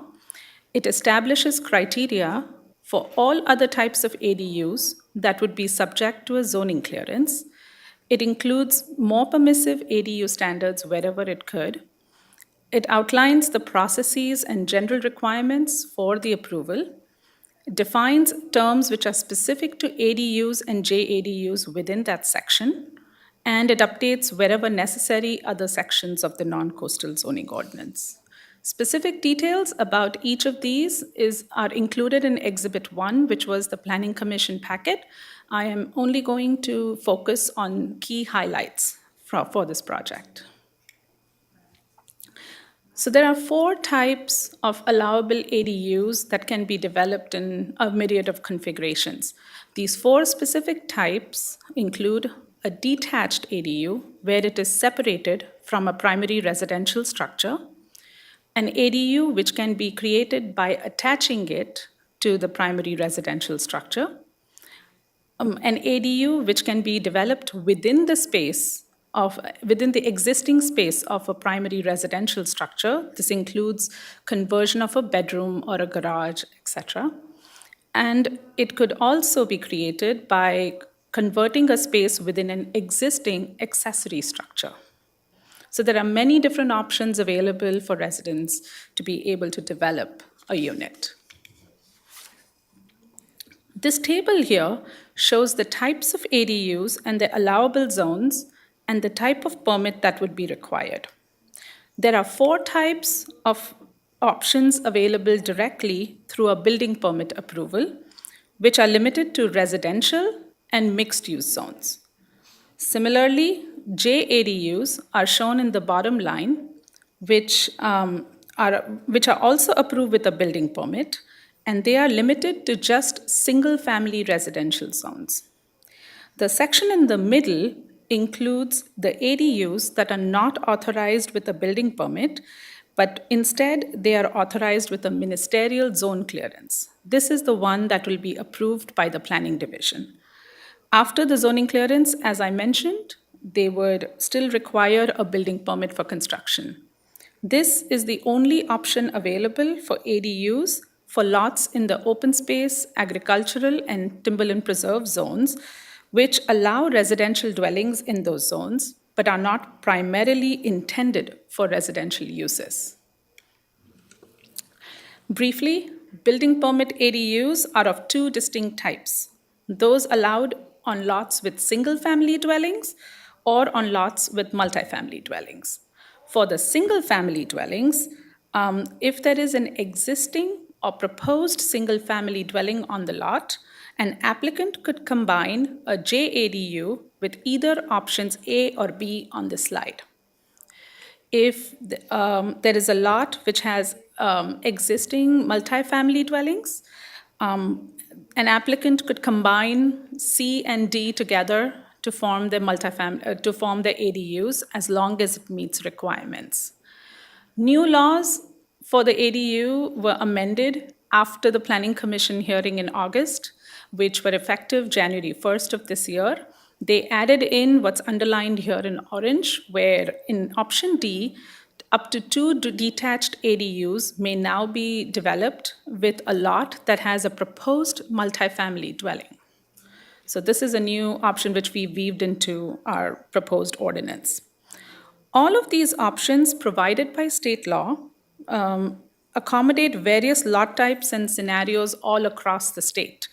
And this is done so property owners can potentially build at least 1 ADU and, if applicable, 1 JADU on their lot. As long as the applicant meets the state requirements for size, setbacks, and height, they can apply for a building permit ADU. So it's a fairly large option that's available to them. Staff anticipates that most of the applicants will utilize the building permit ADU process. For those who will not be able to utilize that, for instance, if someone wanted to build an ADU which is larger than 850 square feet, or if someone wanted to attach an ADU to a structure, like have an attached ADU, the attached ADU option is not available in the building permit process. So for those specific scenarios, a zoning clearance would be required from the planning division. And this section that I have on the slide for section 8107-1.7.5 includes the requirements for ADUs allowed with a zoning clearance. I just wanted to note that the zoning clearance ADUs are, again, the only option available for OS, AE, and TP zones. And it includes options, and staff has included options in this section from the previous 2018 ordinance wherever we could. So it does include options for interior ADUs, which allow ADUs to be created within the converting existing space, but retains size limitations on it, and for ADUs that are attached to accessory structures. Maximum height requirements for detached and attached ADUs were also amended after the August Planning Commission hearing, and we've incorporated that into the proposed ordinance. That's on the slide over here. Also, attached and detached ADUs of this section, which are allowed with a zoning clearance, also have a maximum size limitation, which is determined by the lot size. So maximum unit sizes consistent with state law have been included if the lots are smaller than 9,000 square feet.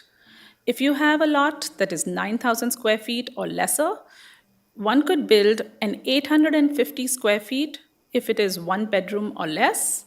It could, or they could build a 1,000 square foot ADU for more than one bedroom.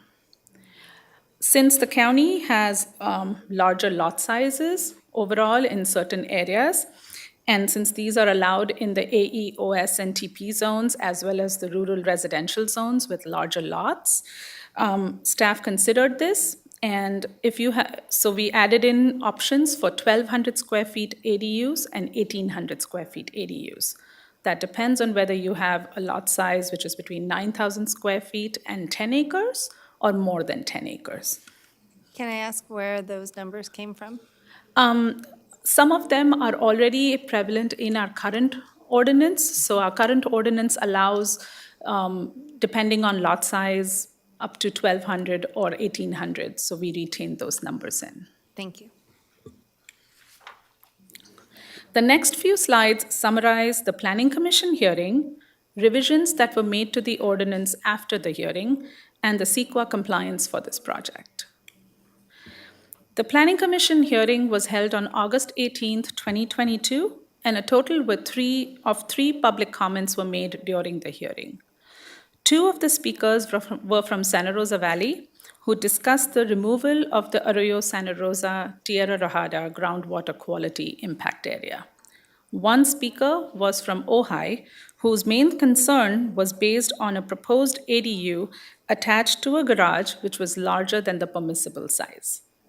In the end, the Planning Commission voted 5-0 to recommend approval of the ordinance as presented by staff. During the Planning Commission hearing, there was some discussion regarding the removal of the two impact areas which are currently in the regulations from the 2018 ordinance. After the hearing, staff spent many months intently reviewing the provisions of state law, communicated with HCD to understand their guidance, and discussed the impact area reviews and processes with several county agencies who were involved in the building permit process. What state law says is that state law allows jurisdictions to include and designate impact areas in an ordinance which limit ADU development based on the adequacy of water and sewer services and impacts of ADUs on traffic flow and public safety. State law also requires that even if an impact area is designated, the building permit ADUs and JADUs must be allowed in them as long as they meet the building code and fire code requirements through the building permit process. And additionally, state law requires that the county submit the adopted ordinance to HCD so they can review it for compliance with state law. If the ordinance is not found compliant, HCD would request revisions to the ordinance, and if the ordinance is not revised accordingly, it could be subject to the enforcement action by HCD's Enforcement Division and likely referred to the State Attorney General. Staff communicated with HCD both before and after the Planning Commission hearing, and HCD indicated that they would be taking a stringent position on barriers that provide an undue constraint to the development of ADUs. In the July 2022 ADU handbook, which is published by HCD, they specify that local governments may not preclude the creation of ADUs altogether, and any limitation should be accompanied by detailed findings of fact explaining why ADU limitations are required and consistent with these factors. HCD informed county staff that these detailed findings of fact would be subject to a high evidentiary bar if the restriction would prohibit ADUs in neighborhoods that have existing residential uses. After the Planning Commission hearing, staff met once again with HCD staff and asked if they were aware of any jurisdiction that had adopted a local ordinance designating impact area restrictions on ADUs that HCD found compliant with state law. And HCD staff said that to their knowledge, they were not aware of any such jurisdictions. So no one really has been able to make an ADU ordinance compliant with state law, which can limit ADUs in certain areas. This was also reflected in HCD's ordinance review letters, which are available online, where HCD has found impact area restrictions adopted by other jurisdictions to be non-compliant with state law and requested revisions to their ordinance. Can I ask a question? Sure. Relative to the wildlife corridor, if somebody wanted to build an ADU within a wildlife corridor, tell me what would happen? They would be rejected, yes? That is, I'd let Council Good Verdin. afternoon, Supervisor Parvin. Thank you for that question. And so if it is a building permit ADU, if they're within a residential zone, one of the zones that Rachida mentioned earlier, the R1, R2, residential mixed-use zones, and they're within an overlay, all they would need to comply with are the state criteria. And they would be entitled to an ADU just with the building permit.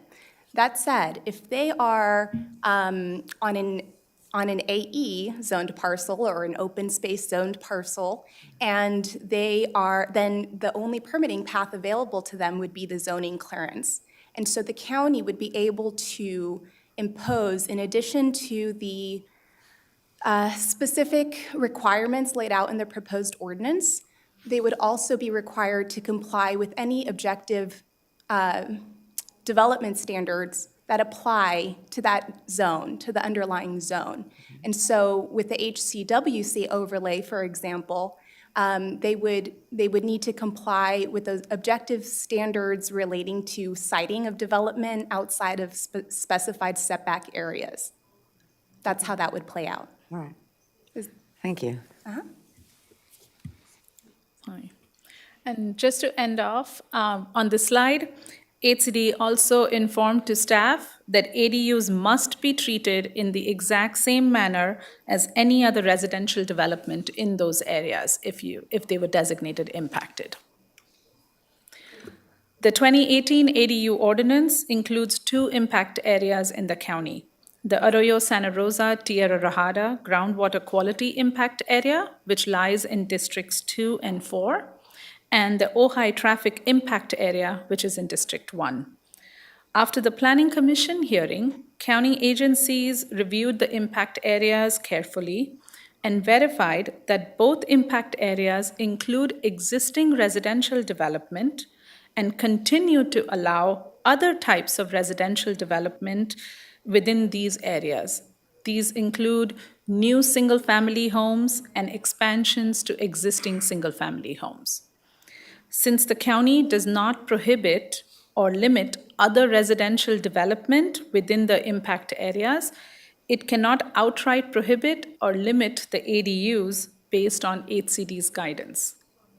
Therefore, it is unlikely that the county would be able to meet HCD's high evidentiary bar or provide detailed findings of fact to justify the continued inclusion of the impact areas. Based on this, the Planning Division did not change any recommendation, and both impact areas were still removed from the proposed ordinance. That said, even though the impact areas are recommended for removal, all potential development in these areas, including in ADUs and JADUs, will continue to be reviewed in several manners. First, by the Planning Division for consistency with zoning and development standards pursuant to the proposed ordinance as adopted, and then on a case-by-case basis by several divisions in the county agencies for site improvements prior to the issuance of a building permit. This includes consistency with building code and fire code requirements, and as I mentioned, with water supply, fire flow, wastewater, and related health and safety requirements before this building permit can be issued. This is not a new requirement. The building code and fire code requirements have always been necessary for all approvals. This is just a shift of when the parcels are reviewed for the approval. Initially, when the impact areas were included, the planning division was the one that limited the ADUs. Now, with the removal of the impact areas, and based on the state permitting path, since it is directly through the building permit, the ADUs and JADUs will be approved only if they meet the requirements of the building permit. So, which include building and safety division, environmental health approvals, etc. The public health and safety requirement is still there. It'll just be met at the building stage and not at the planning stage. The revisions that were made to the proposed ordinance after the August Planning Commission hearing were limited to updates to state law that were made in September of 2022, which are now effective January 1st. And they're listed on the slide and elaborated further in your board packet. And there were certain revisions that were made based on clarifications that staff made. And some of these were informed by conversations with HCD staff. An example of that is that the maximum allowable size of the detached building permit ADUs, which are now allowed on existing or proposed, on lots which have existing or proposed multifamily dwellings, was increased from 850 square feet to 1,200 square feet, based on HCD's guidance. The proposed ordinance is a project as defined by the California Environmental Quality Act, that is CEQA, and CEQA guidelines.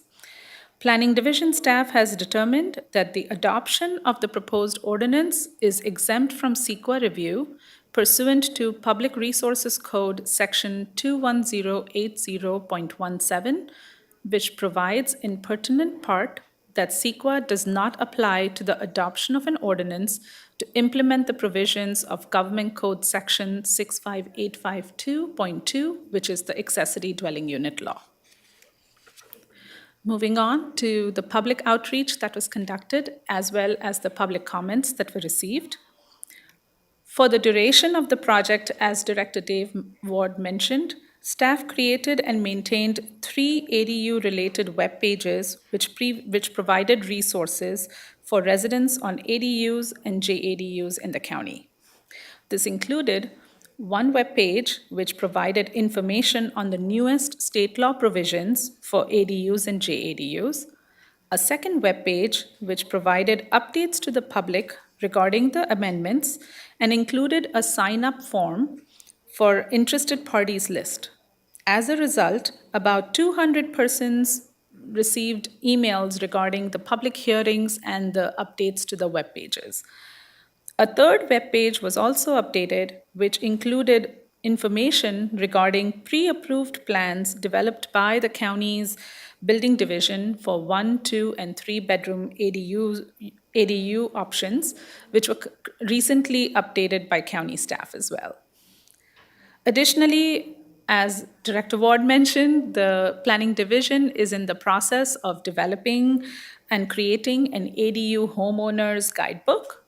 This guidebook and the pre-approved plans will be addressing Housing Element Program C, which we have, which is aimed at providing information related to ADUs to the public in English and Spanish, and support homeowners with tools which to provide them with a process, to provide them with an idea of how the permitting process will be conducted.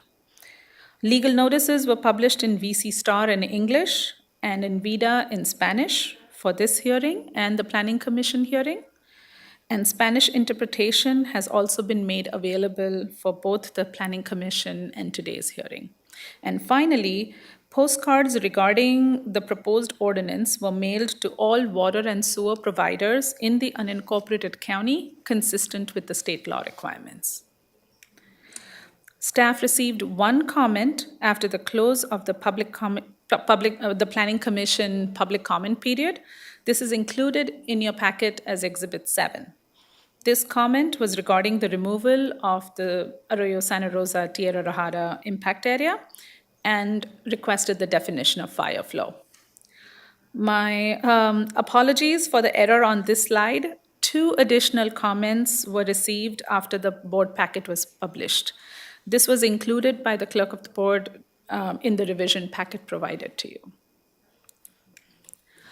To summarize next steps for your board, if your board were to approve the recommended actions which I'll be listing in the upcoming slides and adopt the proposed ordinance, within 60 days of the adoption, staff will submit the adopted ordinance to HCD for their review. If HCD finds that the ordinance does not comply with state law, HCD shall notify the county and provide the county a maximum of 30 days to respond to HCD's non-compliance findings. In response, the county must consider those findings and either amend the ordinance or re-adopt the ordinance without changes, and as well as a resolution explaining why it complies with state law despite HCD's findings. If the county fails to take those actions, HCD shall notify the county and elect to notify the Attorney General for non-compliance with state law and determine that the county may no longer rely on ADUs to meet its regional housing needs. In conclusion, staff recommends that your board take the recommended actions included on these 2 slides, which are also included in your board letter on pages 1 and 2. This concludes my presentation, and I'm available for questions. In addition to Director Dave Ward and Counsel Francesca Verdeen, we have staff from Resource Management Agency's Environmental Health Division and Public Works Groundwater Resources Division to respond to questions if required. Thank you. Thank you, Ms. Kadakia. Do we have public comment on this? Why don't we take public comment real quick and then we can Thank you, Chair Livier. As a reminder, if you wish to make a public comment on this agenda item and you have not pre-registered, please check in with the clerk of the board staff, or if you're participating remotely, please visit ventura.org/BOS comment, participation options and instructions. At this time, we have 2 speakers. The first will be Mark Burley, followed by Nilima Gadacharella. Mr. Burley, you'll have 3 minutes. Yes, and they're both on Zoom.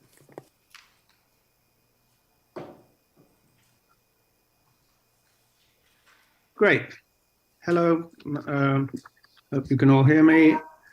Thank you to the board for giving me a chance to speak. I am Mark Burley, and I am a member of the Santa Rosa Valley Municipal Advisory Council. I'd just like to give you a little history of Santa Rosa Valley and our groundwater. In the 1950s, the nitrates started increasing in the Santa Rosa groundwater, and the state set a maximum contaminant level, or MCL, for nitrate in drinking water of 45 milligrams per liter. During the 1990s, the nitrates crept up to over 100. And by 1999, the problem had become so chronic that the county adopted a unique lot size for new building in the Santa Rosa Valley based on a scientifically calculated nitrate formula developed in collaboration with the Regional Water Quality Control Board. As you may know, there are no sewers in the Santa Rosa Valley, so any contaminants from septic tanks goes into the groundwater. This has been in effect for over 20 years, and in 2018, the ADU ordinance, the county established a minimum lot size for ADU approval. Note, not banning ADUs, but putting them in lots where we could be sure that the nitrate formula was in compliance, so that we did not increase the nitrate load. And you'll find in your board package Exhibit 5, the current report from Watershed Protection District. We're still showing that 6 out of 7 of the monitored wells have above the MCL. Planning states that this is showing that they're generally on the decline. Well, good. The slight decline in nitrates show that the current system of reducing the nitrate load on the groundwater is starting to work. And yet here we're having a plan to potentially add 1,000 new homes to Santa Rosa Valley. Planning has decided they will not apply to the Department of Housing and Community Development for an impact area to protect our groundwater because staff has not identified the detailed facts meeting HCD's high evidentiary bar. Yet HCD cannot specify what it means by a high evidentiary bar. Kind of a catch-22 if you ask me. And in a letter dated January the 24th, planning admits that staff did not review the historical nitrate data for the Arroyo Santa Rosa Basin with HCD. So to summarize, we would like the county to help us to create a plan that will protect our groundwater, and we want Ventura County to fight to protect the health of our citizens. Let's be creative, work with our local elected officials and state agencies, such as the Regional Water Quality Control Board, to protect our groundwater. Thank you very much. Thank you. Our next speaker will be Nilima Gadachirella.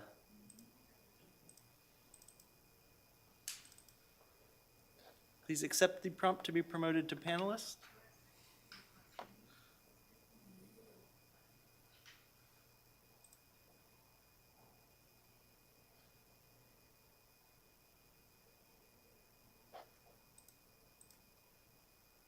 Thank you. You may now unmute and begin your comments.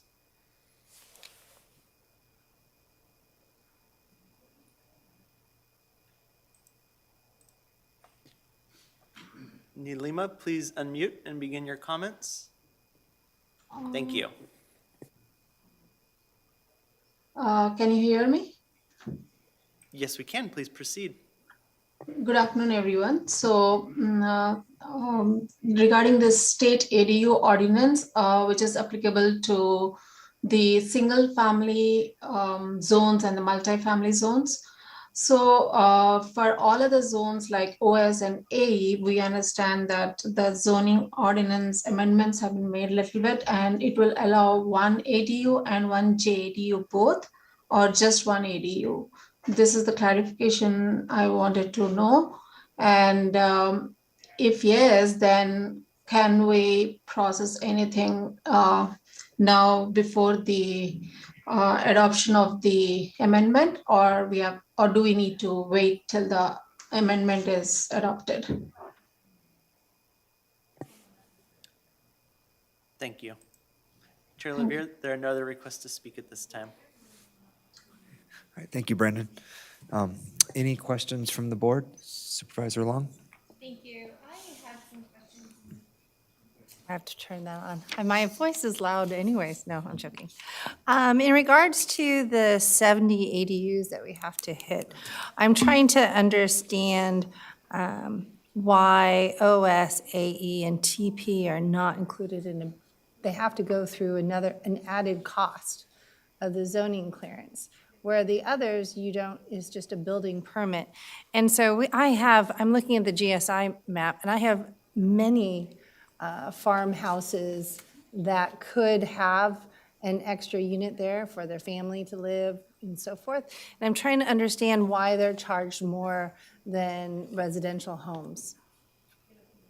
Why the extra step? Thank you, Supervisor Long.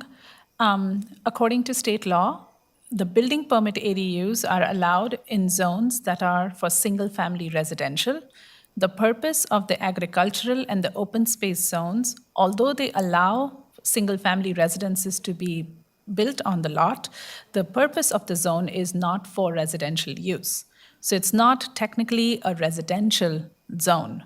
So that's why we expanded, knowing that there are other zones other than the single-family and multi-family residential zones that have single-family residences, such as AE, OS, and TP. Since they allow single-family residences, we extended the ADUs to be allowed, but with a zone clearance, so that we could at least establish certain development standards on those, since So- state law doesn't have a framework for them. So on the building permit, there are no clarifications, no specifics, but on a zoning clearance, there is specifics? Is that what you're saying? The state laws clearly, the state law provisions are for residential zones only. So we have extended those into our ordinance and made it applicable only to the residential, the urban and rural residential zones. Since the zoning clearance ADUs have specific requirements that we've more or less extended the same kind of requirements as the building permit ADUs. So for instance, an applicant could convert a portion of their single-family home into an ADU, or they could develop a detached ADU, they can develop an attached ADU, and they have size limitations to those which are larger than the building permit ADUs. So, yeah, go ahead. Supervisor Long, part of our baseline start for this ordinance update was to incorporate the state law provisions and to use the 2018 ordinance where we could. And so we picked up components of that and carried that forward. State law would allow jurisdictions to be more permissive.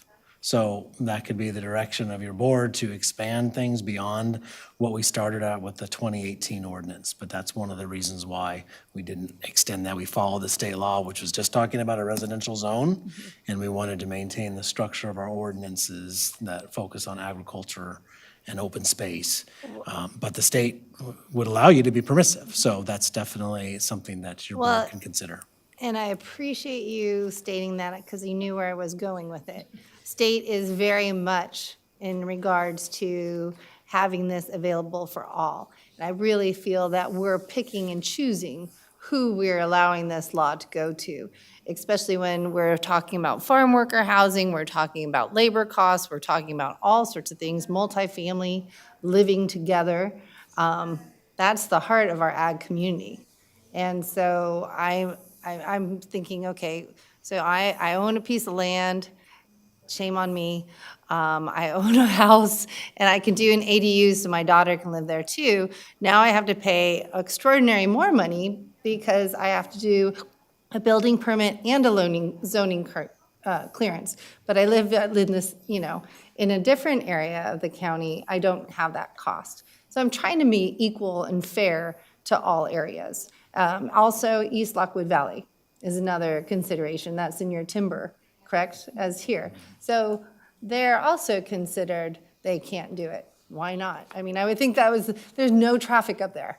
I would think that would be a great place to be able to do that sort of thing. So I'm asking our board to consider being able to allow those areas to do this as well, especially when the state is mandating. We're talking about homelessness issues. We're talking about farm worker issues.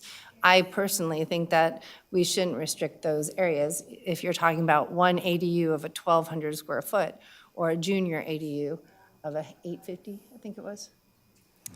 So that's where I'm going with it, and I'd like that as a consideration or a conversation here today.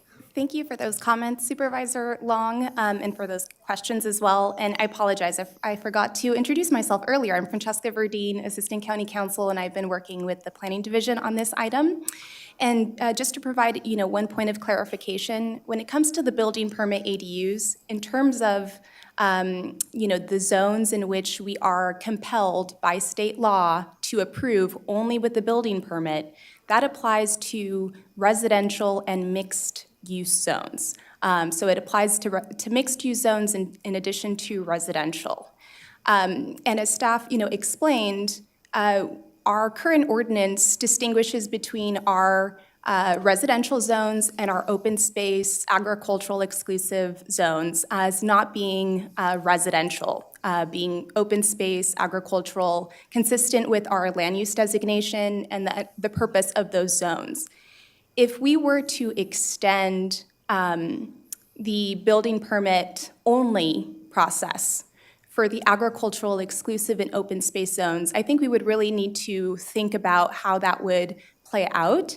If it's a matter of, if your board wanted to, for example, extend the state criteria, make that available to the open space AE zones.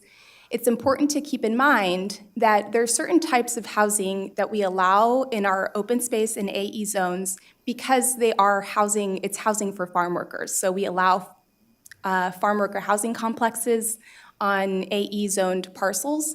If we were to just apply the state criteria in that context, we would not be able to, arguably would not be able to impose an occupancy restriction. And so part of the, why we allow farm worker housing complexes on agricultural exclusive zone lands is because it's connected to agriculture. It supports our agricultural operations and helps us sustain the viability of commercial agriculture in our county. And so as part of our approval process for farm worker housing complexes and farm worker dwelling units, we require that the occupancy be limited to farm workers and their families, right?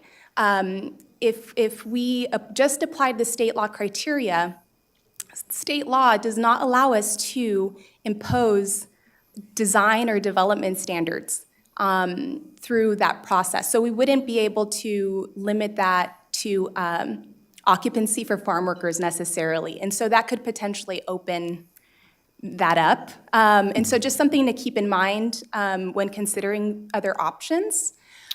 Okay, so on a residential, you mean someone could have 6 people living in there? I'd like clarification, because I think that you're building a space for, I would think that would still apply. So for example, if we had a 100-unit farm worker housing complex that we permitted and approved, that existing structure is subject to a deed restriction that limits occupancy to housing for farm workers. And so no other, if they don't meet that criteria, they're not eligible to live there. If we allowed building permit ADUs, allowed it's a little bit complicated, but for existing multifamily dwellings, which that farm worker complex would be, they would be eligible potentially to have up to 25 units, up to 25% of the units they could convert to ADUs using non-livable space. So 25 additional units could be created within that farm worker housing complex, but we wouldn't be able to subject our development standards, including occupancy restriction, to that. Thank you for that clarification. That helps. So I have many houses within my district that are single. They do not have farm worker housing. If they are not intending to have this as farm worker housing, could they still be able to do it? So they currently, under our current ordinance and our proposed ordinance, they are able to have an ADU through the zone clearance process. So the building permit the building permit only path is not available if it's an open space or AE zoned parcel. It's only a zoning clearance approval that's available. So they can still have an ADU, but they would be subject to our zoning clearance process and our development standards. And kind of going back to the question from Supervisor Parvin, is when building permit only ADUs are not subject to local development standards. They just need to meet the state criteria. So if the size limitations, the minimal setback requirements, the height, then state law requires local government to approve those with the building permit only. And we cannot impose any other local standards on those building permit ADUs. And as staff has explained, over the years, the legislature has made a lot of modifications to this law and kind of whittled away, at local discretion in terms of our ability to restrict ADUs or impose requirements that potentially could be considered constraints on the development of these ADUs. And so staff, in preparing this ordinance for your board's consideration, tried to retain as much of our current regulations and discretion that the county currently has, and updating basically just to ensure compliance with state law. If your board would like to be more flexible, that is certainly within your discretion and expressly authorized by the ADU law. Yes, and my preference is to be more flexible with it. You're out and about and all you hear is about the red tape. Okay, well, we have to jump over more red tape, more cost. So I'm trying to be more cognizant of that and figuring out what the best route would be on that and providing some flexibility. And so that's why I'm asking that. So thank you. I appreciate that. Supervisor Long, just one additional clarification. You talked about including a JADU option in the agricultural and open space zoned lands. According to state legislature, the JADUs are only allowed in single-family residential zones. But I can let Council Verdin confirm if that can be extended. Yes, thank you. So this is another example. We have there, in addition to the ADU and JAD law, there's a number of new state housing laws that apply in residential, only in residential zones, including, for example, SB 9, which allows certain parcels in single-family residential zones to be eligible for lot splits and to have additional housing development. The JADU law specifically applies in single-family residential zones, and so the way that we have interpreted that legislation is looking at our residential, all of our zones that the underlying purpose is to provide residential use, and they're zoned for single-family residential use. And so again, we do not consider our open space, AE, or TP zones to be single-family residential zones, so they are not included in the proposed ordinance. However, I do think that if your board wanted to extend that, that would be a policy decision. So it would not be that state law compels us to approve these with the building permit in OS, AE, and TP, but rather that, the board would like to allow that as an option. Exactly. Okay. I like that policy. Thank you. Yeah, thank you, Mr. Chair. Just two statements and then possibly two questions. First of all, Ms. Kadakia, thank you very much for not just the presentation, but all this body of work. I know it's huge, and thank you for educating me last week on this as well. I fully support, I support the state of California's, its role and its position to try to accelerate housing units through incentives, through actions. But I'm just very frustrated with this particular set of mandates because I think it's one of the most glaring examples of usurping local control. And it's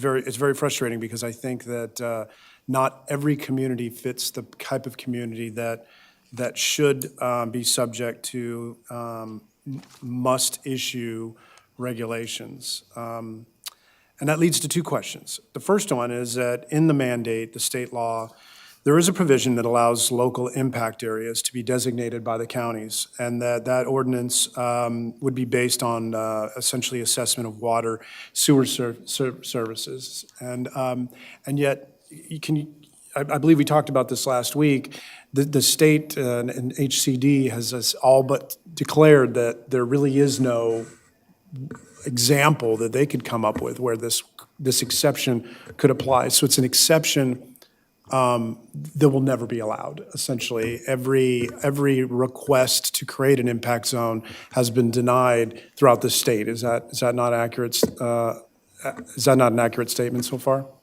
Based on our thank you, Supervisor Gorel.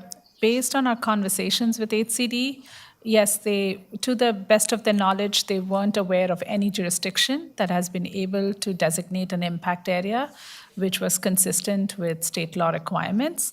And specifically for the impact area in question with the Arroyo Santa Rosa one, what HCD's guidance has been, and that's the key factor, that ADUs must be treated in exactly the same manner as any other residential development in that area. So if there is existing residential development, or if the county continues to approve residential applications for extension of additions in residences or new single-family homes, then they cannot treat ADUs and JADUs in a different way. So, thank you. And just to append to that, so for subdivisions, lot splits, those types of regulations under our subdivision ordinance, we are regulating for lot sizes. And so there's a limitation on density and growth in that regard. But for the ADU, the state law recognizes ADU as not a change to density. And they established that provision back in their 2016 state laws, that it can't be considered a change in density, which is very different than the way land use regulations we've processed in the past. So that is sort of a fundamental change. Ms. Karakia's point about residential uses continuing to be approved, if they meet all the building and fire code requirements, which might mean an expanded septic system, subject to review by environmental health, those are being allowed to progress. And so that's the part where I think would be the most challenging aspect for the county to propose to keep the impact area, to explain that part. And I think we would need to include that in our findings of fact if we were to submit to the board, to the state with the impact area retained. I understand, I guess I can begin to understand why the staff would prefer not to have an impact area included, because the pushback they received from HCD, the description of what high evidentiary bar is has not been given to us. And example after example of efforts to present an exception or an exemption has been turned away by HCD. So I understand that, but he describes here water and sewer services as being an impact that impact areas could be included in our ordinance. And you know, I guess it just, HCD, when I was a legislator, used to be a good partner with local governments in helping support housing decision-making with grants. But now it seems like it's really just an enforcement arm for mandates from the state of California. One-size-fit-all type of approach to these. And I thank you for allowing me to vent a little bit. And that leads to the second question, is that with the must-issue approach to this, and through the building permitting code and the zoning clearance process, there is no oversight that we would have at the local level for any architectural review. It doesn't have to look like or fit the characteristic of the community, and it could look like, could look in any way or fit in any way as the permit puller would like. With the state law provisions of the building permit ADUs, as long as it can be, it meets the size, the height, or the 4-foot minimum setbacks from the property lines, the ADU can be placed. And yes, there are no other development standards that are associated with it.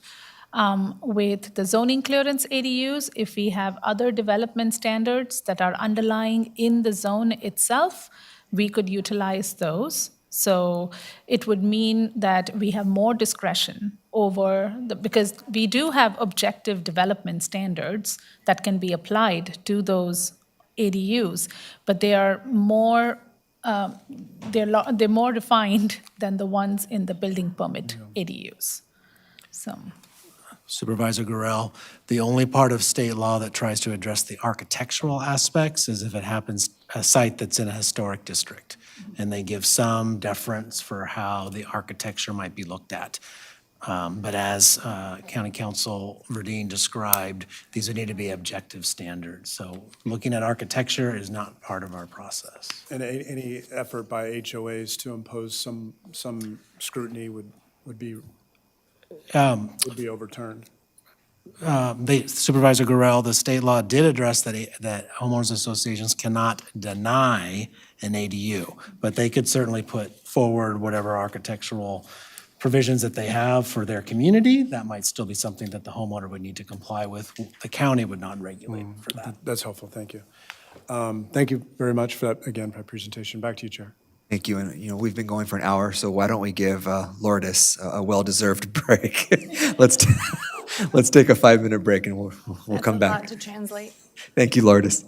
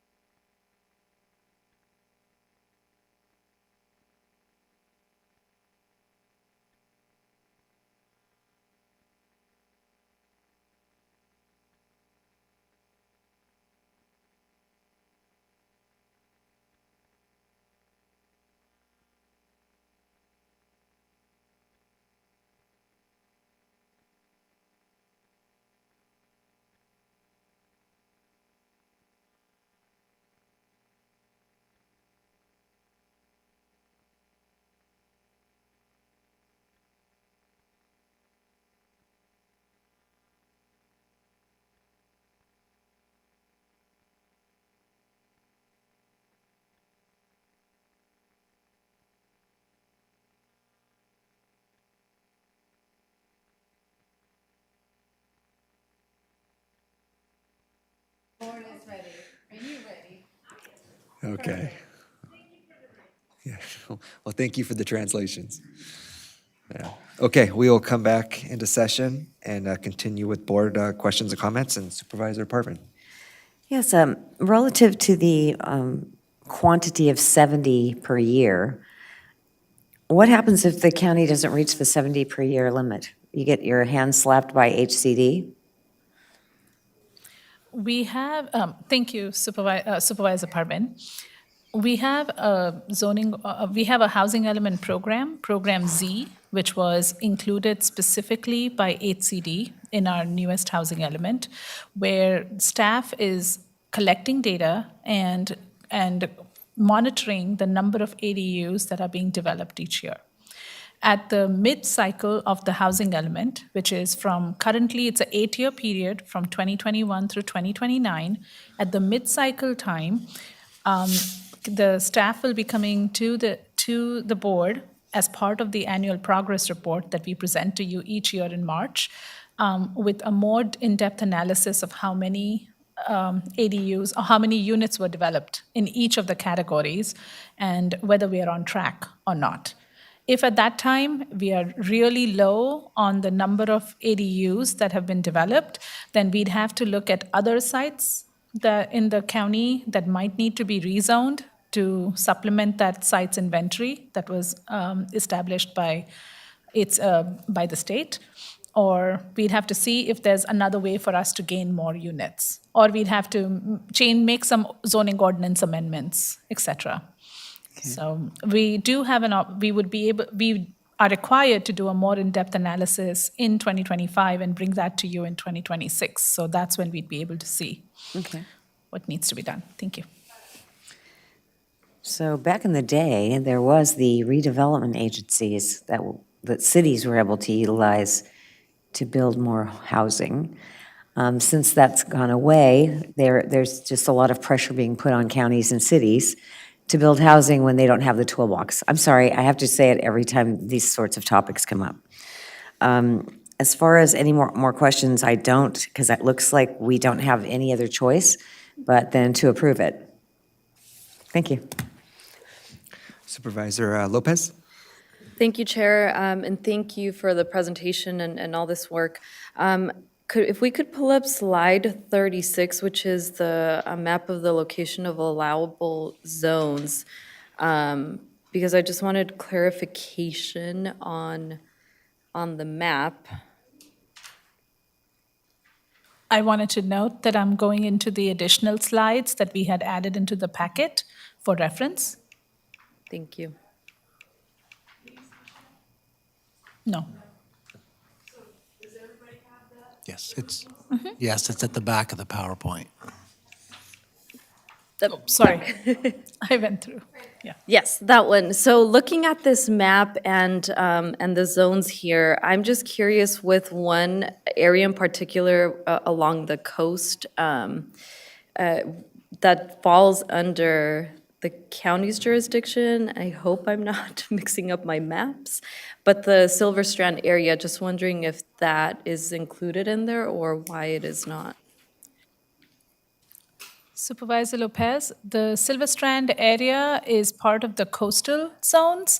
The amendments today are only limited to the non-coastal areas. We will be presenting the coastal zone related ordinance amendments at a later date. Thank you for that. Okay, and then my other question, and this is concerning with mostly looking at unpermitted additional, living spaces that we've seen, especially within, city boundaries and coming from representing the Oxnard City Council. Just wanted to bring up a point that I'm concerned about, and if there is any additional information that can be provided on the permits that are issued, the building permits, and if there's any inspections on ensuring that the spaces or these ADUs and JDUs have the proper smoke detectors and et cetera. And I bring that up because in a recent conversation with the Oxnard Fire Chief, he mentioned that in the past year, we've seen 12 deaths related to home fires that could have been prevented if, had there been smoke detectors. And so again, this comes, with some of these unpermitted spaces. So just want to bring that up as a concern in this process and the importance of ensuring that they're safe, habitable spaces for families that are coming in. Yes, thank you, Supervisor Lopez. As I mentioned, all ADU and JADU applications would have to undergo a building permit review process. And as part of the building code and fire code requirements, I believe such checks would be made. And so they would be inspected and checked before they, okay, perfect. Thank you for that.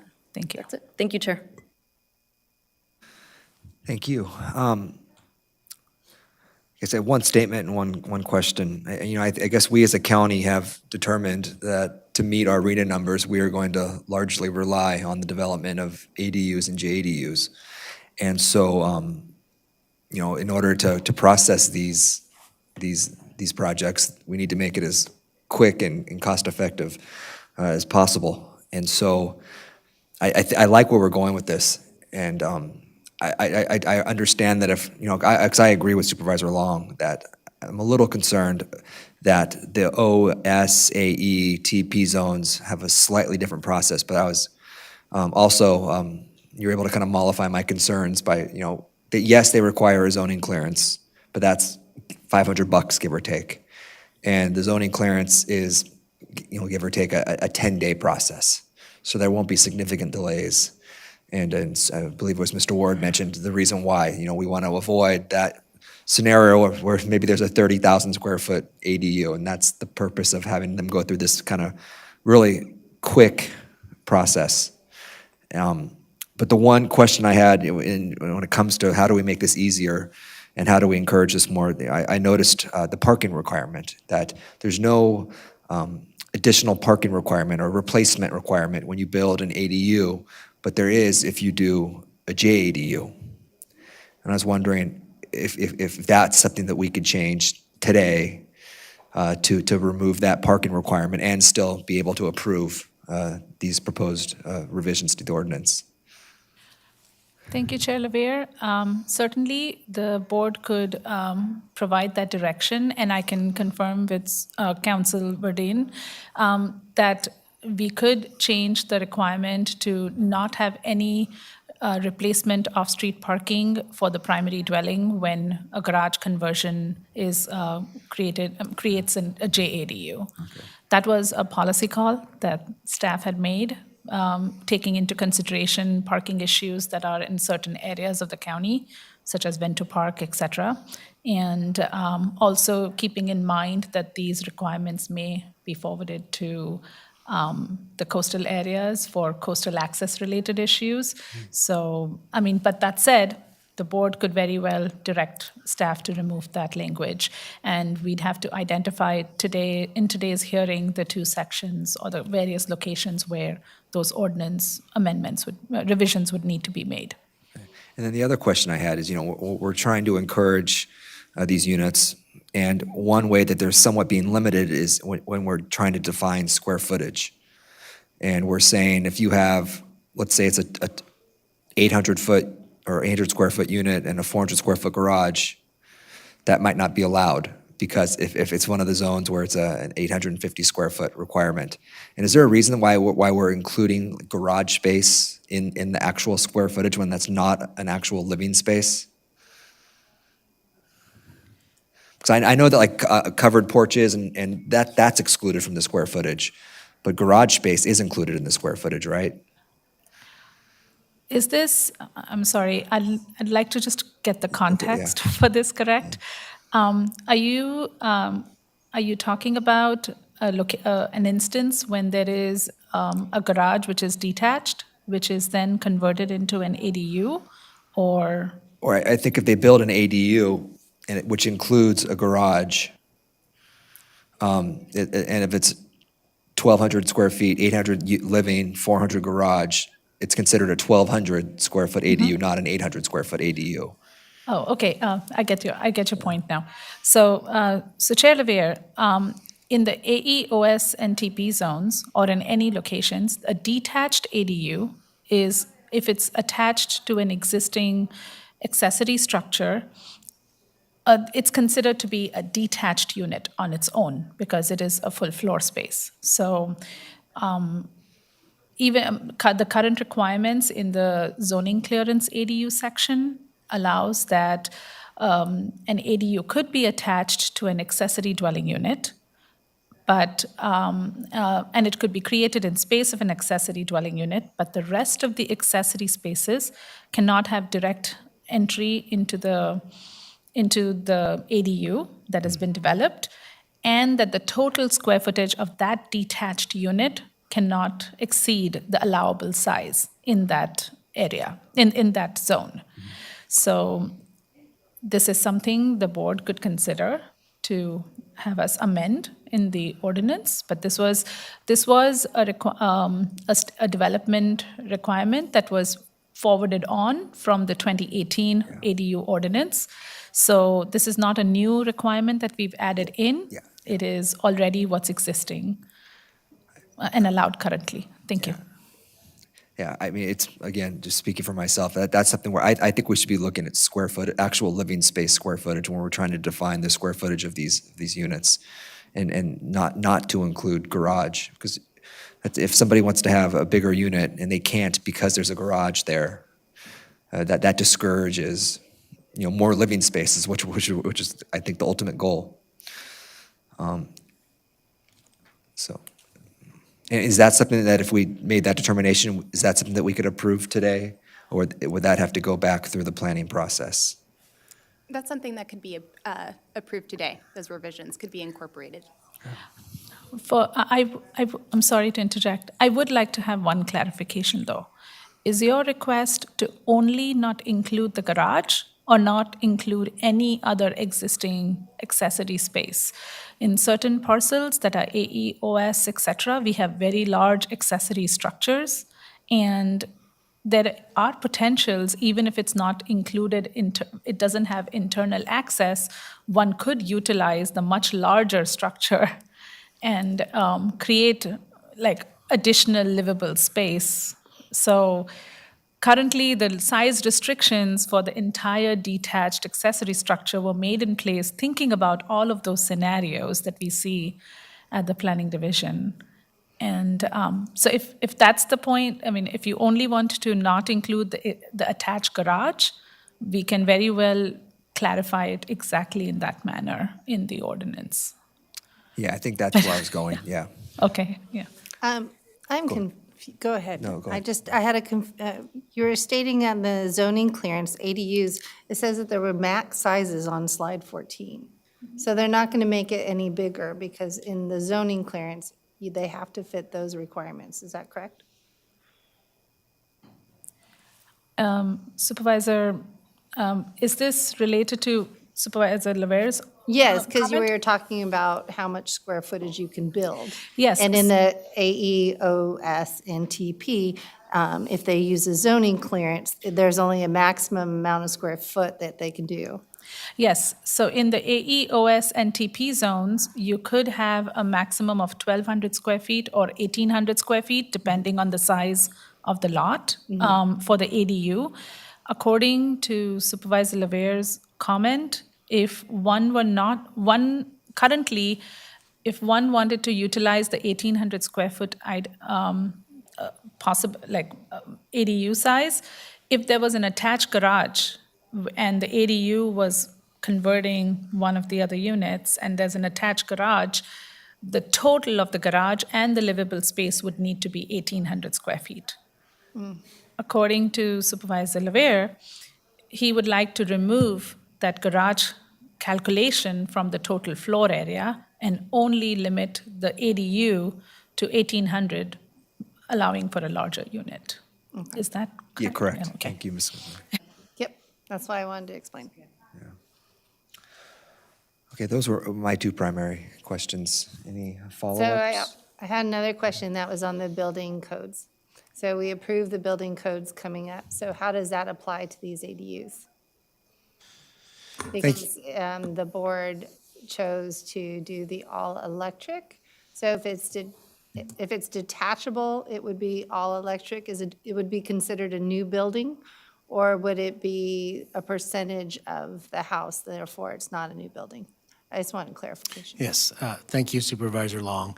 If it's a detached new ADU, it would be subject to the electrification provisions of the new building code. If it is attached or converting space within the existing home, then it would be the 50% evaluation in the building permit process and whether it would trigger the requirement for electrification. Okay. Thank you. Any other questions or comments? And I assume there's no more public speakers? Okay, then I will close the public hearing. Any final comments? I'm prepared to make a motion, and that motion would be to adopt staff's recommendation with two changes. One being the parking requirement that was mentioned, and removing that requirement for JADUs. And then also the square footage regulation, which I just mentioned about not including garage space in that, and when we're looking at the maximum square footages for the ADUs. I'll second. I do have one question on that. For staff, so that we know that we're making a difference here, can we have staff come back in a year to tell us how many permits have been pulled or zoning clearances? Can we get a follow-up to see if this is working or if we need to do any other modification? Thank you, Supervisor Long. So staff presents the annual progress report, which is submitted to the state every year on April 1st. We are scheduled to come present to you regarding the 2022 numbers on March 28th of this year, but we could very well report back during the next annual progress report in March 2024. And specifically comment on the number of ADUs with zone clearances versus building permits. Thank you. I'd appreciate that. Yeah, that'd be good, because we can see if we're making the progress we need to. And Yes. make further changes if we're not. Yes. Okay. No, I'm finding out that removing, it's working the way it is, and I actually got a good education on that. So I appreciate that, and I also appreciate planning and thinking ahead based on state requirements of doing that. So for $590 or 10 days to make sure the sizing is appropriate and it's not in conflict with the farm worker housing, I'm good with it. I appreciate the question, so I got clarification, and thank you. Yeah, I agree. I appreciate that clarification. Okay. If I may just Ms. clarify the Radin? motion?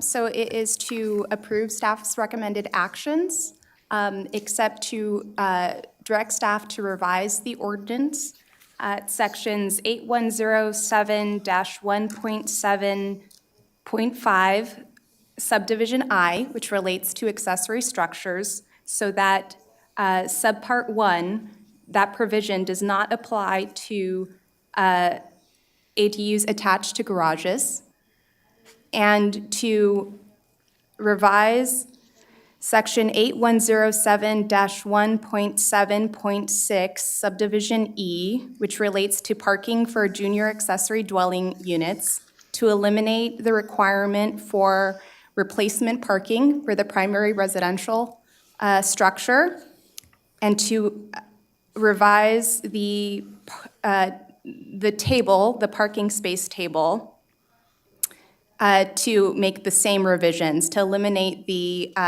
requirement for replacement parking for junior accessory dwelling units. Correct. Okay, thank you. Thank you, Ms. Verdeen. Okay, we have a And motion. who seconded the motion? I'm sorry. Supervisor Parvin. Thank you. Supervisor Garel. Yes. Supervisor Long. Yes. Supervisor Parvin. Yes. Supervisor Lopez. Yes. Chair Levere. Yes. All right. Thank you, Ms. Kadakia. And also 10 years, I heard. You reached the 10-year milestone, so thank you for 10 years of honorable service. Today. Yay. We'll see you in 15 years for the quarterly.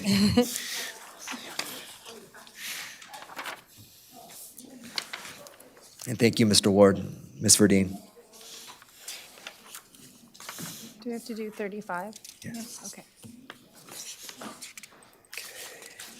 So finishing off the rest of our regular agenda, we have, I believe, 4 more items, beginning with item 35, which is a recommendation by Supervisor Garreau.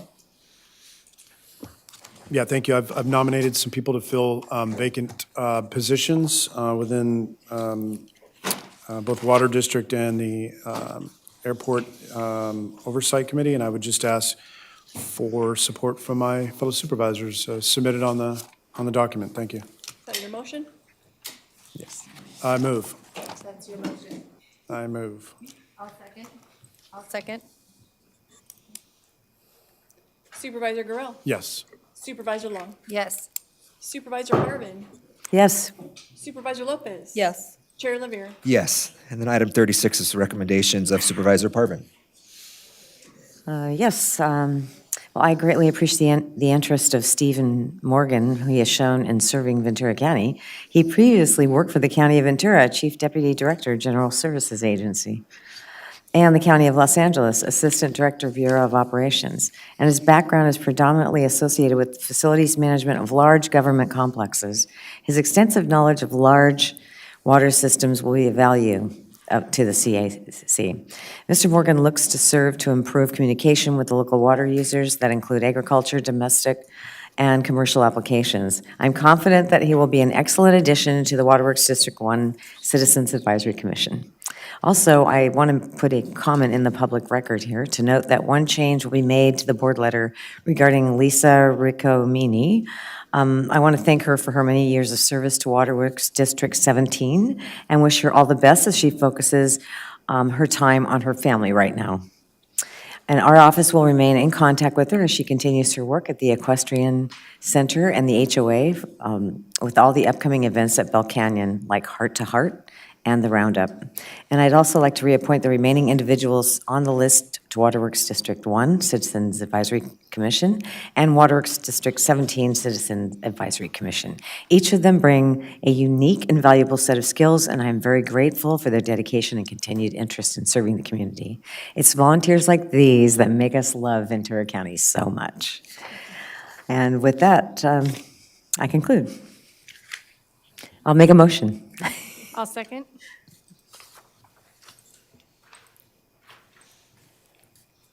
And that Supervisor Parvin is with your revised board letter.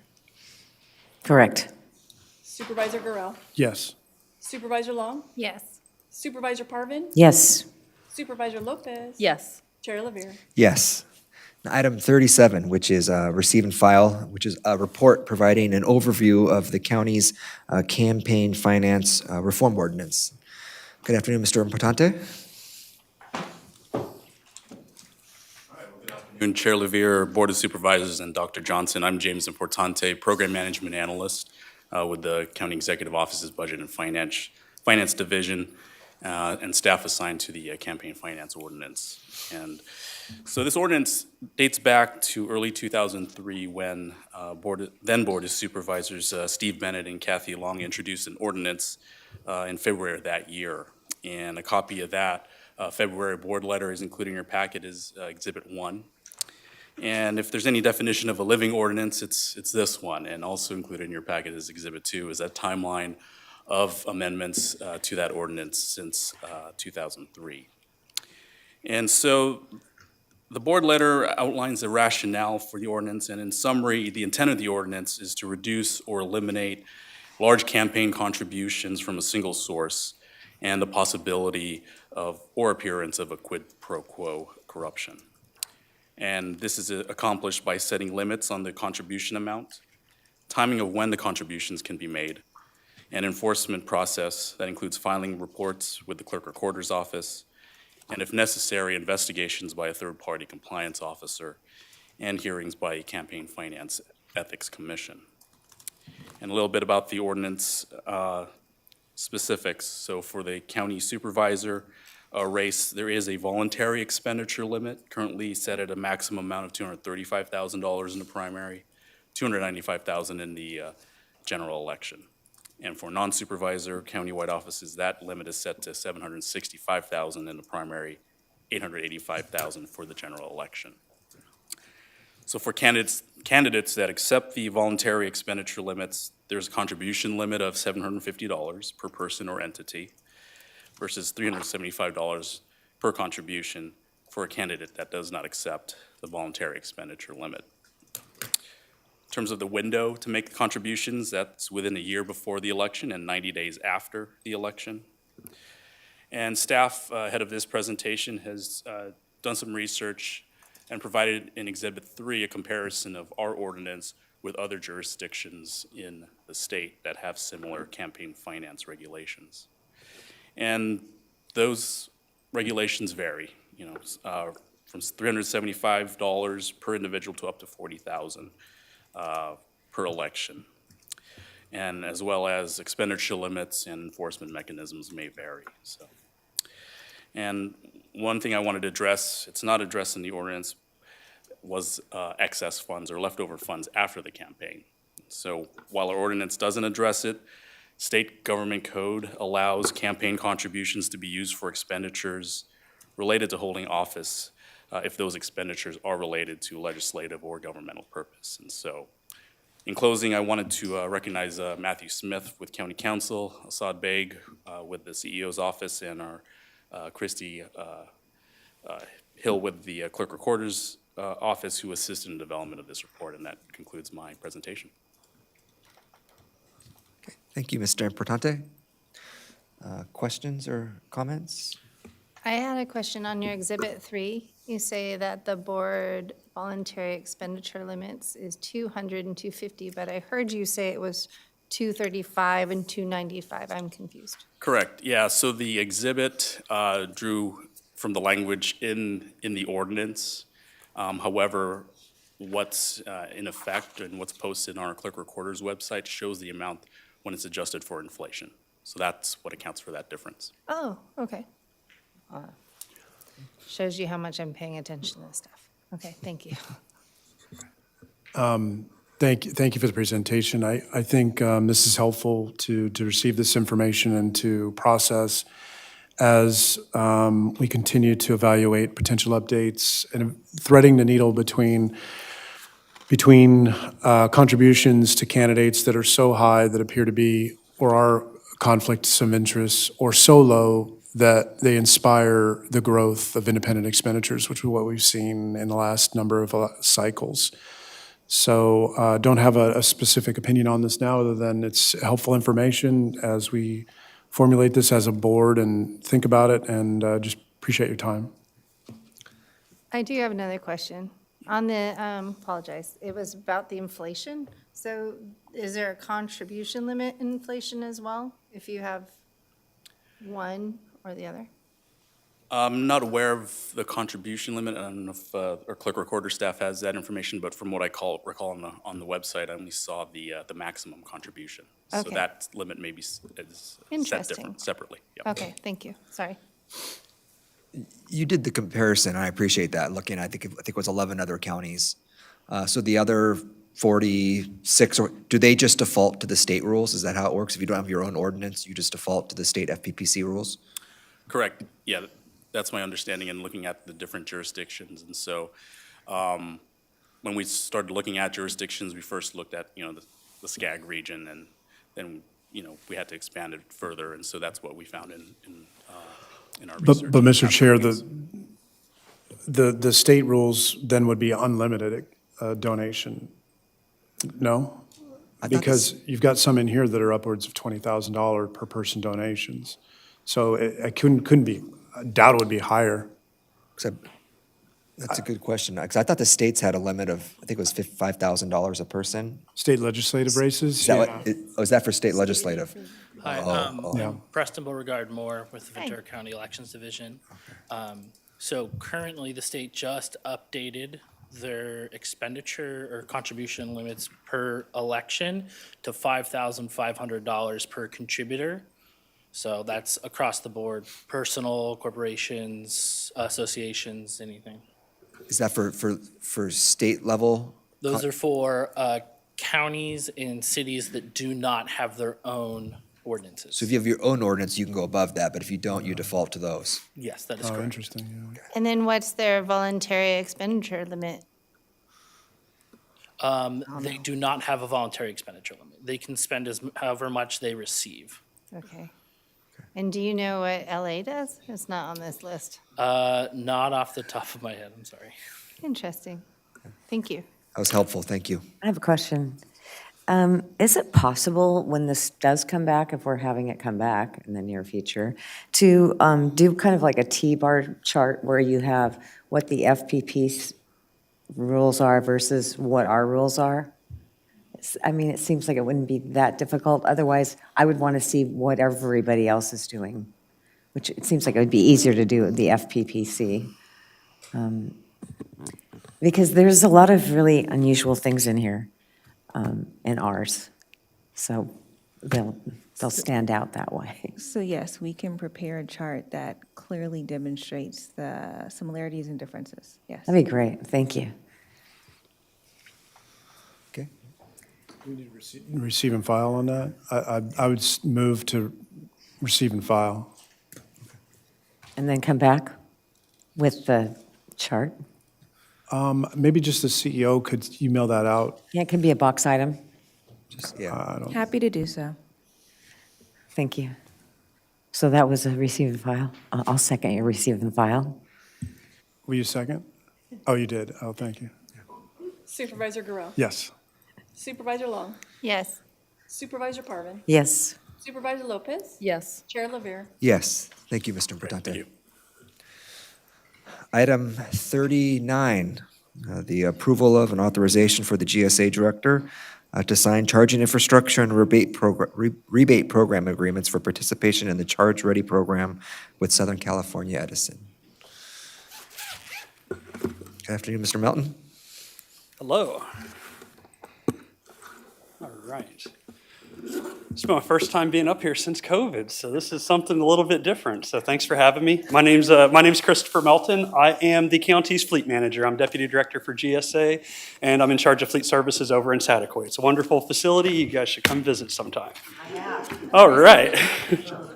So today I'm going to be walking you through a little bit of a program that we are asking for your approval for, which is going to go to Southern California Edison's Charge Ready 2 program. So the Charge Ready 2 program is something that they've worked with the CPUC, where SCE will put infrastructure into the ground for us. And infrastructure is one of the costliest things when it comes to electrification. So when we have these kinds of opportunities, I like to get in front of your board to ask permission to be able to do that. Let's see. Okay, understood. So I'm going to walk you through just some state rules and county policies that have brought me here. We're going to review some of the electrification efforts to date. Since we have some new board members, I want to bring everyone up to speed on what we have done. And then I'm going to go through the specifics of what we're going to be talking about with this program that I'm asking for your approval on. Okay, so I am an avid subscriber and reader of CARB writings, and pretty much anything they put out, I read, and it's very, very enlightening. But they do have a great amount of influence over what I do on a day-to-day basis, and when I get into fleet planning, and we're talking plans out of 15 years of what our fleet looks like, what CARB does is very important to how we have to make our plans. So it's very important that I do this. CARB has proposed as part of their Advanced Clean Cars 2 program that starting in 2035, 100% of all vehicles have to be clean energy. So in 2035, we're not going to be able to purchase a hydrocarbon vehicle again. They have other proposals that they are floating that will have further time constraints. For instance, that on large trucks, think 3/4 ton pickup trucks up through semi trucks, they were wanting to put in proposals for a 50% purchasing mandate that those trucks be clean energy starting in 2024 and then 100% in 2027. Now, they have not done that yet. These are proposed regulations. There's been a lot of comments on these, a lot of very, very adamant truck drivers going to these meetings and talking about it, but they're very aggressive. And so what we want to do is try to get in front of you with opportunities, knowing that they're going to be aggressive in the space, to try to get that infrastructure in early, knowing that we're going to have to do it at some point in time. You know, you can kind of see where the pendulum's swinging. I don't know how fast it's going to swing, but it's clear to see where it is going to be going. So there are some county policies that affect how I go about the work that we do. We do have a policy that prioritizes alternative fuel vehicle purchases. That is where they're cost effective. We try to fit this in so that we're not spending a lot of money on vehicles that aren't cost effective, but in areas where we can make them cost effective, we do. And so that's where, when we get opportunities to put in infrastructure, that swings the dollar a little bit more in our favor. So just a brief history of some of the efforts that we've done. Starting in 2002, we had our first hybrid vehicle policy put in. So in 2004, we got our first hybrid vehicle. By 2007, we had our 50th hybrid vehicle.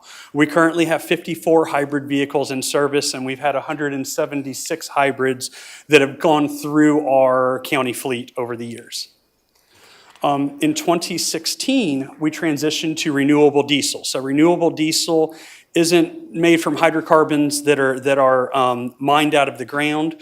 Renewable diesel is feedstocks. You know, think of ethanol, but for diesel. It's feedstocks that are being reused that can be then converted into diesel fuel. And it's really, this renewable diesel has been a great win for our county. We have not had any performance issues with any of our diesel motors, and we get a great greenhouse gas savings for a product that is equivalently cost to diesel fuel. So to date, since we put this in 2016, we've had over 8,200 metric tons of carbon reduced just by changing how we power our diesel trucks. So in 2013, we got our first 3 electric vehicles. They were Ford Focus electric vehicles. That was in the first generation of EVs. The first generation of EVs weren't really that great, but we wanted to test them out to see how they worked for us.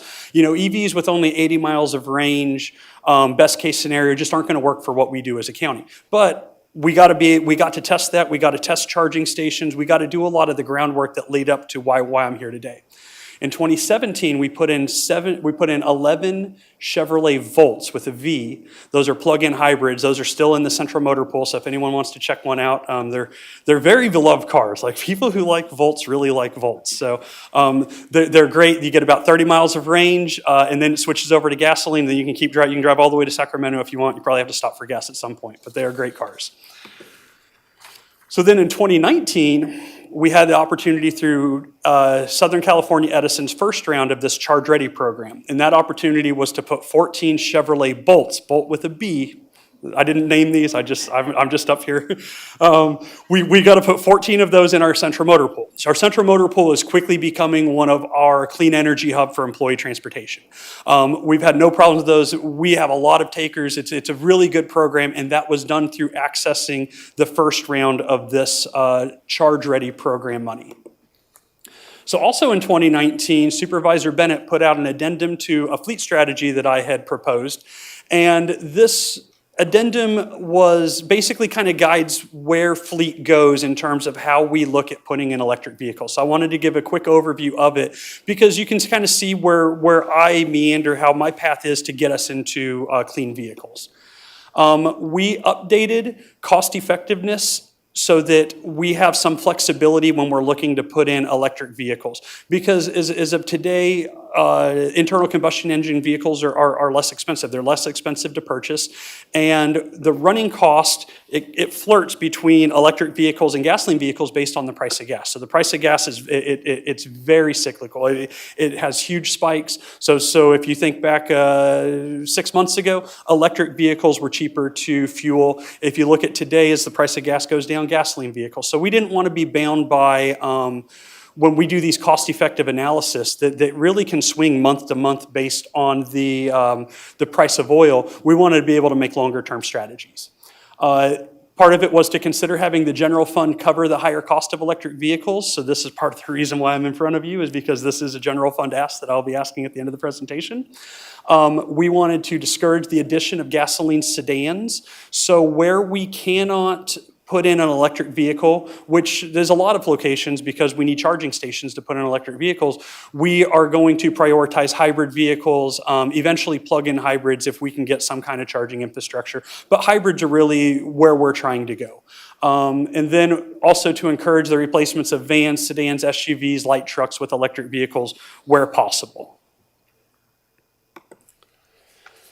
So then going forward, in last year in 2021, we came back, actually 2 years ago, sorry, I forgot that we're in a new year. We came back and we had a really good proposal from VCREA. And it was a great grant opportunity that Heather Allen and her team put together to access state funds to put in 18 more Chevrolet Bolts and 9 solar charging stations. So if you ever by Camarillo Police Department, for instance, or over at the Telemark facility, you see these big solar canopies that are charging 2 vehicles. Well, this grant helped us to do that. And so it was great because we didn't have to do any infrastructure improvements. We had a trailer that brought this solar canopy in, dropped it off. It's got a battery, and it just runs on its own in the background. We don't have to do any, we didn't have to do, except for a basic use permit, we didn't have to do permits. It was the fastest electrification that we've done to date. And that was all accessed through this VCREA grant. So then last year, we came back for Charge Ready 2. So the first one for the Central Motor Pool was Charge Ready 1. Now they're into the second round of funds available to SC Edison. So we asked for and received 42 electric charging stations and then 42 electric vehicles that will go at various locations across the county. So that would be Charge Ready 2, Part 1. So this is now Charge Ready 2, Part 2, which is what I'm asking for today.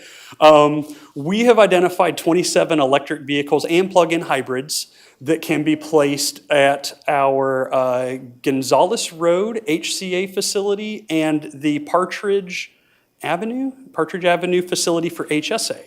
And so we've identified the vehicle mix that they had that would fit into the program. And we have quantified some of the savings. Those vehicles specific to these 27 drive about 145,000 miles annually. They use about 4,700 gallons of gasoline annually. And by converting these to electric and plug-in hybrid, we'll save about 1,200 metric tons of CO2. Like I said, that'll be 15 at Gonzales Road, 12 at Partridge. We had F&M do a project cost on this, where they looked at what the cost would be to dig up the parking lots to put in these electric vehicle charging stations. And they estimated that the cost of what Edison would be giving us through this program would be about $2.7 million, because that's the most expensive component of anything when it comes to electric vehicles is the in-ground infrastructure to support the EVs. So as part of this, we would be asking for $700,000 to buy the electric vehicles and the actual charging station. Think of like the computer that goes at the end of the stub out that we plug the vehicle into. So that's our component of it if we want to access these funds from SCE. So that would be the ask. The ask is $700,000 to be able to get about $2.7 million of infrastructure upgrades at these 2 facilities. And so that is what I'm asking for. I'll leave it open for any questions or comments. Supervisor Carrell? Thank you. Just to clarify, this could be used by both fleet, county fleet vehicles, and regular drivers could tap into this too? No, sir. So we kind of have a two-prong approach to when it comes to electric vehicle charging. So when we look at county vehicles, similar to how we have our own county fueling program, the electric vehicle charging stations for the county vehicle only. And that's because we have a mission that we have to accomplish. That vehicle has to be able to come back and plug in to accomplish tomorrow's mission. And if somebody parks there and leaves their vehicle, if we don't get a charge, that's one mission that doesn't happen. So we work with the sustainability office. When we went for the second round of Charge Ready 2, we threw in an extra 20 public charging stations on that application. But at this application, these facilities, the Gonzales Road's behind a fence, so the public can't even get into it. So these are going to be just fleet charging stations. Okay. And is it exclusive to Bolts, or if we acquire different types of EV vehicles, they would be compatible as well? We're open to what we can get, and that's, as Dave Sasek spoke earlier, that is a little bit of a flexible scale because it is what we can get. In this case, we priced out the Chevrolet Bolt and the Chrysler Pacifica plug-in hybrid minivan because HSA is a big minivan user. They carry a lot of people, so we're trying to get them into hybrid minivans or plug-in hybrid minivans. But we're open. The amount of cars that we can actually buy that are electric that fit within government's price range that aren't considered luxury vehicles are actually very small. So the Chevrolet Bolt has fit in, it's done us very well. So that's going to be where we look at. But we've also looked at Kias. We've looked at some of the other electric vehicles out there because there are supply chain concerns that we have. So we try to be open to what we can get. But just to clarify, is this a Chevy-only compatible capability, or is Oh, no, sir. It's broad spectrum EVs? Correct. Everything but Tesla. Okay. So Tesla has a proprietary connector. We're not buying Tesla connectors, but I think it's called the CHAdeMO, CHADMO connector, and that's your standard Okay. electric vehicle connector. All right, yeah, thank you. That's helpful. It's hard to imagine that the county would be buying Teslas for the departments. But, you know, as far as our strategic plan that occurred actually before I got here, this follows along with that. I'm wholeheartedly supportive of it. And that's all my comments. All right. Well, thank you so much, Mr. Melton. And thank you for the invitation to the Saticoy Yard. Anytime. It is a beautiful facility. It is. It's one of the more beautiful fleet facilities. When I was the fleet manager in New Orleans, we had some place in an industrial facility over by the river. So, you can look at mountains. It's great. I think we have the right person there. You're exuding the passion of the fleet vehicle location, and I love that. And we all have our thing we just love, and it's perfect. Yeah, Thank you. It's a good spot to work if you're a car guy. All right, thank you. All right, thank you. All right, so we have a motion on this item. I'll move staff's recommendation. Second. Supervisor Gorell. Yes. Supervisor Long. Yes. Supervisor Parvin. Yes. Supervisor Lopez. Yes. Chair Lavere. Yes, thank you again. Thank you. And our last item on the regular agenda this afternoon is item 40. Mr. Shepherd. It feels like graduation, last graduate. Yeah. But I know Chris Melton's excited, but Public Works and Watersheds in Saticoy too. Just across the parking lot. And we have cool stuff and we do cool stuff. Wow. We'll invite you out too. Well, good afternoon, Chair Lavere, members of the board, CEO Dr. Johnson. For the record, I'm Glenn Shepherd from the Public Works Agency and Director for Watershed Protection. Also for the record, this agenda item is under County Public Works Agency, and your board is convened for this item as the Ventura County Watershed Protection District Board of Supervisors. I'm before you today requesting that you receive and file the report within this board letter justifying award of an emergency contract to Summer Construction in the amount of $525,000 without competitive solicitation for bids for the Arundel Barranca tributary emergency sinkhole repairs. This is a district drainage facility located off of Foothill Road in the city of Ventura. Also, to determine that the need to continue this emergency action exists, and to find that this project is statutorily exempt from the California Environmental Quality Act, known as CEQA, per CEQA Guidelines Articles 18, Section 15-269, Emergency Projects, and categorically exempt per Article 19, Section 15-302, Repair and Replacement of Existing Facilities. Exhibits 1 through 3 detail the project's vicinity, location, and contain the plans and specifications. The board letter details the exigent emergency erosion conditions that developed after the heavy rains in December and January. Since the contract's been underway, the sinkholes have been filled and the new 42-inch high-density polyethylene HDPE, is the industry name, pipe is being installed now. The project has proceeded well with particular attention to safety, and we expect this work to be substantially complete next week. Again, I'm requesting that your board receive and file this report, determine to continue this emergency action, and find that the project is exempt from CEQA. Subject to your questions, that's my presentation. Thank you, Mr. Shepherd. Any comments? Don't believe so? I'd move as recommended. I'll second.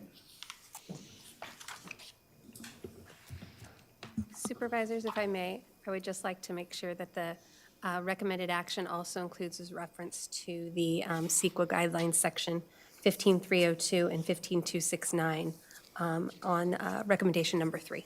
Thank you. Understood. Supervisor Gurel. Yes.